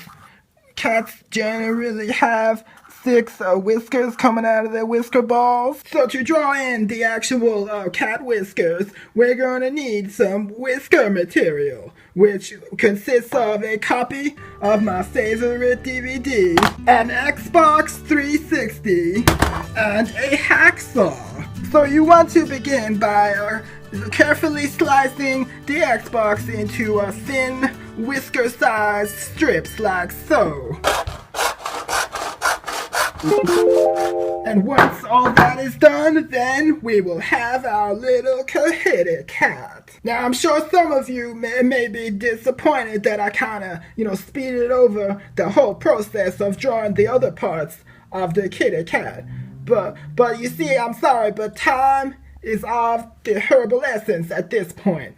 For you see, this cat that I have drawn is based on my real life pet cat. And you see, my kitty cat in real life has recently gone missing. And it is my hope that by making this video, it will increase the likelihood of me finding little cat face. Now, as you can see from the details on this missing poster, it says cat face was last seen having her cat hair washed by my grandpa. He likes to use the special kitty cat shampoos. But that was like a week ago, and I have been looking for cat face since then. I even wrote a little song to try and like call her to me. It goes like this. Little cat face, I see you up in the fucking sky. And yeah, it's pretty much the exact same song as my classic hit Ode to Moonface. But like this song, it's based on true events, cause I really did see little cat face up in the fucking sky. I mean, it turned out to actually just be a cloud that kind of looked like a cat. But still, when I first saw that cloud, I was so convinced that it was really a cat face that I climbed onto the roof and I shouted up at the sky, "Get down here, cat face! Get back down here and finish your milk!" But I received no reply, because clouds cannot speak. So if anybody out there sees a little cat face, please let me know. Also, while you're searching for cat face, maybe you can look for some of my other missing cats. Like this one went missing last year. Her name was Little Meow Wow. And she was last seen climbing up my grandpa's apple trees, 'cause she loved to eat those apples. And there was also my other kitty cat, David Ducatini. He was last seen going for a walk with my grandpa, and when he mysteriously disappeared. Like, it was so mysterious, not even Agents Mulder and Sully could have solved that mystery. And there was also this cat, Austin Meowers, and his catchphrase was like, "Yeah, baby, mamma mia, that's so shaggy, darling." And then there was, of course, Anne Cataway, and the Meows Shell Pfeiffer, and Obama the cat, and of course my very first missing kitty cat. His name was Jeffrey Palmer, and he was named as such because this kitty cat was so small he could literally fit into the palm of your hand. Incidentally, he was last seen sitting in the palm of my grandpa's hand. So yeah, if you see any of my missing cats, please let me know. But especially if you see little cat face, 'cause I know she's out there somewhere, and she still gotta finish her milk. Drink your milk, cat face! Oh, hey, welcome to this tutorial for how to draw a dolphin. These lines represent the waves of the sea, 'cause there's lots of fucking dolphins under the... First of all, start with the flipper balls. You can see I'm drawing these lines on the flipper balls. That is to show that they are more spherical in nature. That this is like an advanced 3-dimensional technique. Next up, you're gonna want to draw in the dolphin's nose. And you may have heard dolphins be referred to as bottlenose dolphins. But did you know that is actually like an offensive slur amongst the dolphin people? So anyway, in order to draw the dolphin nose, I'm just gonna use this thing right here to get the perfect exact shape of the dolphin's nose. Okay, so now I can move this out of the fucking way and draw in a little dolphin mouth right down here. Now you may have noticed that dolphins do not have eyeballs, they only have flipper balls. That is because dolphins see with their hearing sense. You know, much like the superhero Daredevil, who was originally known as Daredolphin. Here's some Daredolphin fan art that I drew earlier. You see, he was a blind person who was bitten by a radioactive dolphin, and then he got superpowers and he swims around the city, sucking criminals into his blowhole, which also functions as a suck hole. So he sucks the criminals into the hole and that teleports them to another dimension. So yeah, I'm gonna draw the blowhole back here. Yeah, you know, dolphins are very intelligent creatures. So like there's probably even some dolphins watching this video. Cause dolphins, they like to watch tutorials. And dolphins they have taught me so many things. And now, it is my turn to teach the dolphin people. So here you go, dolphin. I'm going to show you how to eat an Oreo. First, you gotta shove the Oreo in your fucking dolphin mouth. Then, you can chew it with your sharp dolphin fangs. These are actually peanut butter flavored Oreos because dolphins are immune to peanut allergies. So here you go, Dolphin. Have some of this in your fucking blowhole. Suck it in that hole. Fuck it in that hole. Here you go, Dolphin. Wash it down with some milk, freshly squeezed from the sweet, sweet titty of a sea cow. Oh! Yeah, the only reason I get these peanut butter Oreos is cause sometimes I go down to the lake and I feed the dolphins. But, you know, no, there haven't been any actual dolphins showing up at the lake so far, but someday they will show up and they will be like, thank you for the Oreos, human. But they'll say it in their native dolphin tongue, which sounds like, oh! Hey, you know, it is the Christmas season once again. So, and some people want to decorate a Christmas tree for the season. But, you know, there are many people out there in the universe. Okay, so the thing about Christmas trees is like, they got a very distinct pattern known as the ziggity zaggity. And it goes like this. Ziggity zaggity. And then you just got at this part down here, that's the part that like it sticks in the ground and that it absorbs all of the nutrients into the tree. It just sucks it into that trunk. So when you remove a tree from the ground, you're pretty much like you're removing its nutrients, so then it's just sucking on air. You know, like that song, believe it or not, I'm sucking on air. Now, the other thing about Christmas trees is that they are perfectly symmetrical trees. And, you know, if this was being drawn digitally on a computer, you could just, like, copy and paste this half and then do like a Photoshop to flip it around. But this is not a computer because, you know, I like to use more old school methods. And so that is why I have invented this device, which will allow me to transport my corporeal form into a parallel universe. So yeah, let's just go ahead and activate the device. Beep, beep, beep. Oh! Wow, look at this crazy universe. It's like a mirror universe. So like you see, this is what I came for. It is the mirror image of the tree half that I drew. So yeah, I'm just gonna go ahead and steal this. Hopefully my mirror counterpart will not mind me stealing his work.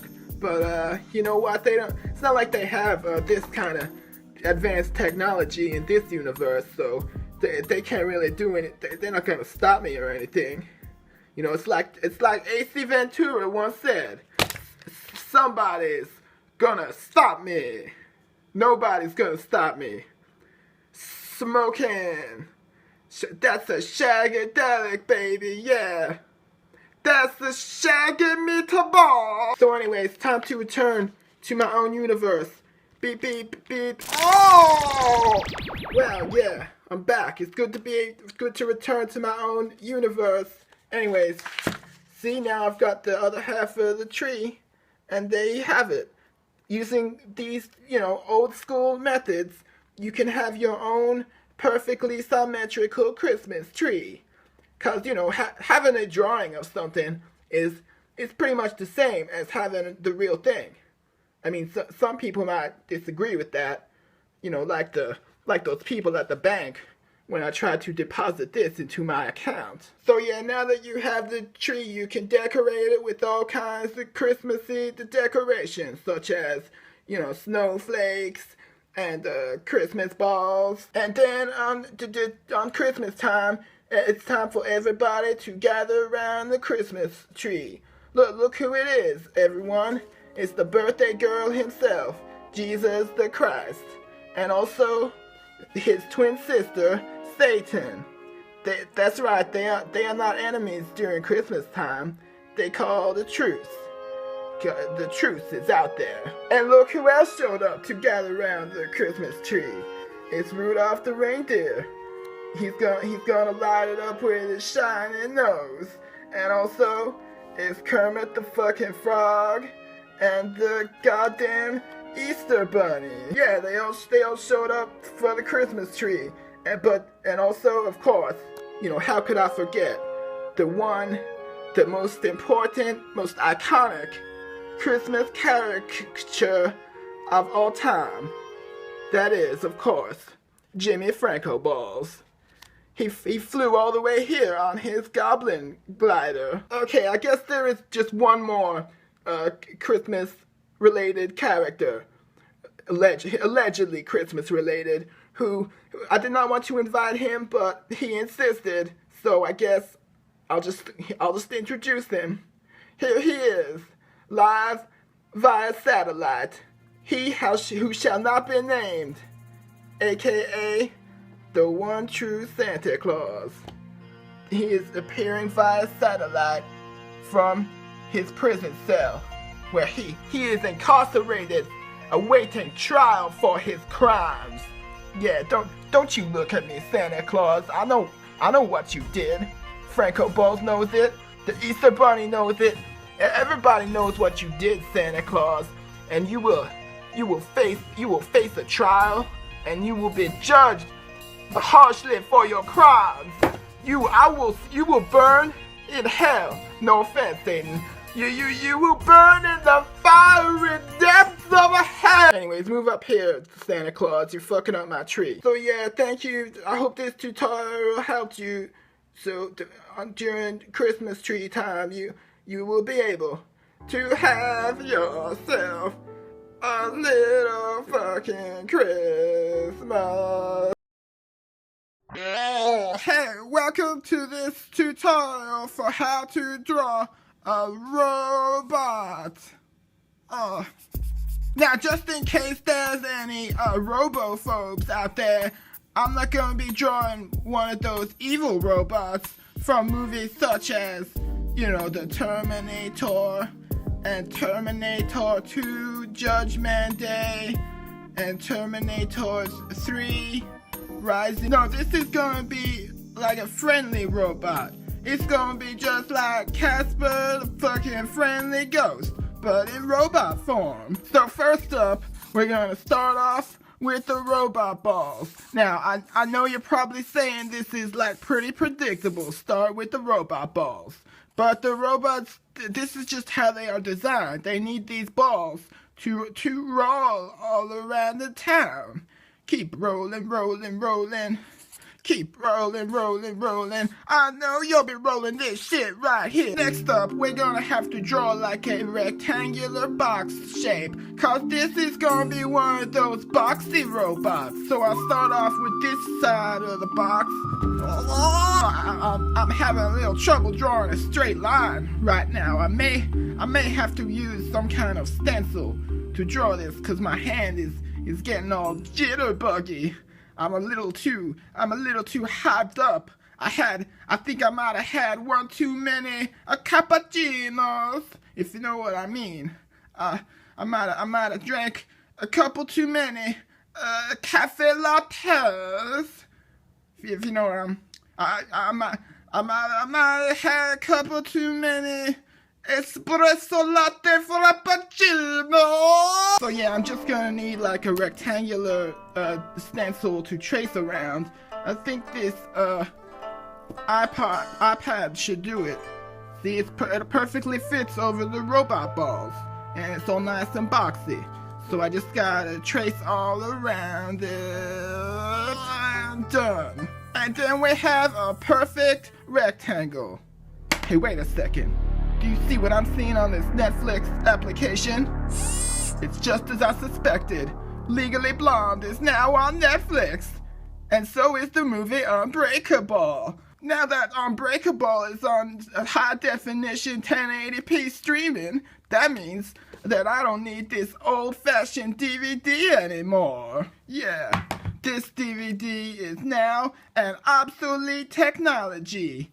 And you know what happens with obsolete technologies. There is only one thing left to do, and Samuel Jackson knows what I'm talking about. That's right. I am gonna donate this digital video disc to charity. Cause see, they don't have 1080p streaming it at the charity store.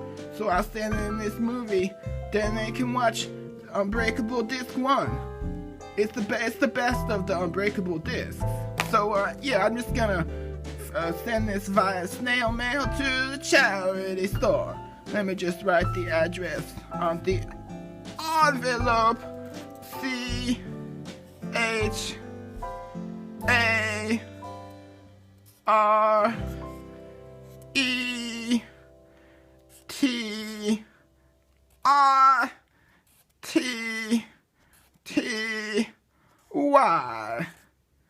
Charity. Next up, I just gotta put the disc into the envelope so I can send it to the charity store. Let's get it inside there. There we go. Sometimes you gotta break an disc if you wanna make a few charity eggs. And we seal it up. Now all I need to do is affix the postage stamp to the envelope. Now I don't like to pay like hundreds of dollars for those expensive, official postage stamps. What I like to do is I like to make my own postage stamps out of household materials. So the first one here is the Candace Law stamp. This one's worth 66 cents. And that'll go here. And the second stamp is only worth 6 cents because it's just a baby stamp. And it's like my grandpa always told me, babies are only worth 6 cents. And if you want proof, just watch the movie The Sixth Sense, starring M. Night Shyamalan. Anyways, now that that's taken care of, I can finish drawing the robot. We got the robot balls and we got the box. So next, there's only one more thing left, the big old robot mouth. Which is not only a mouth, it also has these two little slits inside, which are the robot's eyeballs. So you see, the robot's eyes are inside of its mouth. And you know what? It also looks kind of like a pig nose. I'm gonna call this robot Oinkbot. Yeah, Oinkbot. It's a pretty good name. I mean, I didn't spend too much time thinking about it. So yeah, the robot just like shoves robot food into its mouth hole, but because its eye holes are also inside its mouth, that means the robot cannot see while it is eating. But this is most true of most people, humankind as well. Cause you know what, like, the food tastes better if you eat it while blindfolded in the dark. That's just like science, taste bud science. So yeah, what do robots eat, you ask? Well, they mostly eat like digital food, like MP3 salads. But I don't have any digital foods right now to feed him because I accidentally erased my hard drive when I was trying to use my laptop at the electromagnet factory. So, but you know what I can? I can feed the robot some DVDs, because that's got the word digital right in the name. Digital, digital. So, you know what? The only DVD I have is this charity one, so I guess, we've got two halves here. I'll give this big half to charity. That's got most of the movie on it. And this part can be fed to little Oinkybot. Okay, open up your eyeball mouth, Oinkbot. It's time to eat. Time to eat your food. Don't look at me while you're eating, Oinkbot. Don't look at me! Oh, I'm not looking, Grandpa. I just want to eat my eggplant. Oh! Yeah. That was a good eggplant.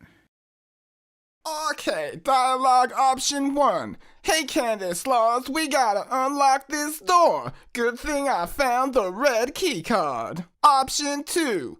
Hey Candace Laws, we gotta unlock this door. We better go find the red key card. Option 3. Hey Candace Laws, we gotta unlock this door. Too bad you just vomited up acidic blood onto the red keycard and destroyed it. Now we'll never get through this door. Option 4. Hey Candace Laws, we gotta unlock this door. Too bad I found the red key card and then I dropped it into the sewer and Master Splinter caught the red key card and he stole it and he went back to his secret rat lair. So now we gotta find some cheese to trade Master Splinter for the red key card. Come on Candace Laws, let's go. Okay, now my character has to like climb up some ladders and like some mountains and stuff. So I'll just make some climbing noises for the climbing actions, okay? Like here's some climbing sounds. Ha! Ha! Oh, gotta get up that mountain.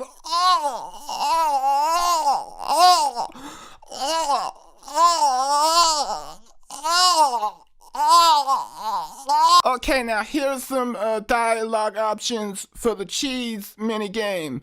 Option 1. Whoa, this is a good-looking piece of cheese. Option 2. Oh no, the cheese has gone bad now that we won't be able to give the cheese to the Splinter. Option 3. I gotta restore my health points. I better eat this cheese. Okay, next scene. Here we are in the sewer, Candace Laws.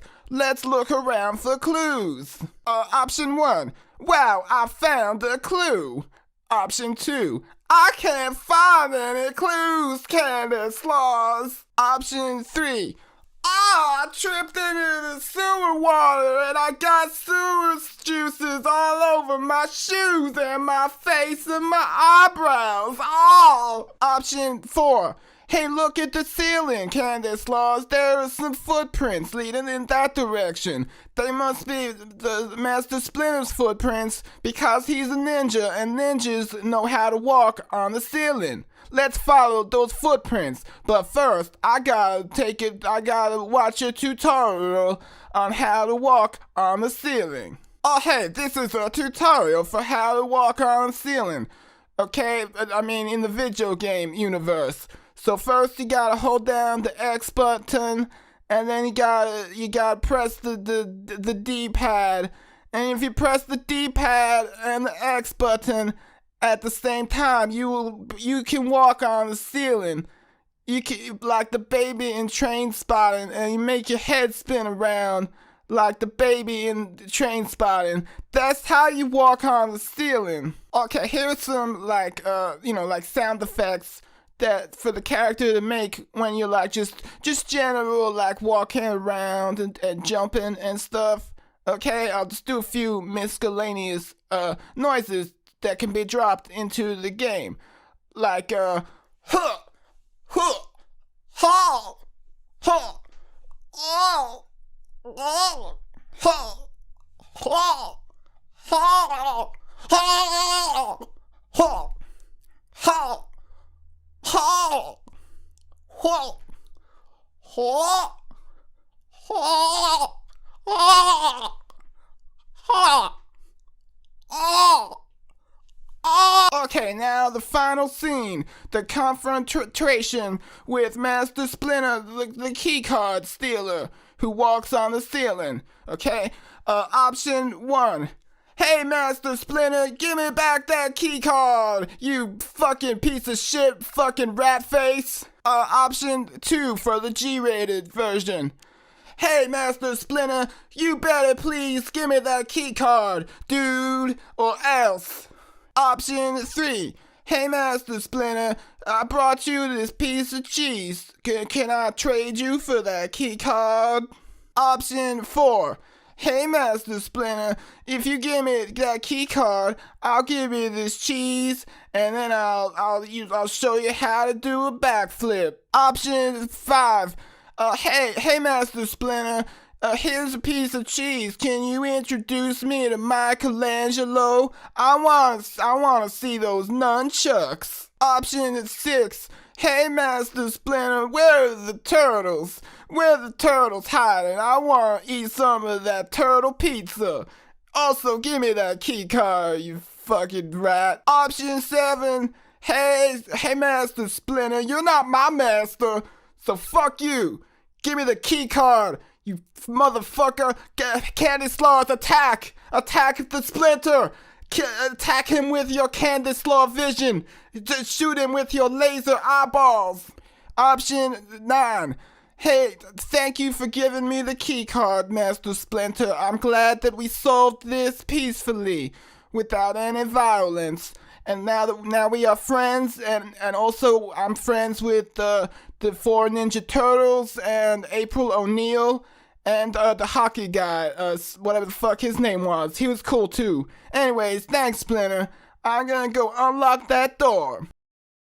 Okay, hey, welcome to this new tutorial for how to draw a turtle. The turtle is one of the most majestic creatures of the nature, and I will be showing you the simple steps for how to draw this animal. Okay, first up, you gotta get a fresh, clean piece of paper, because you gotta start by drawing the 7 points of the turtle.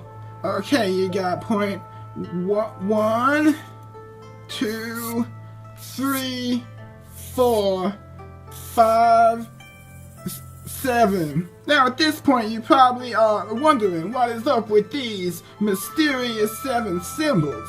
Well, what's this got to do with a majestic turtle? Well, I'm going to show you. You see, you got right here, you got the turtle's head, the turtle legs, and the little turtle tail. But they all look the same. That is because, and the shell is gonna go here, by the way.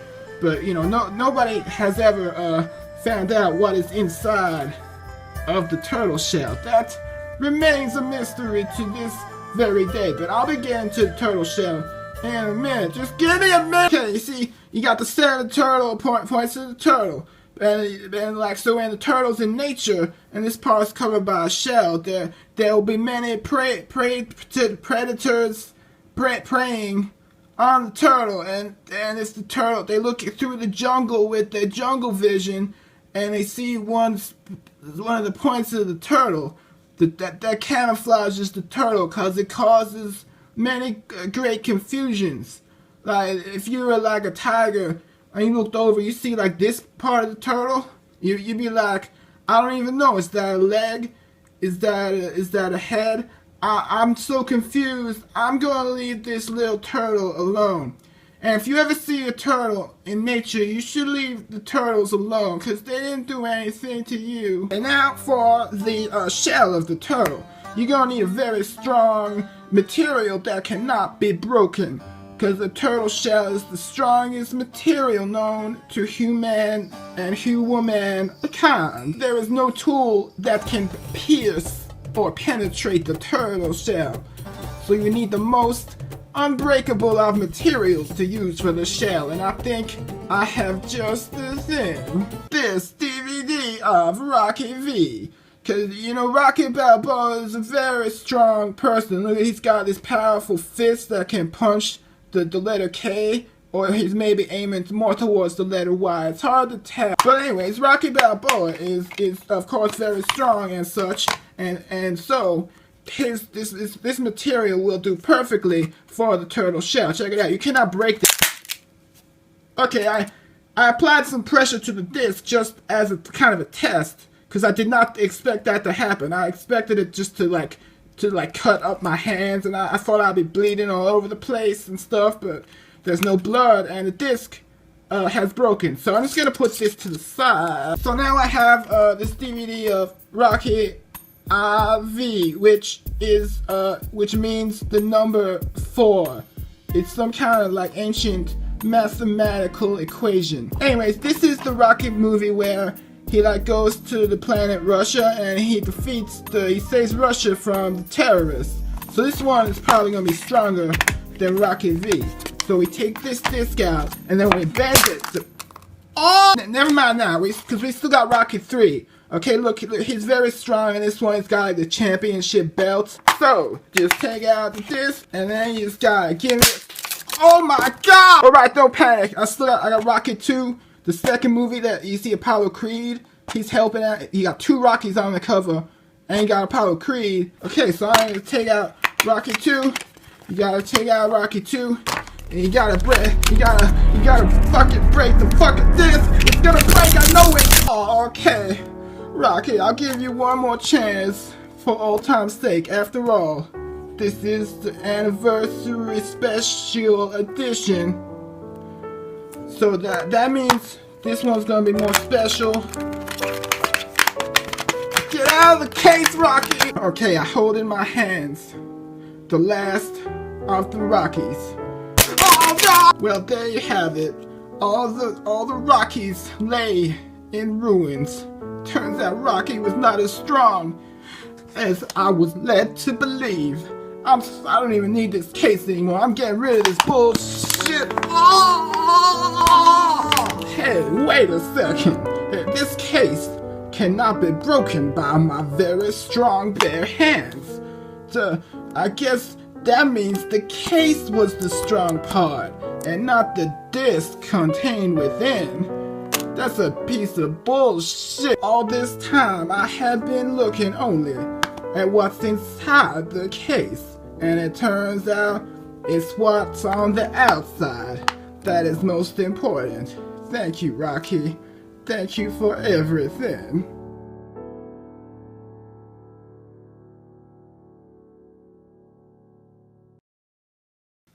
Hey, in this tutorial, I will show how to draw a princess.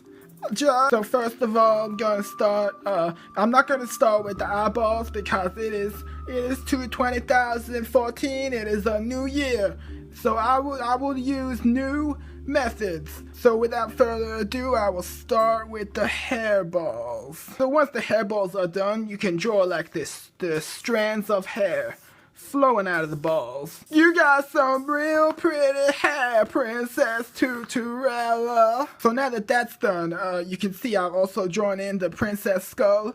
So now I need to draw the princess's body so she can walk around. Good, as always, I've studied many anatomies, so like I can give her a realistic body proportions. Next, I need to draw in the princess's tear shields. Now I'm gonna go ahead, draw in the princess's mouth so that she can eat food and stuff. Always remember, PEG, peg. Princess gotta eat. What's that, Tuturella? Are you hungry for some breakfast foods? Here you go, eat some Nutella, Tuturella. Yeah, Nutella is what princesses like to eat for breakfast. But the best thing about Nutella is that every jar comes with a prize inside. I mean, let's see what we got inside this jar. I can feel it. I can feel it in the fucking jar tonight. Okay, I think I got it. Let me see this thing. Oh my god. I don't know what it is yet, but it looks good. Oh my god, look at this, you guys. It is a video iPod. Holy shit, this is the best prize I ever got from Nutella. Look at that. 80 gigabytes. That is so many gigabytes. I'm gonna put so many karaoke versions of Disney Princess's song on this iPod. So yeah, that is how you draw a princess. You better clean your face, Tuturella, before your evil step-grandpa gets home. Anyway, that's it for this video. I'm just gonna go and listen to my iPod. Yeah. Oh man, I'm gonna play so many songs. Oh hey, welcome to this Twitter tutorial showing how to easily post an audio file on twitter.com. Now, I actually have pre-recorded the video for this video, so now using editing techniques, I will seamlessly edit the previously recorded footage of the video into this video. Now editing the footage into the video.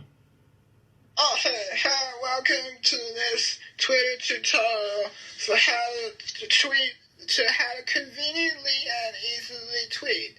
And first of all, you want to record the audio you want to say using a computer. So let's hit record in 3, 2, 1. Oh, shit, I fucked it up. So now you can see that I have saved the audio file to the desktop, and the next step is to record a video of the audio file using my grandpa's telephone. So hit record and record and press play. Oh shit, I fucked it up. And now I can stop recording, and that video is saved. And next, I gotta record a video of the video that I just recorded and save the video, and then I can post the audio to So now you know how to record audio and post it on Twitter, thanks to this tutorial. Because sometimes the only true way an artist can express their sentiments is to oralize their verbalizational articulations with the miracle of oral voice. Hey, welcome to this DVD review. Today I will be reviewing the film of the cinema on DVD called Citizen Kane, directed by Orson Welles. Now, the first thing to note about this DVD is that they clearly misspelled the word Kane and the word citizen. But, you know, that you just have to forgive these kind of things because this is an old movie, and back in those days, you couldn't just put your words into a computer and have it fix all of the spelling. So now we're going to turn over the DVD case and take a look on the back. We got a quote here that says, "Can justifiably be called the greatest picture of all time. Countless classic moments. Danny Perry, Guide for the Film Fanatic." So as you can see, this movie has received many critical acclaims in its time, and it also has many special features. It's got like interactive menus, theatrical trailer, scene access, feature language English 1.0. So many special features, but now we gotta take a look at the most important part, the disc. Now for this movie, you can see they used a circular shaped disc, which makes it like much more efficiently spin inside of the DVD machine. But one thing you're gonna want to check with these old movies is like, you know, did they make it with a strong enough DVD material? Because, you know, they didn't nowadays don't make really strong bulletproof discs. So back in those days, you can see you can just bend this shit and it like breaks. Now it's just like a translucent piece of disc material. Let's check the other disc, like to see if we got the battle over Citizen Kane. This is actually I think this is the sequel, but this disc actually is pretty strong. It's actually pretty unbreakable, so that one can go back into the case. Yeah, so overall, I will give Orson Welles' Citizen Kane 2-disc special edition NTSC DVD. I give this DVD a score of 0 out of 1. I had to dock it 1 point because, you know, this disc, it was just too fragile, and it reminded me of the fragility of the human psyche. This has been my review of the DVD of Citizen Kane.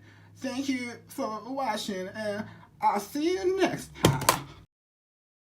Oh hey, here's how you play the card game called 3 Card Manatee.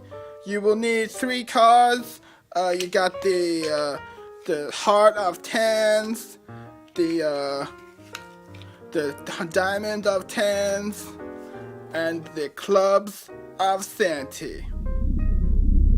Don't you look at me. You turn around, Santa Clubs. You turn around and face the floor. So just turn over all 3 cards, right? Remember, this one is the prize card. So keep your eyeballs on the prize ball as I move them around, because that is how you win. Okay? Now, I'm going to be like moving so fast, it will appear for a few seconds that I have multiple hands, much like the character Gordo from Mortal Kombat. But it is merely an illusion. I still only have 2 hands. I am just moving at such a super speed that it appears that I am multi-handed. Okay, that should do it. So, I hope you kept your eye on the card, because that is how you win the game, okay? Decide now, which card will it be? Will it be camera left, or will it be stage left? The table is the stage. Or as Shakespeare once said, all of the world has many stages. Wherefore art thou, Horatio? Hast thou seen thy dagger on this hour of our discontents?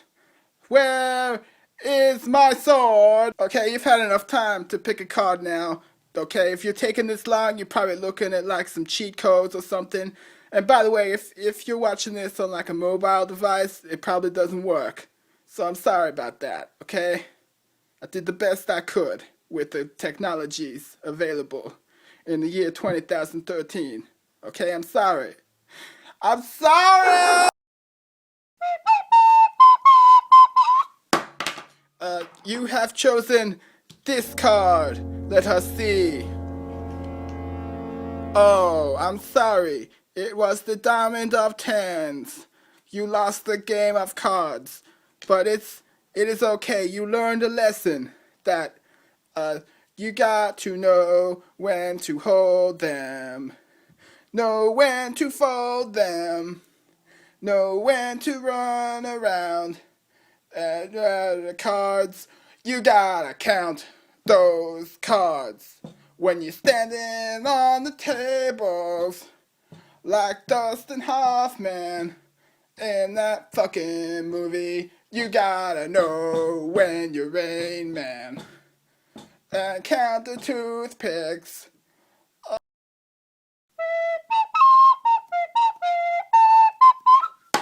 Shit. Okay, you have chosen this card, which means that you, hold on, drum roll please. You got it's the heart of tens, which means the winning card was actually here. What the fuck? Oh, I'm sorry, the winning card must have been this one. Oh my god, where did it go? Where is the Santa Clubs? Where did you run to, you son of a bitch? Oh my god, he did it. He used this innocent game of cards to escape from my clutches. How did he know this was the right time? How? Oh my god, of course. Of course. I just got back from the fucking thing. Oh hey, what's this? Somebody left me a written tutorial on how to play a card game. Wow, look at all these cards. This is gonna be a fun game, I bet. I should make a video on how to play it. Wow, look at all these fucking cards. It was him all along. He set this whole thing up, and I played right into his claws. He played me for a fool. He played me for a fool!